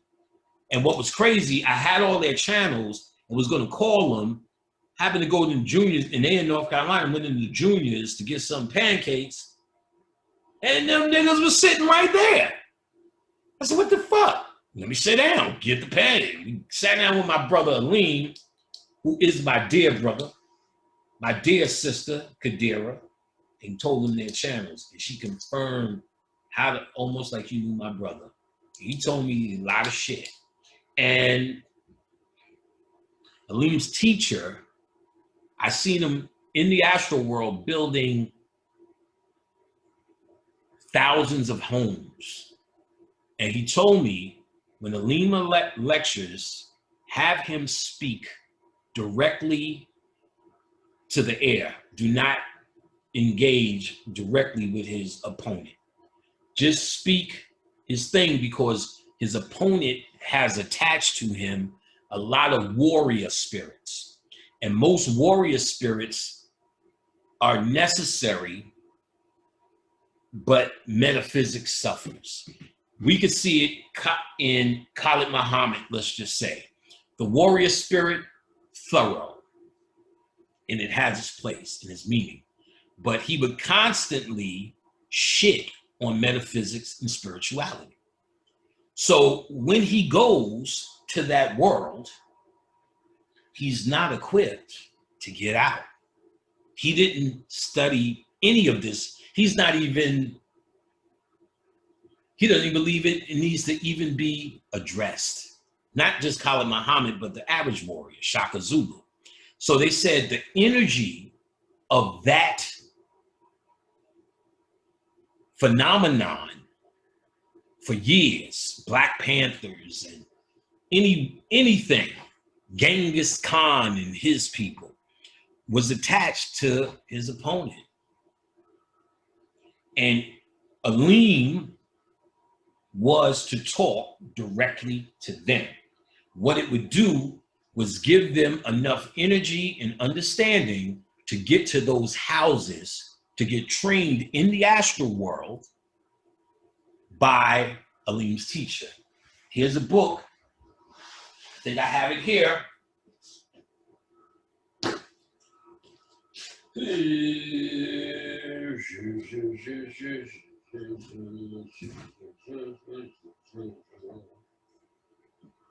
All right. So, I do not have it here, but it's called Astral Travel by Gavin and Yvonne Frost. I think they're married. Gavin and Yvonne Frost is the little blue book, Astral Travel. It's like one of them books you always see come up. Get it. The first half, because it's two writers, is, yeah, okay. The second half, that shit turns on fire. They give you detailed understanding of what happens in the astral world, or Duat in the dream state, if you learn astral traveling. So astral traveling is practice for this. You must get into it.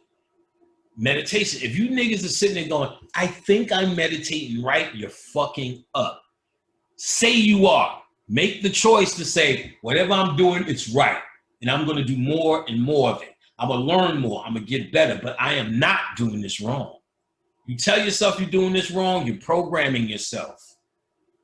Program yourself. Fake it till you make it. That's an occult statement, not just some cute shit to say. So remember the Matrix. Your mind makes it real. So if you keep saying I'm doing it wrong, guess what?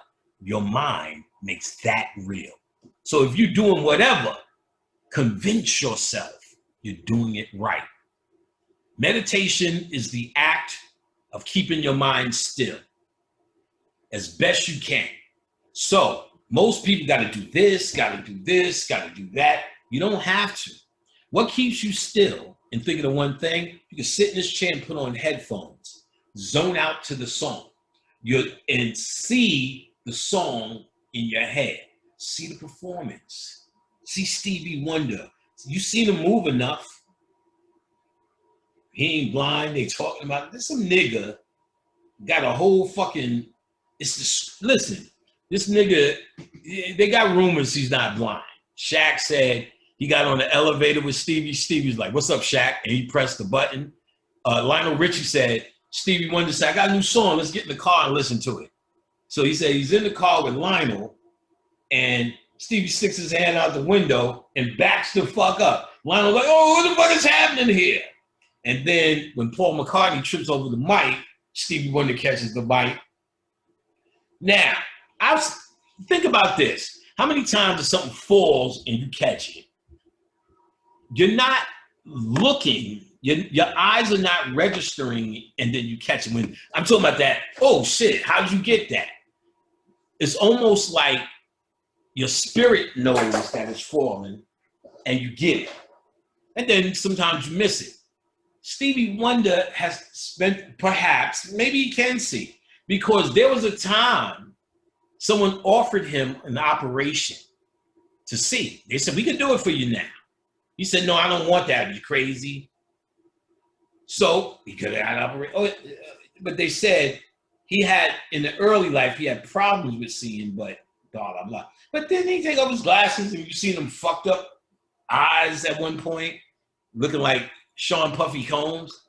Now, all right, whatever. But there's this dude who did a whole fucking tape investigating this shit. Oh, if he's a fraud and I'm like, wait a minute. Even if that nigga could see the whole fucking time, you gonna say Stevie Wonder? I don't give a fuck that music. I don't give a fuck if he could see or can't pee. Nigga, how could Stevie Wonder be a fraud? If he pulled, she said there was a woman who used to fuck him who said, "I can't believe he got away with this shit all these years." Whatever. You know what I'm saying? Whatever. If we can blind her to see that motherfucker could play a goddamn piano. Somebody also said, Anthony Anderson said, that nigga walked on the stage, and knew who he was. Yo, Anthony, walk me to the piano. He said, motherfucker, if you walked out here to me, you can walk to the fucking piano. That nigga could see. So there's a thing going with that shit, but the nigga did a whole expose on it. And that's too much. And calling Stevie Wonder a fraud, I don't give a fuck about that. You know what I'm saying? Looking back on when I was a nappy-headed boy. Nigga, you blind, you can see that shit is fire. So the Egyptian gap or cusp, the Egyptian gap equals the gap or the cusp in the magnetosphere. So we're talking about this. The Egyptians called it the Egyptian gap. This is the cusp. Right here it says cusp. I'm trying to get to the cusp, nigga. Up in that cusp. Yeah, bitch, give me the cusp. Oh, you liked it, right? You like your cusp. Hit like this. Long dick in the cusp. Get up in the cusp, baby. Call me General Cusper. All right. So the Egyptian gap that they're talking about is the cusp in the magnetosphere. The mountain valley of darkness that the Egyptians talk about is the magnetic sphere's energy landscape. The valley of darkness. Oh, this magnetosphere is a bitch. That's what got you down here. That's the lock. That's the net. Now you know. And knowing is half the battle.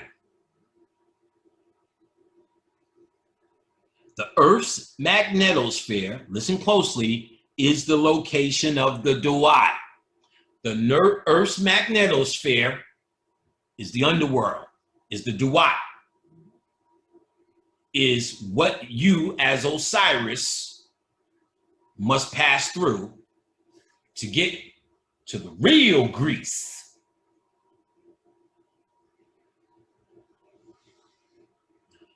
Oh, you two falcons of his, chieftain of their council, who hears matters You are the one who leads the moored ones. The moored ones. We are the moored ones. Moored is a rope attached to a boat. So a boat that puts the rope on the dock is a moored boat. So they're talking about those iron flux ropes, and they're going to get into it, is what pulls the bark. This is going to be a DNA thing. They said the bark gets pulled by different numbers of gods at different stages in the duat. And they're talking about aspects of the DNA. So we are the moored ones, the ones with these flux ropes, not these flux ropes, these iron ropes, which they'll break, which I'll get to, that are pulled by the gods. That's how the boat's moving.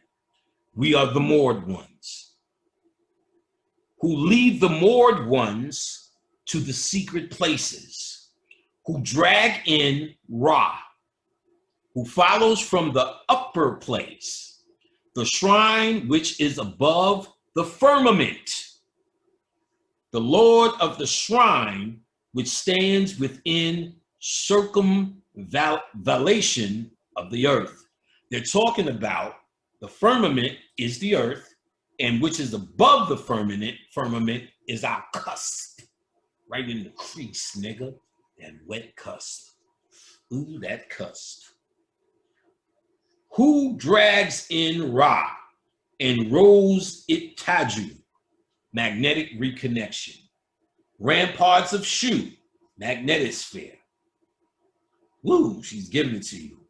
Celestial vault, magnetosphere. So she's identifying these words that the Egyptians use and throw around all the time to decode them to what it means to us, what we can do instead of just having this mythology. Who drags in Ra and Rose Taju? I think they're going to break down that Rose Taju shit more. It's magnetic reconnection. The constant process of magnetic reconnection drags solar wind plasma to regions around the Earth. As a magnetic field line closes, it grabs a handful of solar wind plasma from the sun's magnetic field and drags it towards the Earth as it moves from night to day. Metaphoric language such as who drags in Ra easily describes this process. Language referencing the Lord of the Shrine, which stands within the circumvallation of the Earth, suggests Osiris, who resides in Rose Taju, meaning place of dragging. That's what Rose Taju means. Another reference to reconnection, relative to our model of the magnetosphere as the duat. These Egyptian ideas suggest the following possible modern science parallels. He who drags in Ra and Rose Taju is magnetic reconnection, ramparts of Shu, magnetosphere, celestial vault, magnetosphere. It's all about the magnetosphere and breaking through it. That's your deaf, so far, your deaf understanding. I hope y'all niggas are getting this. I'm trying to make it as simple and fun and talk about other shit to get it. But you gotta get this. This is what we need now. It's die time, baby. Die time. Sorry, I have to go. Duat of papyrus and Nu are similar to the two-dimensional image of the Earth's magnetosphere. Also, textual language such as the circumvallation of Earth, ramparts of Shu, celestial vault, place of dragging, ropes of iron, and the house of Net are fitting meta-symbols pointing to the magnetospheric energy. So she's thoroughly showing how thorough the Kamite was at describing the magnetosphere and its behavior, because it's very key for us to master that through death.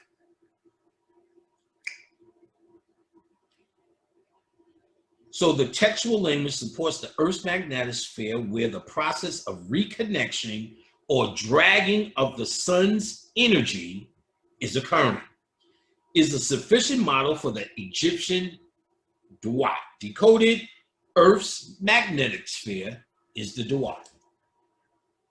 So all of that to prove what she does. She's thorough. That's why I know this is coming from our stuff, not her interpretation. And she's going to interpret, and we're going to get to this energetic thing that happens in the process of reconnecting and being dragged by the sunboat off into that celestial sky, while white people can't make it. Yeah, baby. Yeah, baby. The stars play an important role in guiding the deceased to the polar region. Orion, solstice, Sirius, and the morning star will save him from the rage of the dead who go head downwards. CT 44. CT 44. Coffin text, baby. And it gives the deceased his warrant, where the Great Bear makes a path for him to the western horizon.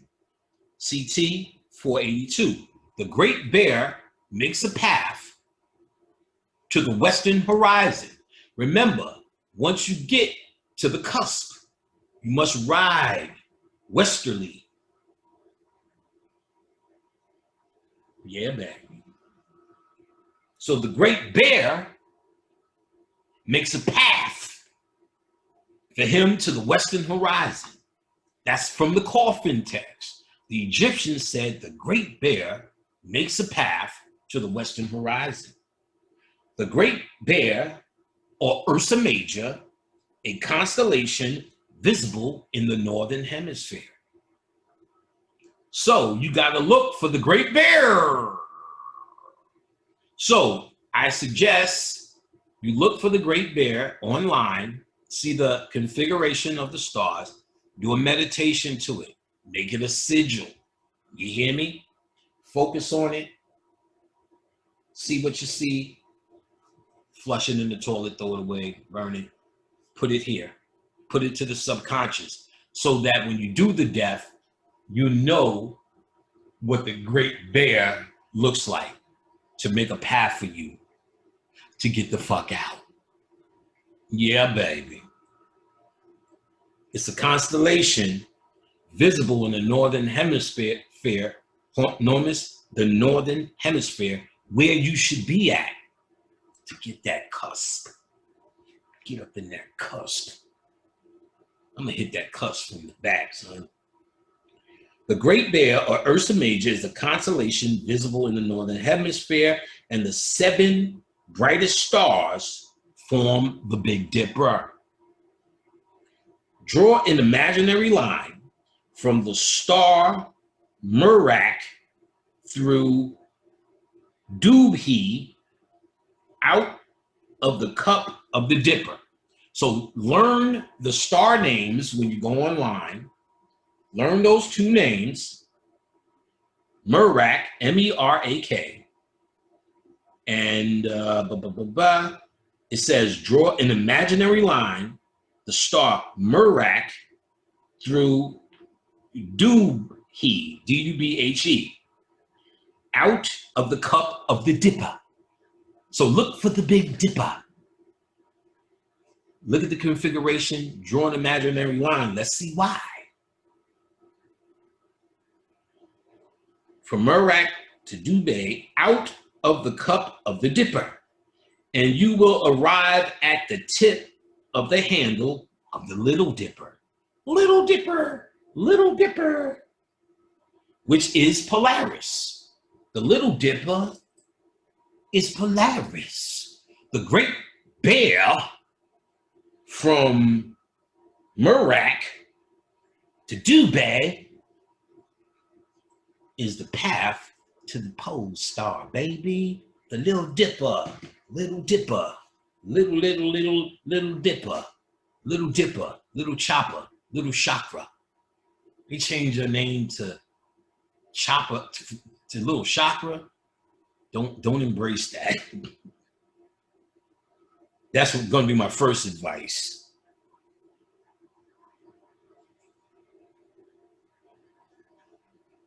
All right. So you arrive at the handle of the Little Dipper, which is Polaris, the North Star. So the handle of the Little Dipper is the North Star, Polaris, which you also should do a Veve thing with. Look at it, know the pattern, because you will need it to guide you. That's the bear that opens the path to the dipper, the Little Dipper, the Little Dipper. Right at the tip, baby. Just put the tip in the cusp. Just put the tip in. Just a little bit, just a tip. The Little Dipper is Polaris, the North Star. Currently, the Earth's axis of rotation points within 1 degree of Polaris. However, in 3000 BEC, it pointed to the star Thuban, Thuban, in the constellation of Draco, the dragon. Envisioning the Earth's magnetosphere from the vantage point deep in outer space with the sun on the west, Polaris and the Great Bear would mark the western horizon. That's where you gotta go, son. Remember, Osiris is called what? The Great Westerner.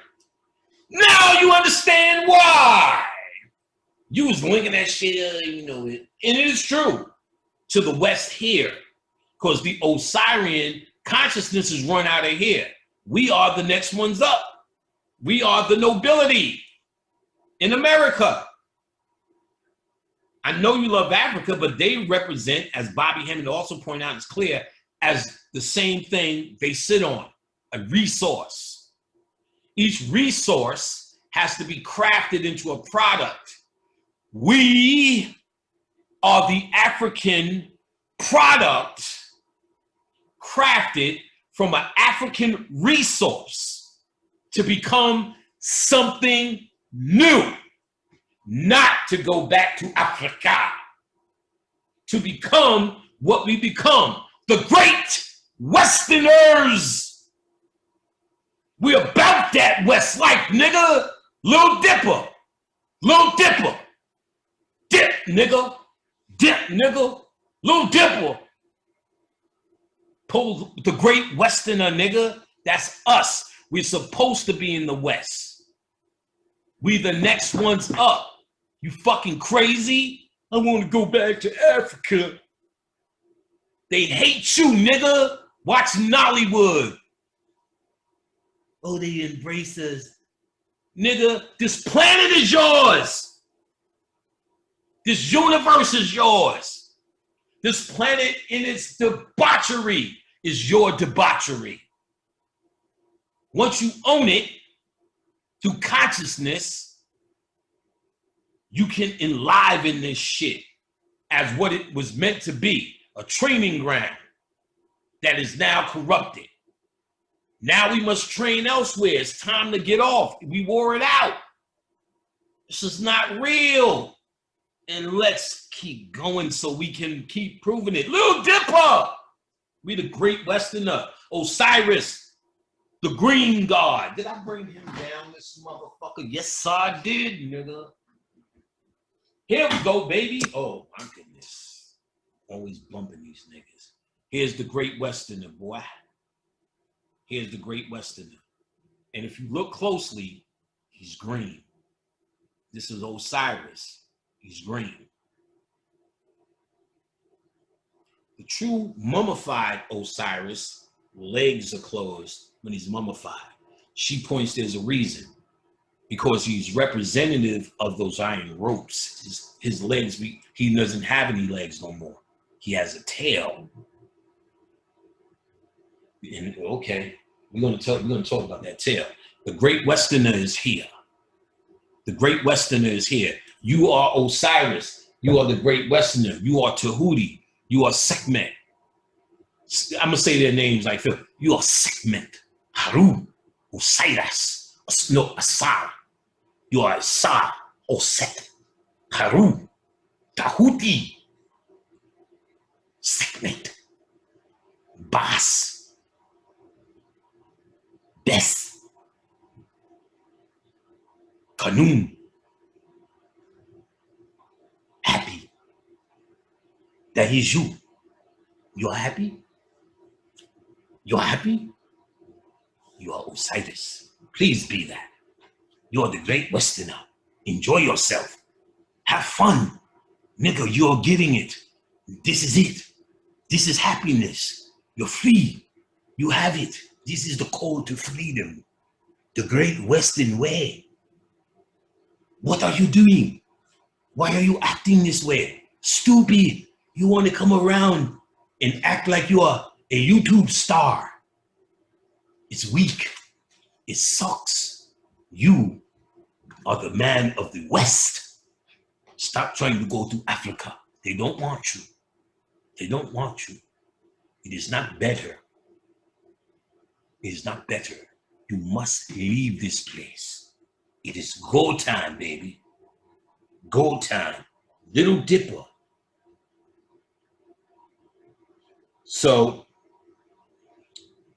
while let's go back a little bit. Envision the Earth's magnetosphere for the vantage point in outer space with the sun on the west.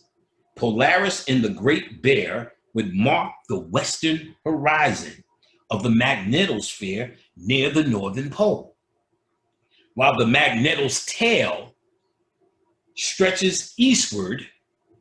Space would mark the eastern horizon. So the tail would mark the eastern horizon, the Great Bear, Polaris, the Little Dipper, which is Polaris, will mark your direction.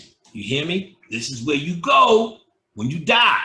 This is the code, baby.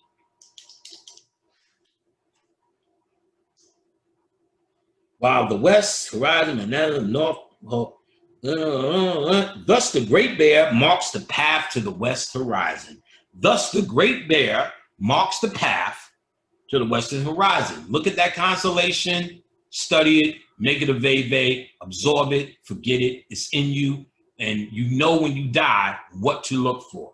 You know what it looks like because you did the meditation with it.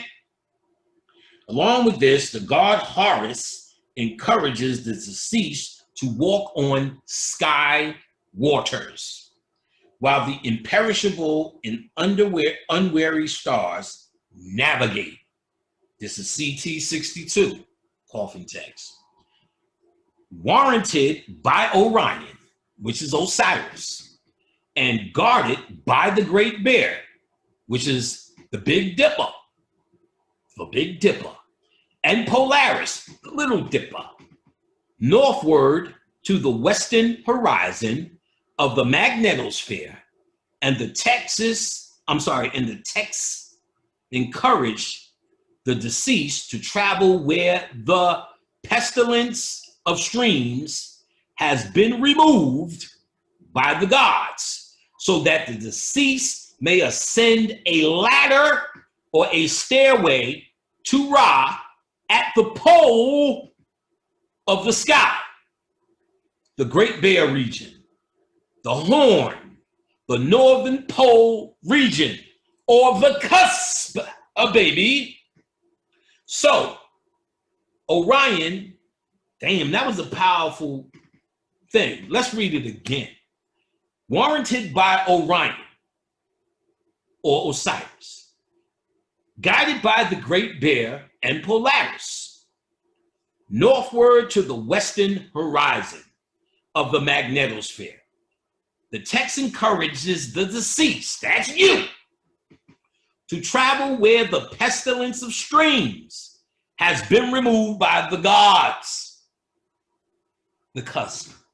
The cusp is removed by the gods. You must be worthy to come into this world. Y'all niggas ain't worthy talking that shit. It's not, y'all human, this is not a human mix. This is not where you think your way out. This is a knowing you must have. This is a light game. This is a DNA preparation you make through consciousness. So while you fucked around trying to get YouTube hits, guess what? You fucked around trying to get YouTube hits. And now you don't know shit. And the big thing is coming. The big thing, everyone dies. I don't give a fuck how much vegetables you eat. What are you going to do? What do you think you know what to do? Why do you think the Kamites, which you respect, wearing all them fucking aunts and rings and fucking doodillies, why don't you respect why were they laying out such instructions? Meaning, if you didn't have them, there's a problem. So meaning, even though it's locked in the DNA, that really means why I can tell you like this today when I see it. Why most will understand this and be able to benefit. Because it's in the DNA, but it needs to be said. You need to study it. You need to understand it. You need to bring it to the forefront for when you go. You don't go by luck and libations. Lou was able to go because of the screwball shit. He couldn't make it out. But the energy we gave him, the energy, remember, KL named his group Screwball after Lou. So every single record sold under their name Screwball, Lou fed. And then with the porno saying Screwball about dick and pussy, he said the energy went crazy and he had enough to get out to Dwight. Thank you. Oh, you're welcome. And for KL, he said, bring him to me and I'm going to put him on. Lou was already dead for 15 years at that point. I'll put him on. And he did. So Lou got through. Lou couldn't get through because they drained his energy. He wasn't conscious, so he doesn't know the pathway to walk it through. So people are getting through or knowing to get through, but they know they don't have the energy. And they know through learning, you hear me, they can get through. My aunt, the first one to contact me, the devout Muslim, she came through and told me she wanted to study with me. And 2 years later, she came back through in a dream, showing me that she went through. And there was a bus of Muslims, and they was yelling, Allahu Akbar, Allahu Akbar, Allahu Akbar. And then it started changing to Akala Akbu, Akala Akbu. And then I knew she was telling me her new God name, Akala Akbu, Akala Akbu. Got up, wrote it down, and I knew how to contact my aunt. And I knew she crossed over the Dawat based upon her staying with me and still studying. That's what I was talking about in that Astral Travel book, the second part. They tell you, Gavin and Yvonne Frost, about people still studying in the astral world. So again, Aleem's teacher, I seen him after Aleem did the lecture, I seen entities filling those houses up, old entities that were stuck. Bobby Hemmett tells a famous story. Well, Khalid Muhammad came and he went hard on Bobby Hemmett, Metaphysics. The tape is out. Everyone's seen it at some point. A couple of weeks later is when Khalid Muhammad died. So the rep went around, Bobby Hemmett killed him. Of course, that wasn't true. But it happened so soon. But what happened, and there was a brother named Azariah who did a tape on it. Even the warrior has some sort of ancestral protection because he's necessary. But if they sternly keep telling them no, it's like they're cutting off their own energy. And he kind of did that, and Azariah pointed it out. He kind of went at the spirits, because Bobby Hemmett, and I understand it now, is not taking that personal. Like that's why I can't debate, because it's nothing to defend. It's nothing, it's no philosophy here. This is what I teach, is everything about trying to free your mind. So it's not necessary to fuck with that. That's nothing. You make this work for you, or you don't. You can do this shit with it's really self-realization. So it's nothing to argue. It's like you either know or you don't know. I can't argue nothing to make you know. So that truly sets occult science different from this shit show, to be quite honest, because it doesn't work on the same technology. It's in the same pocket because Bobby Hemmett had the audience, and he himself told me, well, he inherited this Black Pride Afrocentric audience, trying to inject spirituality and metaphysics in people who were looking to be proud of Africa. So it took a while to eat a chaka down. In fact, he said the Black community ate all his satanic shit up. When he got to the Hindu shit and sex, he said people stopped calling for lectures, niggas stopped showing up. They just, all this free conscious shit, that was just too much. You get what I'm saying? So it's showing, and he understood, it's not really about these guys freeing themselves. It's really about what they're satisfied with, and they can be pushed too far. That's what I'm telling this little chopper dude. If he does talk to me, you need to tweet that shit, not with your heart, but understanding. See, no, if he's becoming really conscious, you could do that on your own watch. Tweeting shit is trying to make a statement. So if you're going to make a statement, you guarantee you will make one. I'm telling you that everyone will turn on you.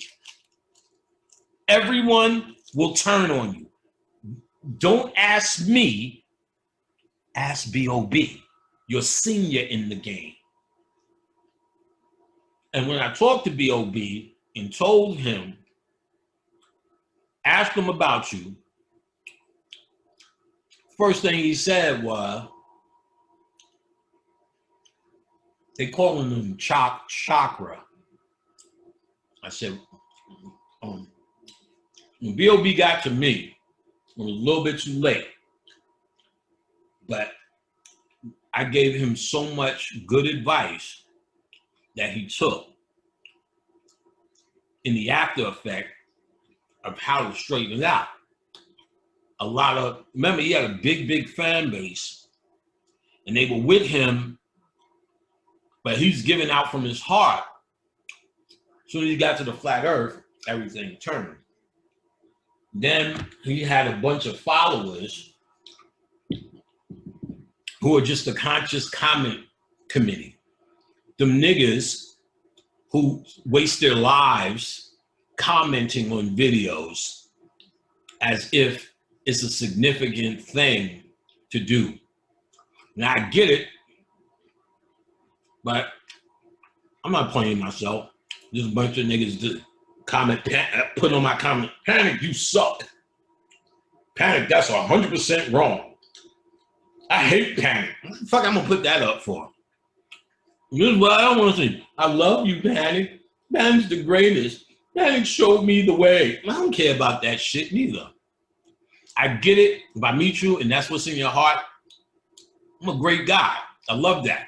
But we're not here for friendship. I'm here to give you the shit to save you. I came to this planet to do that. That's it. I didn't come so to pal around with you.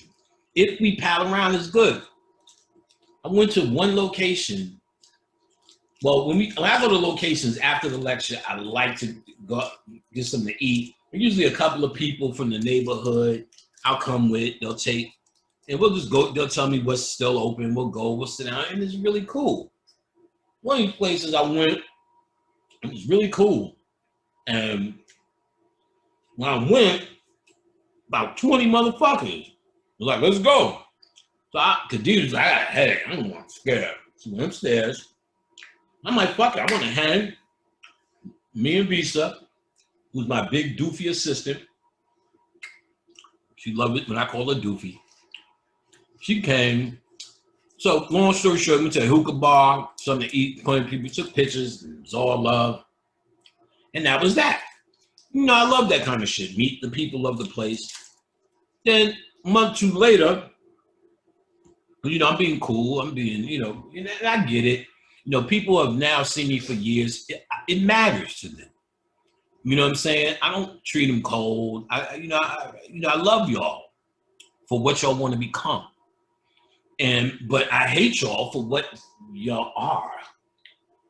And it could get real vampiric later when you want to text. So, and something about that, something about this really creeps me out, throws me off. We went to the next lecture 2 months later in a whole nother state. All 20 from the last lecture is sitting in the goddamn front row. It was fucking odd. I'm not supposed to have fans or followers. And I get that they could drive and get there. Maybe, you know, I make it real exciting live.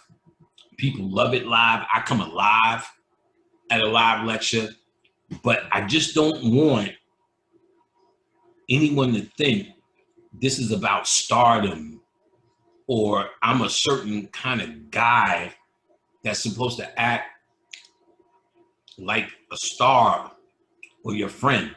I'm just here to give you the truth as I understand and interpret. If it means something to you, excellent. If not, it's not about me. It's about this word. Please keep that in mind because it's only going to get nastier and nastier. If you keep, you know, because, well, let's keep with this. Fuck all this. I'm going to get through this. Because, like I said, I've been talking for a while, so I got so many rants in me that I'm holding back. But let's get down. But I want this. So, the deceased might ascend a ladder or stairway of Ra at the pole in the sky. The great polar region, the horn, that cusp, baby. The northern polar region, the Earth's northern polar cusp, or horn. Horn is nice too. Get up in that horn, baby. That seems like doggy style. Yeah, let's do that horn. Where the Earth's magnetic field is at the weakest point, easily matches the Egyptian descriptions decoded in IS-13. Imperishable stars, Orion star cluster. Unvarying stars, pole stars. Pole of the sky, the great polar region, the horn, or that polar cusp. So it's all about that cusp, like, where's my water? It's all about that cusp. Getting there. That's where the process begins. That's the pathway of the dead. You heard? Very important that you know what to look for. The Big Dipper. That if you draw a straight line, leads to the Little Dipper, which is the pole star, which guides you in your understanding of your way towards the west, which you enter in at the cusp. Yeah, baby. Yeah, baby. Oh, that MILF, boy. 48, little bit of wrinkles. Hair ain't shit, but them little fucking braids. But goddamn, you about to get something warm that knows how to grab, cusp. You ain't gonna bend her, but goddamn, it's going to be. MILF is great. I just gotta wait till Khadijah get old. Yes. Oh, Khadijah, you getting MILFy. Braid your hair like that. Khadijah's such a lady. Kick my ass. And again, PsalmDreadings.com. Go see her. Escape to the cusp or the gap. North Star for freedom, baby. The North Star for freedom. The bull of Ra bends down the horn for the dead king to pass. No pestilent streams. Dead king has power over the winds. So as the dead king, you need power over the winds. You gain power over the magnetosphere, which is considered the winds or the pestilence of streams, at the cusp. You're in the eye of the storm. You up in the pussy. You grab control of that hoe by dicking in the pussy, in the cusp, in the horn. All right. The weak point in the Earth's magnetopause, which is the magnetic boundary between the Earth's field and the solar wind. You heard? That's the shield from the solar wind in the Earth's boundary. It's the shield, the magnetopause. Is referred to as the polar cusp by space physicists. What do you know? Here, there are no pestilent streams of magnetic fields. NASA first reported that spacecraft such as the European HEOS, HEOS-1 and HEO-2, 1968-1972, at the University of Idaho's, Iowa,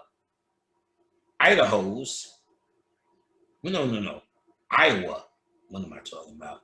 University of Iowa, Hawkeye, 1974, observed a disordered magnetic field, weak but not zero, at the cusp regions.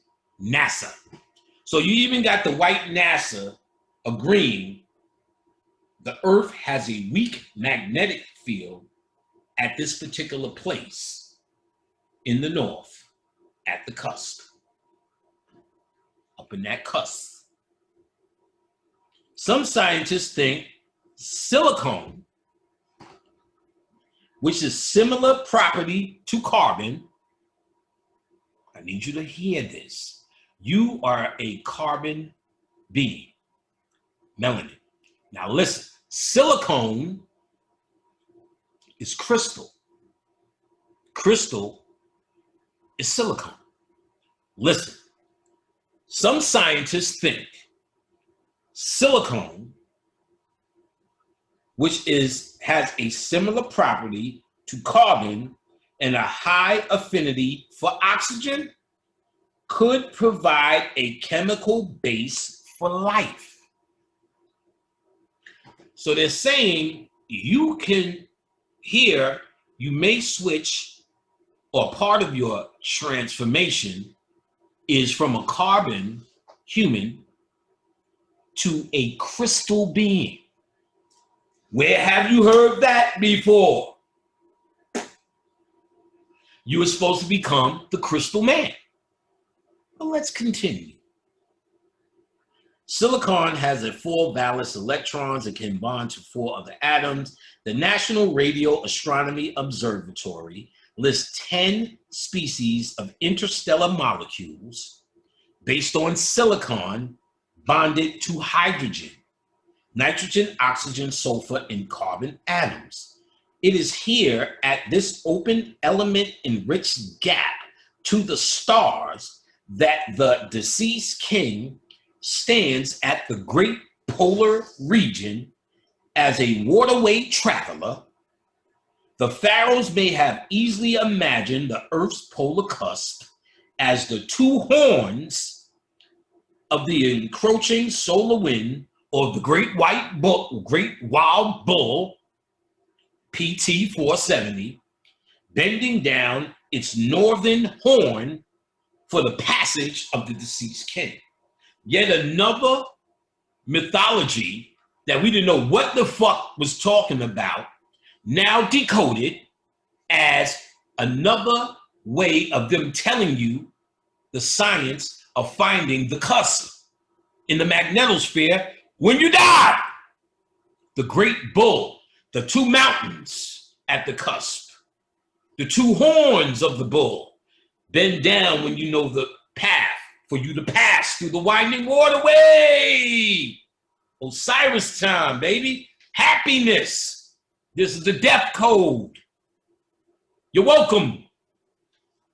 Yeah, baby. This major image of the great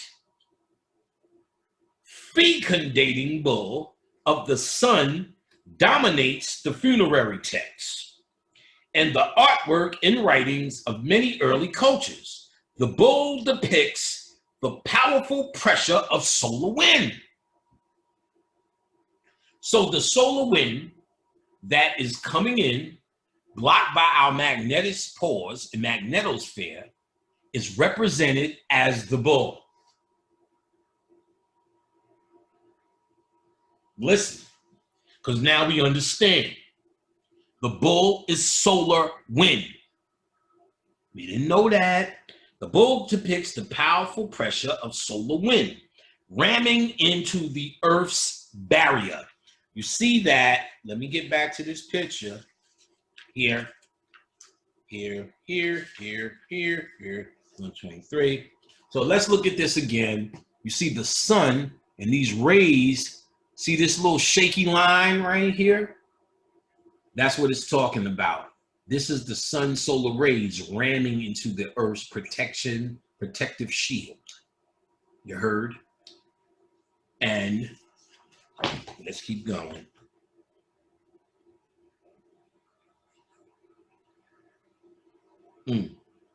Okay. Wow, just seen another picture. All right, so the deceased desires power over the four winds of heaven and the four bulls in the sky. CT 162. For it is here at the horn or the cusp that the deceased king will begin his journey to be transformed or recreated, or the pieces of Osiris put back together. Now we're getting it. Or recreated, the cusp serving as the gap or the entrance to an origin of reconnection and replication on replication. Decoded, horns of the great white wild bull, solar wind pressure, and ions at the polar cusp. Storms equals high geometric activity and energy transfer of solar wind.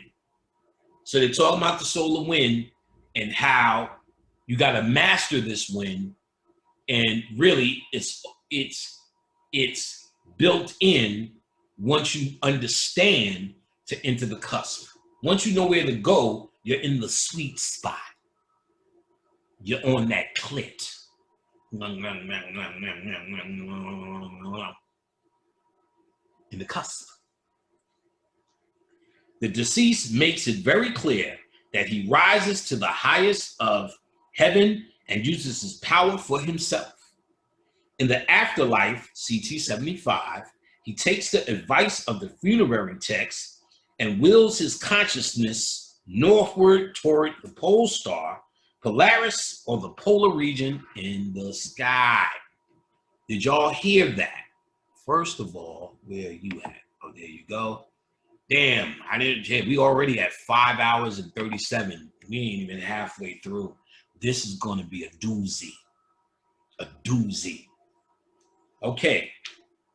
We ain't even halfway through. Yeah, I had a lot to say. Yeah, baby. But this is the good shit. You're going to look at this lecture for years. If you have, if there are years left. But whatever's here, this is going to be one.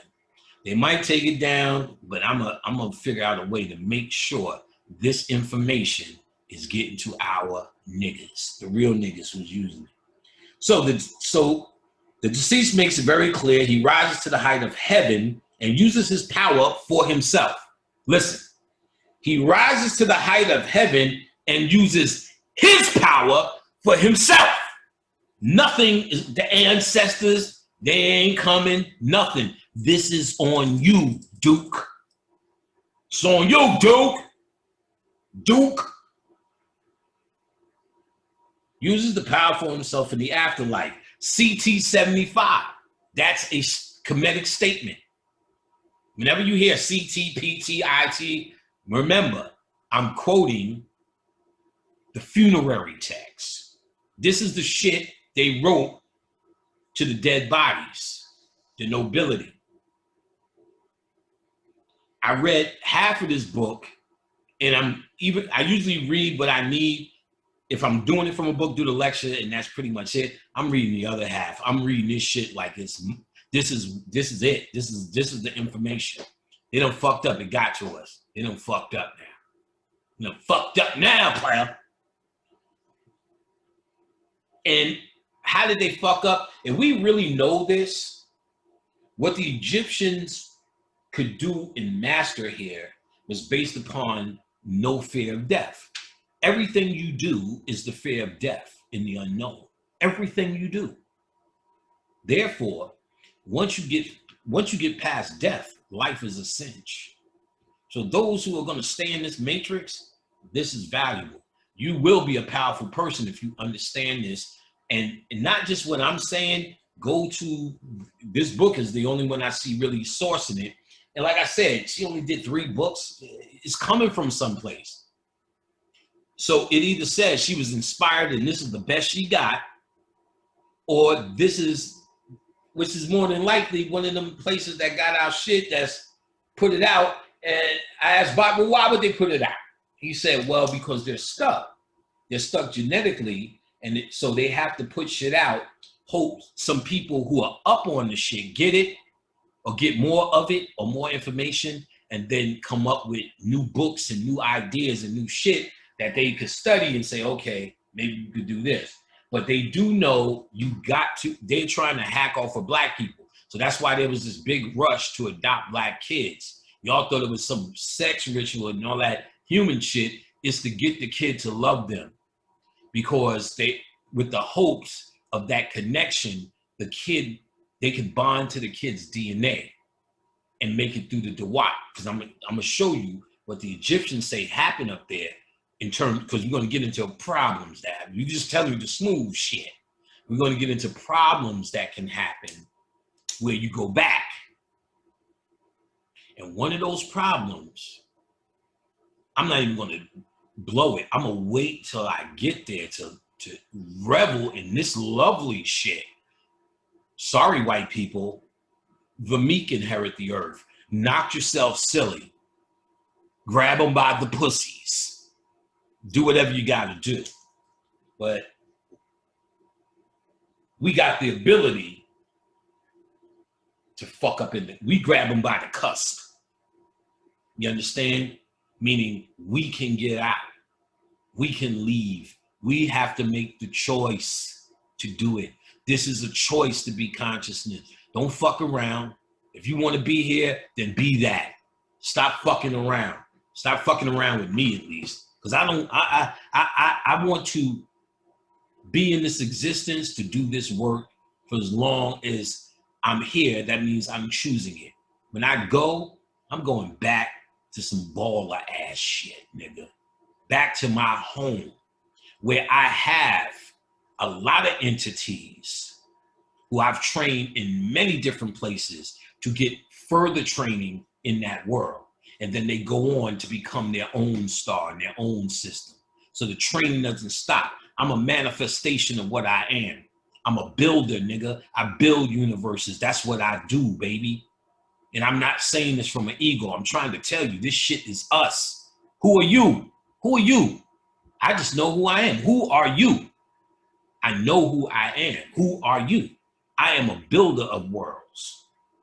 That's why I can't stop playing them building games. Every day I get up and play Tropico and just build, arrange. Because I'm ready to go back and build my new world. Me and Khadijah, oh man, I feel the glory of our union. We are one thing, been one thing.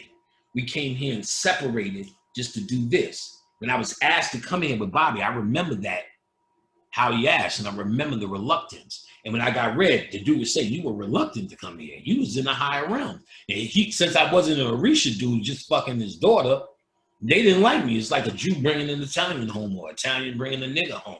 They didn't like me. But when he did the reading, he didn't change after that. But in his mind, oh, your numbers are high. You've been here before. The higher, I knew nothing about it. but whatever it was impressive to him.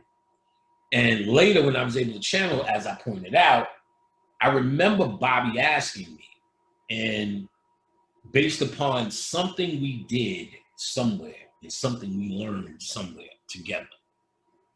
And I remember, nigga, I'm not going back in that shit. And I just remember him explaining, he had on white, it was very white, it was a classroom. I remember him explaining the benefit of coming here. Whatever this is one of the things that got away, whatever you want to call it. There's many theories on what it is, and many theories that contradict one idea, which made me understand when I got the channel. This world can be shaped into many different things. This world, let's say to Trump's kids, if they sat down and explained to you what the world is, they would have a very different interpretation of it than you. So to me, this world is a whole different matrix than someone who's born with a silver spoon in their mouth. Then you have the African with fleas and flies all around him who's starving, who they show on TV, send this money to. Let them explain the world to you. It's a different reality. So there's different reasons people are here. So there's demiurge, and this thing means different things. So you will get a lot of contradictions. It's a jail. It's a learning thing. It's a nursery I got. So it was and probably all these things, but it's ultimately a process that you go through, and clearly it originally was something for learning. Because no matter how dumb you are, how Christian you are, how white or black you are, they kind of want to know something, even if it's about how cups were made, how whatever. People just kind of want to know. So this was a learning facility at first. And you see how bad it is. The learning was consciousness. So then there were people that would come down from the higher realms to teach in this nursery, Akhenaten and this one. And that's why you would have Akhenaten change it to a sun god, because people come down here for different reasons. We think it's because we look at us and say, well, it must have been some Kemetic wisdom, or we need to look at us and say it's more Nubian or whatever they got, or Islam. He just had to do it, and he got in power and then did it. Perhaps it's as simple as that. Perhaps he came down here with a certain agenda, and what he did was, by putting out his philosophy, some people said, who were new here and born, God damn, that shit sounds good. I'm gonna start studying it. And then when they transform and go through the cuffs, because they transform through this particular Akhenaten light, let's just say, they're going to that realm.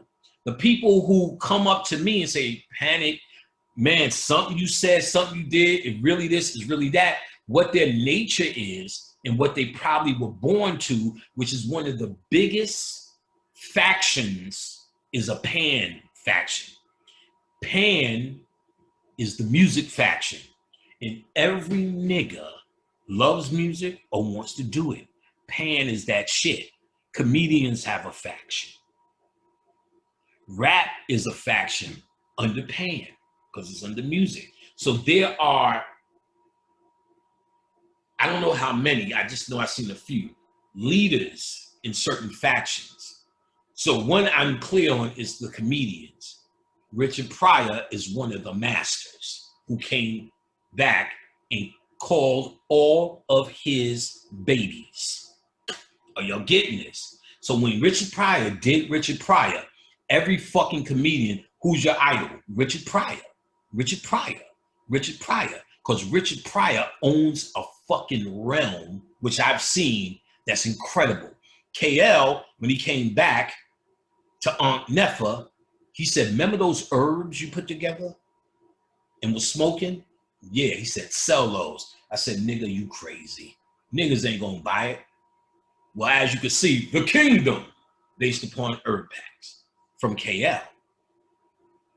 You get what I'm saying? Damn, what was I just saying before? It'll come back. Let's get to this. I was just telling you something. Whatever. The deceased makes it very clear that he rises to the height of heaven and uses the power for himself in the afterlife.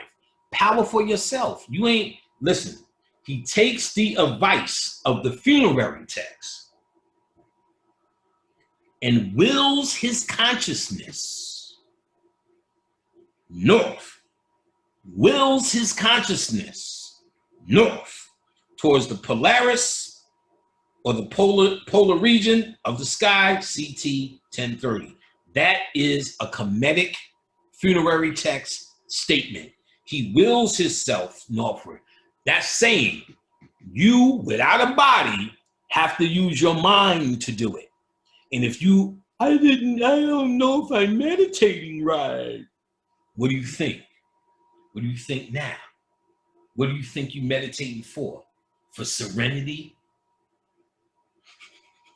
No, nigga.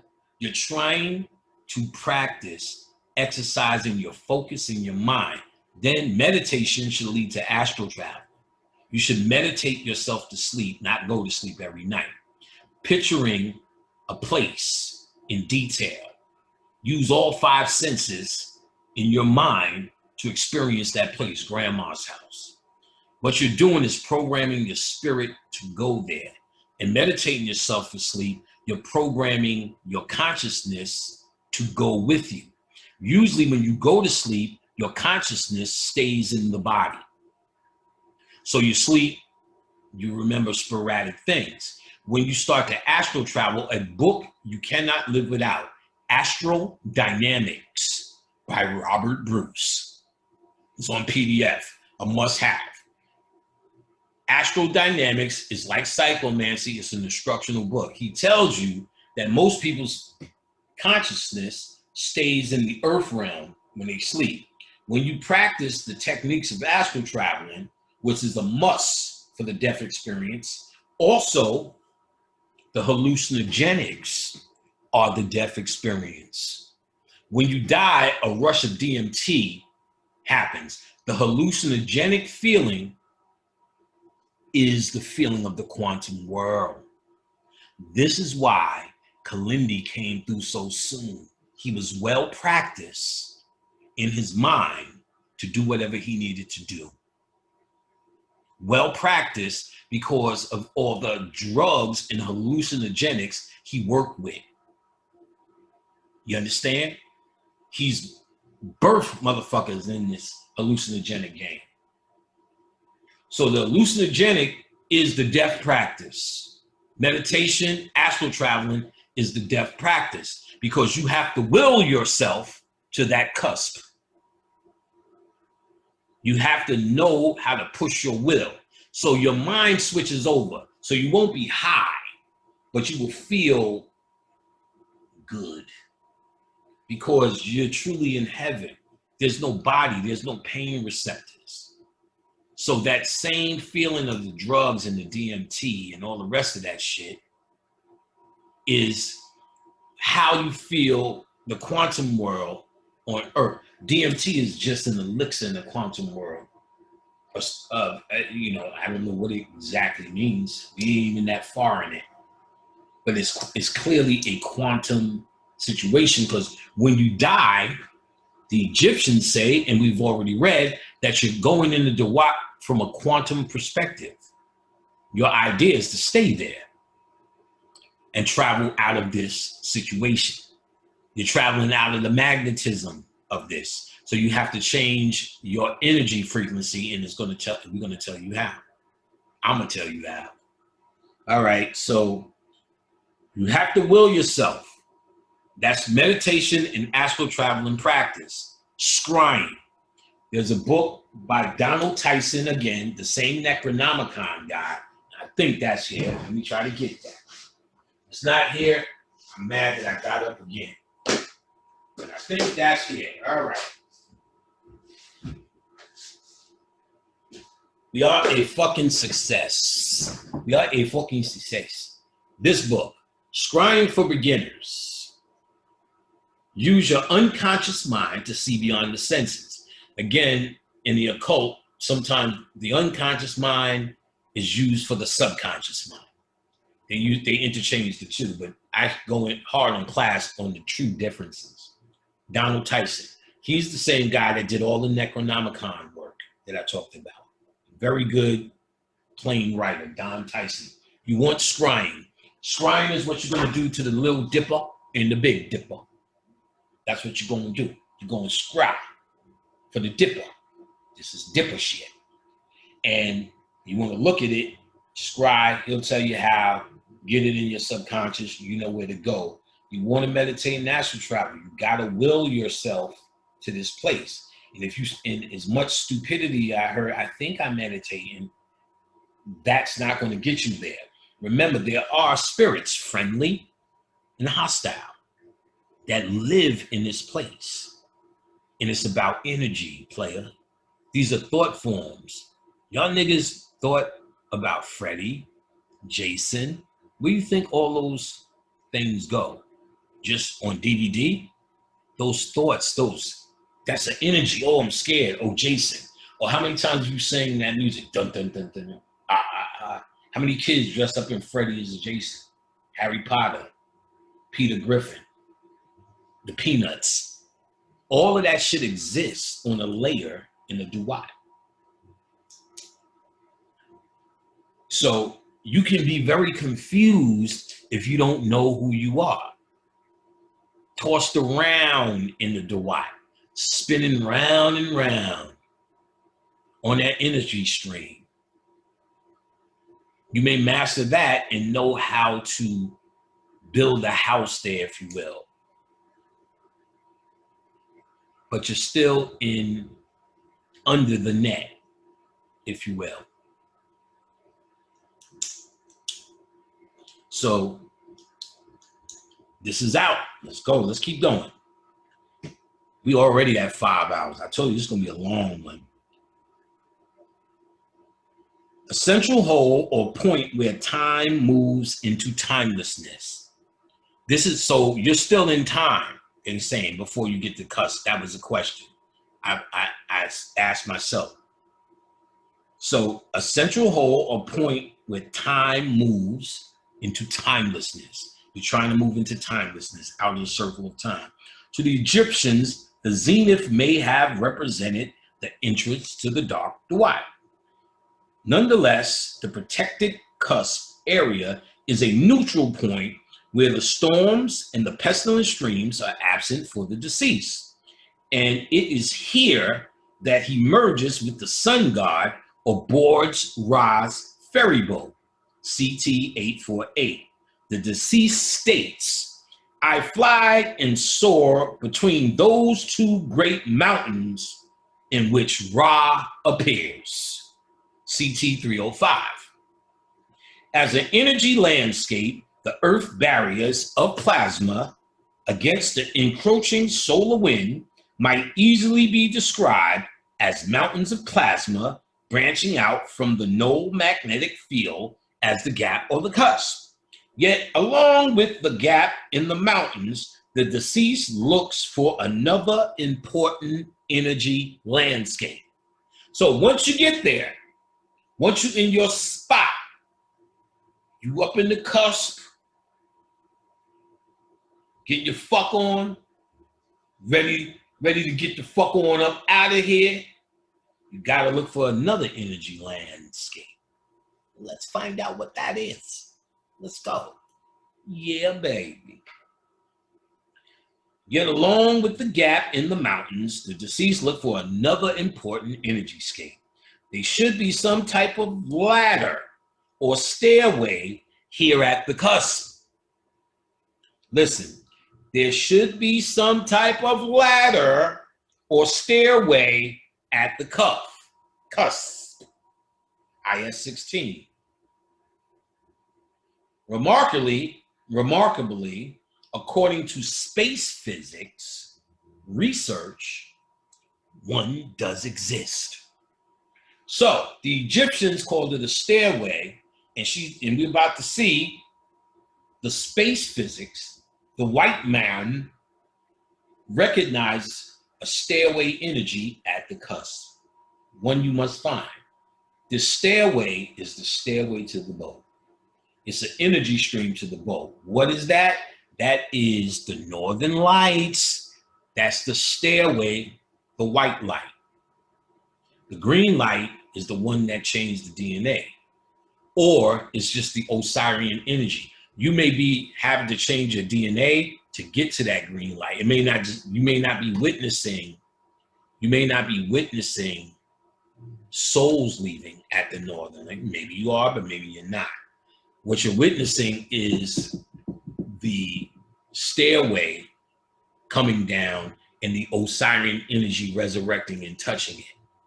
You have to do things at the cusp to get in that energy stream and get to that stairway. You see all of this at the North Pole. Are you kidding? Are you fucking kidding? They show the same concept of going through a gateway in the TV show Westworld. What was happening was these robots were jumping through this area that was created, and what was physically happening when they jumped through, they said they would recognize or live in this place in their consciousness as heaven, but they're actually going back in the database. So they'll be just sitting somewhere on a computer on a server. So this, if we looked at our computer, is based upon the technology of the universe. Remember when I told you about my boy who moved to Scotland, Tef? I wish he would I must see if I can get that out and he would let me. He did a tape called Computer Blues where he showed the computer motherboard laid out like the Great Pyramid. He broke down how it's really called Kompata, Black House, computer, Kompata. So it's more. He went through where they robbed this whole concept of the computer from the Great Pyramid and pyramid technology and Kemetic technology, which is obvious. Everything is ours. But the universe is based upon the same motion because as above, so below type thing. Any inventions you make, Dr. Baba Africa told us that all technology is based upon the human body, and the human body is based upon the universe technology. And then when I learned computers, the first thing you learn is A+, the basic computer and basic networking concepts, physical and software. So when you learn the physical, it is based on the human body, the motherboard, the daughter boards, the heart, the bloodstream, and blah, blah, blah, the brain as the processor, and so on and so forth. The coprocessor, the RISC and CIS system. I can't remember which is which, but one takes little parts, digests it, and one takes it in a long series or a stream and digests it.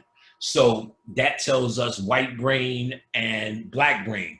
We could take long streams of information and digest. That's why I'm here since 5 o'clock or whatever time it was. And we here till 11 and I'm ready to go. We could do that because we can take long periods of shit. They are subjugated in their thinking. They need a little and stop, little and stop, little and stop. So they set up their whole school system like that. You're in school, bling, gym, bling, math, bling, English. When we learned, if we were learning about this cup, we learned the math of this cup. We learned the proper name in English and what is the story of this cup, the mythology of this cup. We would fill this cup. We would drink out of this cup. We would get to know this cup from all angles, the social studies of this cup, I said the math. What else subjects do you got? The science of the cup. We would learn this in one sitting to understand the cup, not learn about the cup 1 minute, this in math, that in science, because that's how white people think. And they made processes that think that way. And then they made processes that take long streams like niggas. And I can't remember which one won Risk or Sisk. I can't remember which one was one. But all this shit is based upon the human body. So, I don't know why we were there. So, remarkably, according to space physics, research, one does exist, the stairway. All right, IS-14A. The Dead King goes up the stairway, ladder to the northern polar region of Earth, where Ra appears, taking his seat in the sunbark. Boo! King now has ferry boat to the netherworld lakes, the Duat. So you must climb these steps when you're in the cusp to get on the ferry boat, which takes you through the waterways to the netherworld, or through the netherworld lake.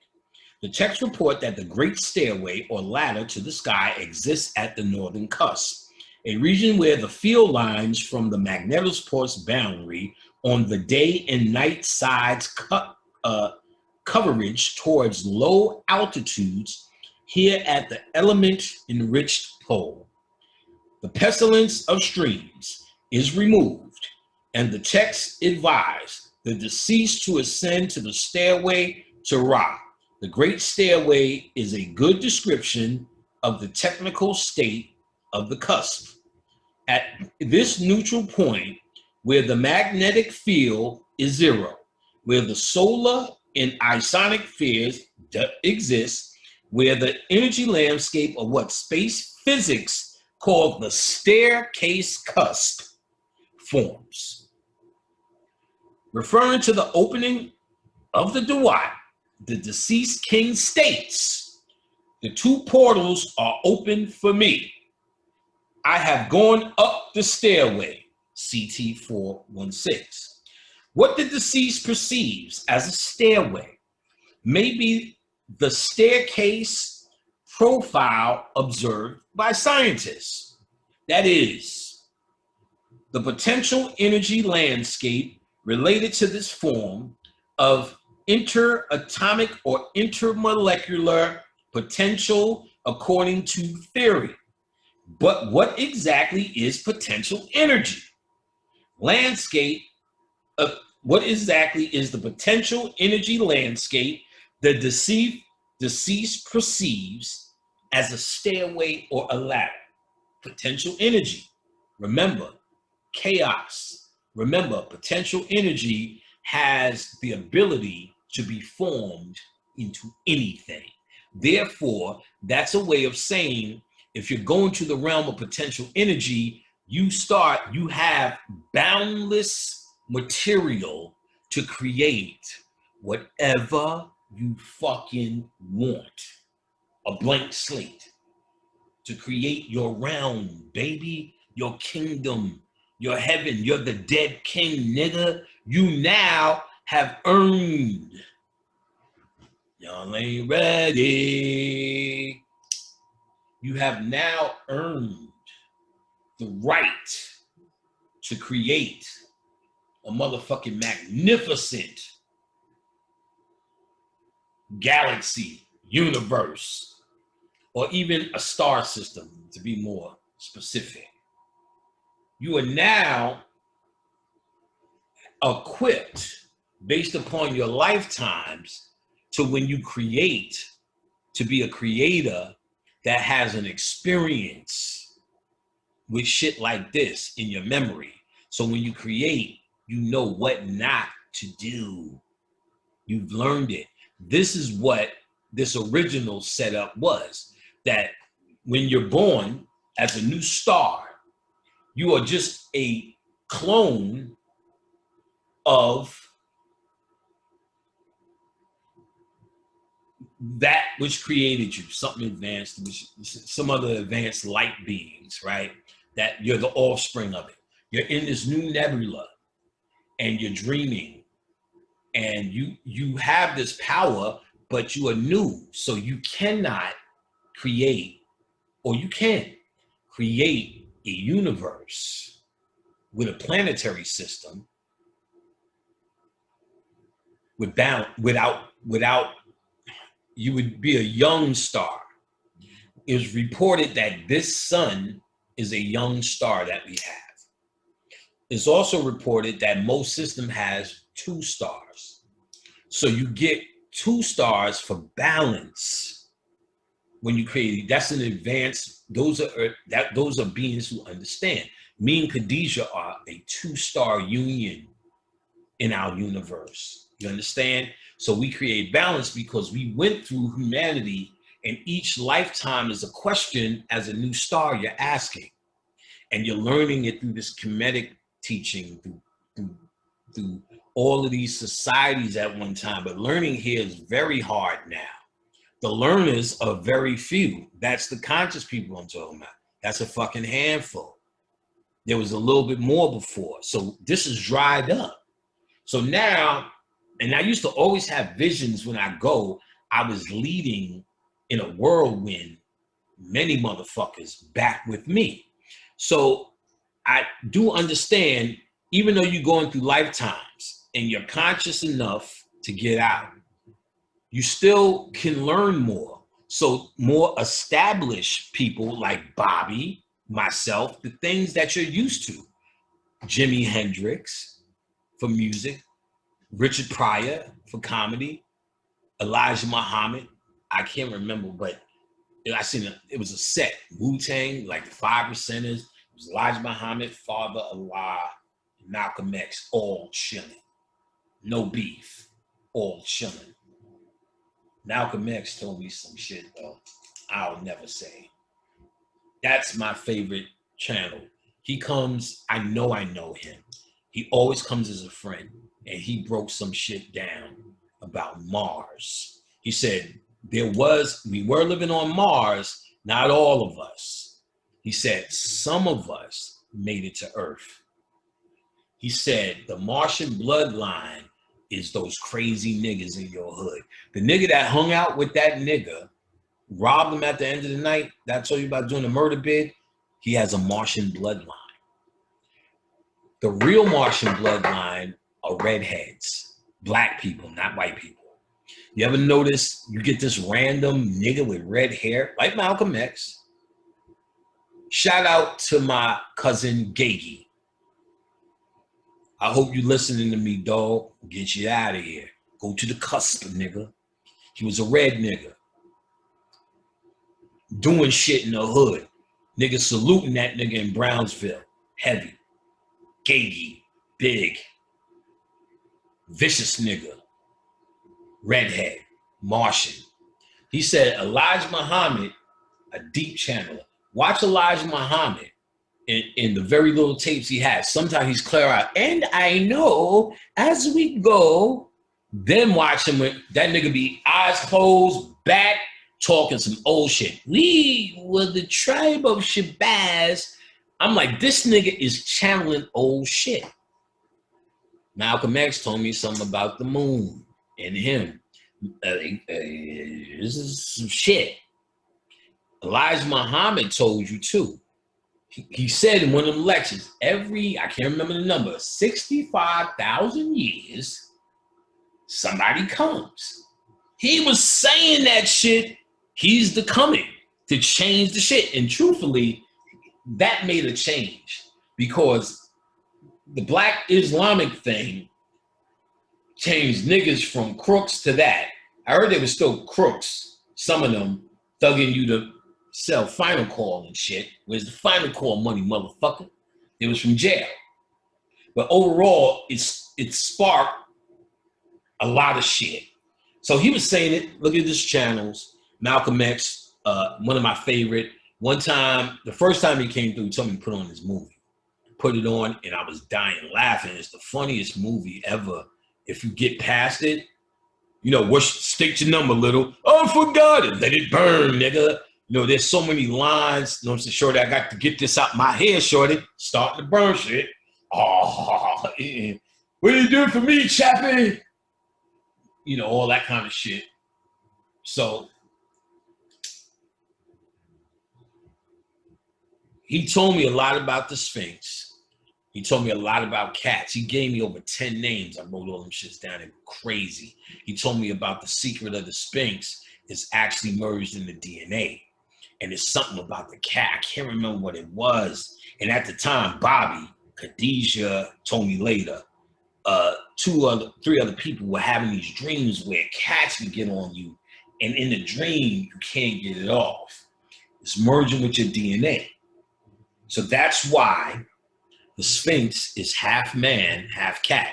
And I can't remember what it was. It'll come back to me, but he explained then the connection with Mars. And when I lost that paper, I stuck it in a fucking book. And that's like throwing it in the ocean in this house. I don't know where the fuck that is with all them names. So I always felt the kind of way. And I wrote more shit down than he told me. But then this year, I heard that voice put on my movie. I forgot it. But they was doing that walk. Beans and cornbread had a fight. Beans told cornbread, that's all right. I'll be ready. Ready on the, all that shit. I'm dying laughing again. Boom, he comes through. He told me about the channels, that's deep channels, deep trance, and really old information about the tribe of Shabazz, that Elijah Muhammad. He told me how old Elijah Muhammad really is. Old man. And Elijah Muhammad is old science, old pyramid science, old mathematicians is their realm. Straight mathematicians.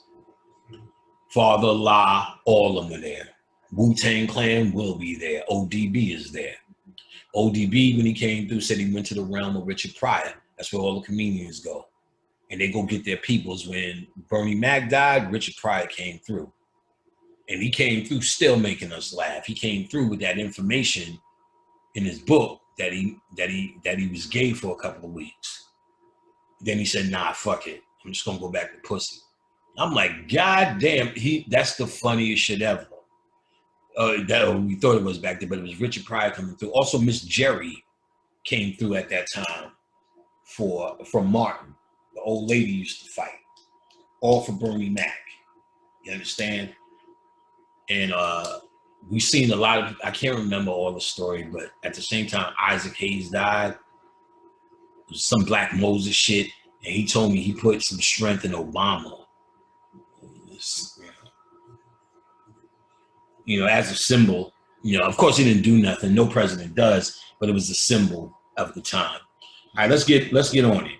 More on it. I got you here. I told you, this is probably tomorrow you picking up on this. I've gone up the stairway, CT 416. When the deceased perceives a stairway, may be a staircase profile observed by scientists. That is the potential energy landscape related to the form of interatomic or intermolecular potential according to theory. But what exactly is the polar energy landscape the deceased perceives as a stairway or a ladder? All right. The cusp contains a magnetosphere field line almost reluctantly merged with the sun's interplanetary magnetic field, IMF. Space physicists term this process magnetic reconnection. Variations in the merging rate indicate the behavior of the cusp. Ionic energy latitude dispersion is not always uniform, displaying dispersionless intervals and sharp jumps. Analyzing data from satellites, researchers attribute the staircase cusp signature to the bursty merging or the construction of the merging rate in the cusp. So this activity, with all these big words, is pretty much the technical understanding that exists about a stairway at the cusp described in all this big word activity. You must get on the stairway. let's look closer at the process of staircase formation at the cuff. Flux transfer events. The staircase cusp is identified with the ionospheric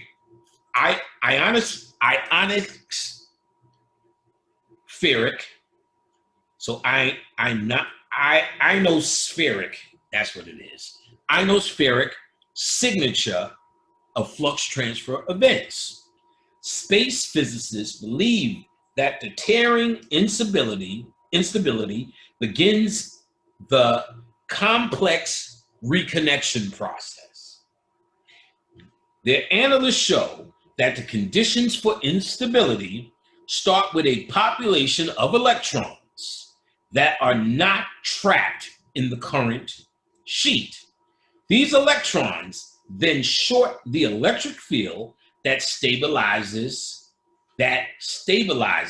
the mode, creating a gap for entry where it was formerly blocked. A magnetic island then forms on the interface. The tearing mode displaces magnetic field lines outside, but the original topology is still retained. On the other hand, field lines inside have broken and reconnected, exhibiting a different topology. The formation mechanism of magnetic islands of FTEs and is controversial among space physicists because it depends on solar wind and magnetospheric conditions. Space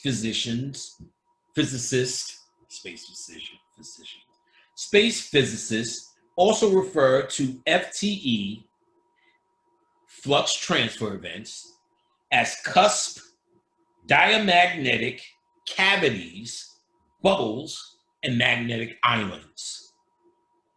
Much study is currently devoted to the magnetospores low latitude boundary layer, LLBL, where FTE occurs.